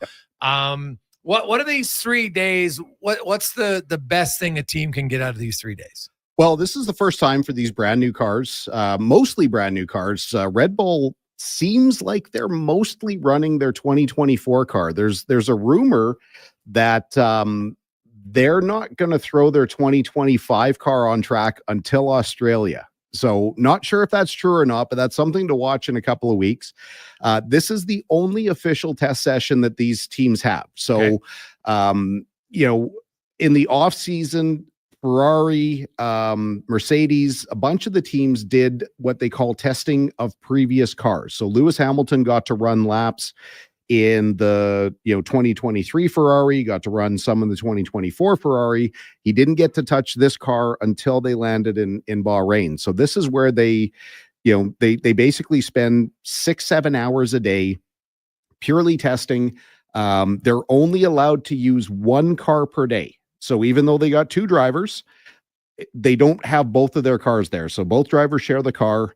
But this is where they start to find out if all the things that they worked on in the off season are the way that they believe or the way that they expected them to be. So, they've run all the simulations. They've had the car in the wind tunnel. They've tried to address all the issues that, hampered their car or that, were a problem from last year. And as we saw last year, it was so competitive. Like really, there were, 8 to 9, maybe 10 drivers that could have won any given weekend. And it was just the little things and how their car responded to a track. This is kind of everything, but don't read too much into into what you get for results. So what about Carlos Sainz at the top for Williams? Talked about it 2 weeks ago when Tasky was here. We've talked about it a little bit in the offseason, that Williams had that potential, but whether or not they were there. And again, it's really cool to see. It doesn't really translate to how they're going to perform in the season, but it's definitely an indicator. And, if Williams can move up the grid, it's going to be way more exciting. Oh, well, it would just be a team that's been out of it for a long time, right? Like a team that would maybe finally, for the first time in a long time, come back to being a competitor. I think that they would probably like more than just 3 or 4 teams, right? In an ideal world, we'll see if that happens or not. But, you looked at, you had signs, the Ferrari was a few hundredths behind with Hamilton and Leclerc, but you didn't have either one of Red Bull. Now they just weren't in. So today, Liam Lawson was in the car. He did a lot of race runs. So where they have the car, fully fueled, aerodynamics are more for running 30, 40, 50 laps at a time. But even when he tried to do his qualifying simulations, was a second off. I call him Skeletor, Helmut Marko said, oh, well, the other team seemed to be quicker, but we didn't get to run max today. So basically in one breath said, our second driver, kind of sucks. And, as long as we have this magic bullet, we can kind of overcome the deficiencies in the car. Yeah, so Liam and Sainz were the only drivers to run the entire session. Most of the teams have split their sessions between the two drivers. So where Hamilton, was P2 today, he ran in the morning, then after the lunch break, they threw Leclerc in and he ran the afternoon, and most teams did that. Okay. What do you make of Antonelli? I know it's super early on what could you expect from him with Mercedes? Try not to judge because, again, he's 18-year-old kid. I was up and I watched a lot of this live from like 1:30 this morning through about 8 o'clock this morning. I watched Russell first of all, and even Russell was struggling with the car. He was blowing through braking zones. So it looks like they're still having an issue getting the car to stop, and they're having a little bit of an issue getting the car to turn. But Antonelli, he's got a lot to learn. He was out of control a bunch, and he was overdriving the braking zones, which is part of trying to find out where the limit is. Like, don't get me wrong, but he spent a lot of time off track. Did a loop. Multiple lockups on the tires, and hopefully it's just part of him cutting his teeth. But it's very common, especially with the younger drivers, that it's a whole lot better to have to teach a driver to slow down than try and teach a driver to speed up, because you really can't do it. Yeah, it's the old adage, I'd rather tame a stallion than whip a donkey, right? That's just kind of how it goes. Now, it was interesting when McLaren on their last run of the day, they put their car out and it was covered in this Flow Viz paint, which is used to show how the team how the aerodynamics are working. And it looks kind of like green, like Ghostbusters. It was like, in Ghostbusters, and that green kind of slime, the slime that's all over the car. So what does this, how does it work to show the aerodynamics? So every team uses this stuff. Okay. And what it does, so there's a combination of things the teams do, especially during a test session, and you'll see it sometimes during practice of a Grand Prix. If they make a change to an aerodynamic device, they put this FlowViz paint on, so it stays liquid for a short period of time. Okay. They get out on the track, and as the air hits that part of the car, the FlowViz will move in a certain pattern. Sometimes you'll see it'll actually kind of create a little eddy where there won't be any paint in a certain spot, or it kind of concentrates in a certain area. And the team can analyze that to get a visual result of how the air is hitting that element, which will tell them if the aerodynamics are performing the way that they expect. The other thing they do is they put these rakes on the car. So you'll see them sometimes, these great big square, kind of beehive looking things that have a series of what are called pitot tubes that they'll also do a bunch of aero analysis as the car's on the track. They're not great for speed, but it really helps the team. Again, they're trying to correlate what they saw in the simulator and in the wind tunnel to what they're getting at the track. If they can make the two things jive, then they know that their data's right. When they make a change in the simulator, it's going to respond the same way on the car, and vice versa. Colin Livingston joins us in the Cantorg Racing Report. So it's 2 weeks until the first race in Australia. They'll only have a few days after this weekend, to modify parts based on the testing, everything else. With all the new cars here, if you had to go into weekend one, who would you look and say, okay, I like these top two teams, or these, is it too easy to say, okay, I'm going to really like Ferrari and I'm going to like Mercedes and I'm going to like Max? Is that Captain Obvious, or? That's pretty obvious. Right now I would rate it Ferrari, McLaren, and then kind of split between Mercedes and Red Bull. It's going to take a little bit of time. Maybe Williams is going to be up there. Maybe that was just a one lap hit that Sainz, they just went extra aggressive on their car setup. They ran way more engine mode than what the other guys did. We don't know. You never know what these guys are doing. Just based on, I don't think Williams has made that big of a gap from last year, and maybe their car qualifies well, but it's still going to struggle a bit in the race.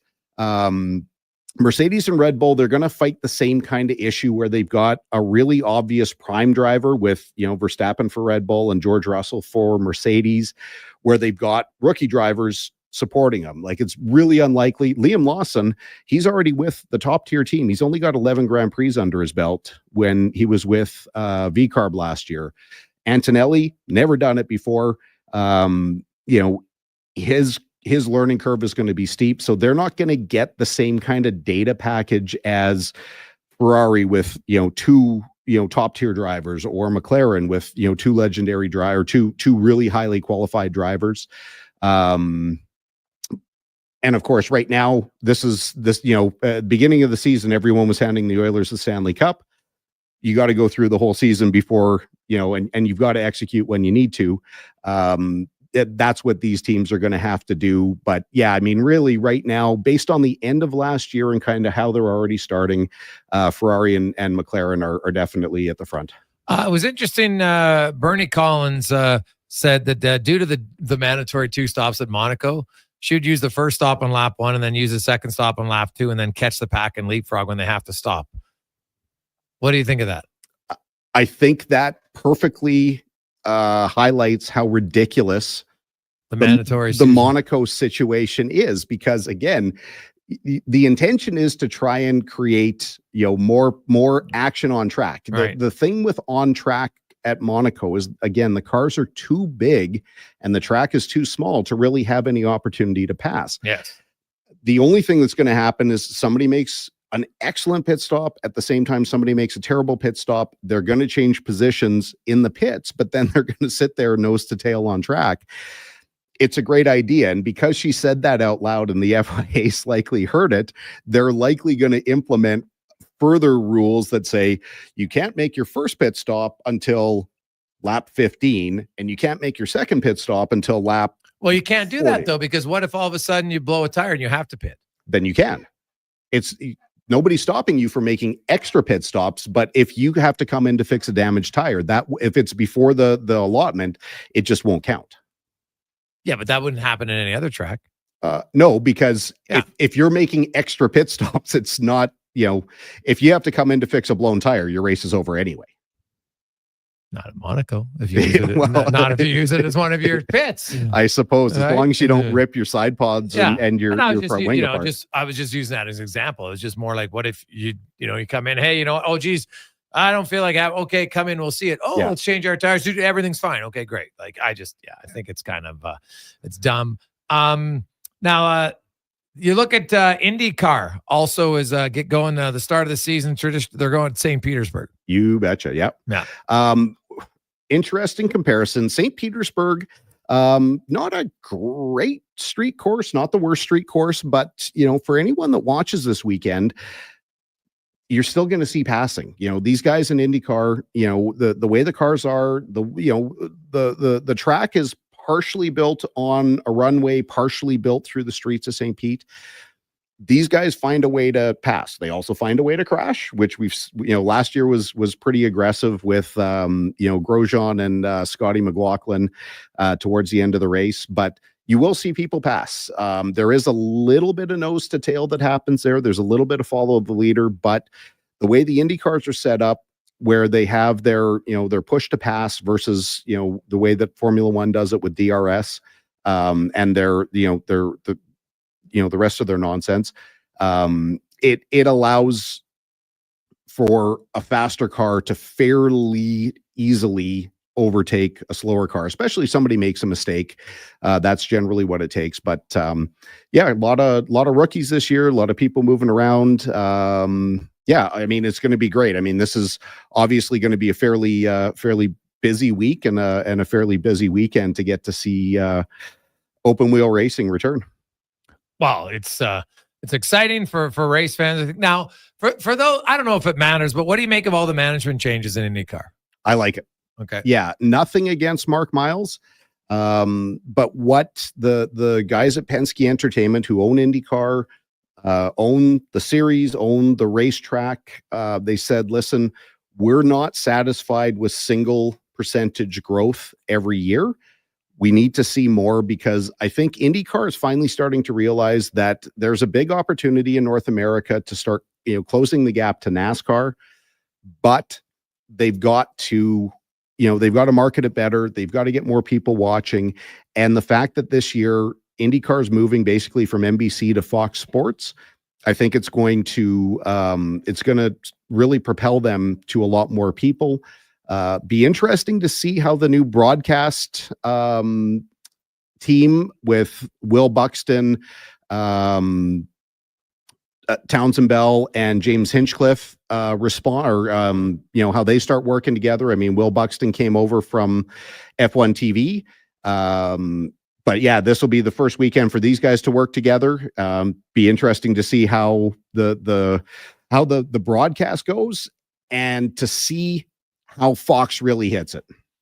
Should be fun, man. We'll have lots to talk about next week. Have a great weekend, Colin. Appreciate it. Thanks, man. Let's call Livingston in the Racing Report, brought to you by Cantork. Let's get to the con man and a Sports 1440 update, brought to you by Ewell, your partner in power since 1975. For all your electrical gear, go to ewel.ca.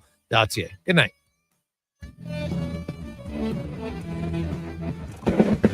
This is a Sports 1440 update. After 20 minutes down in Sunrise, the Oilers and Panthers tied at a 1 apiece. Panthers strike first. Brett Kulak sends of the season, tying things up. Once this game wraps up, we will have post-game coverage. Andrew Walker and Donovan Paulson right here on Sports 1440. Elsewhere, after 20, Islanders up on the Bruins 1-0. Sharks and Canadians tied at 2 apiece. The Red Wings and Jackets are scoreless. Flames trail the Lightning 1-0. Blues up on the Caps 2-1. Philip Broberg 2 goals and now 1. Canes lead the Sabres 3-1, and the Flyers up on the Penguins 1-0 midway through the first.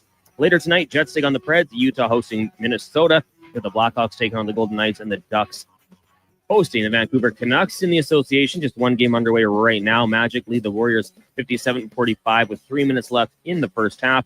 Later on, Bucks take on the Nuggets, Hornets, and Dallas. Suns welcome the Pelicans to Phoenix, and the Timberwolves taking on the Los Angeles Lakers. Canada West playoffs.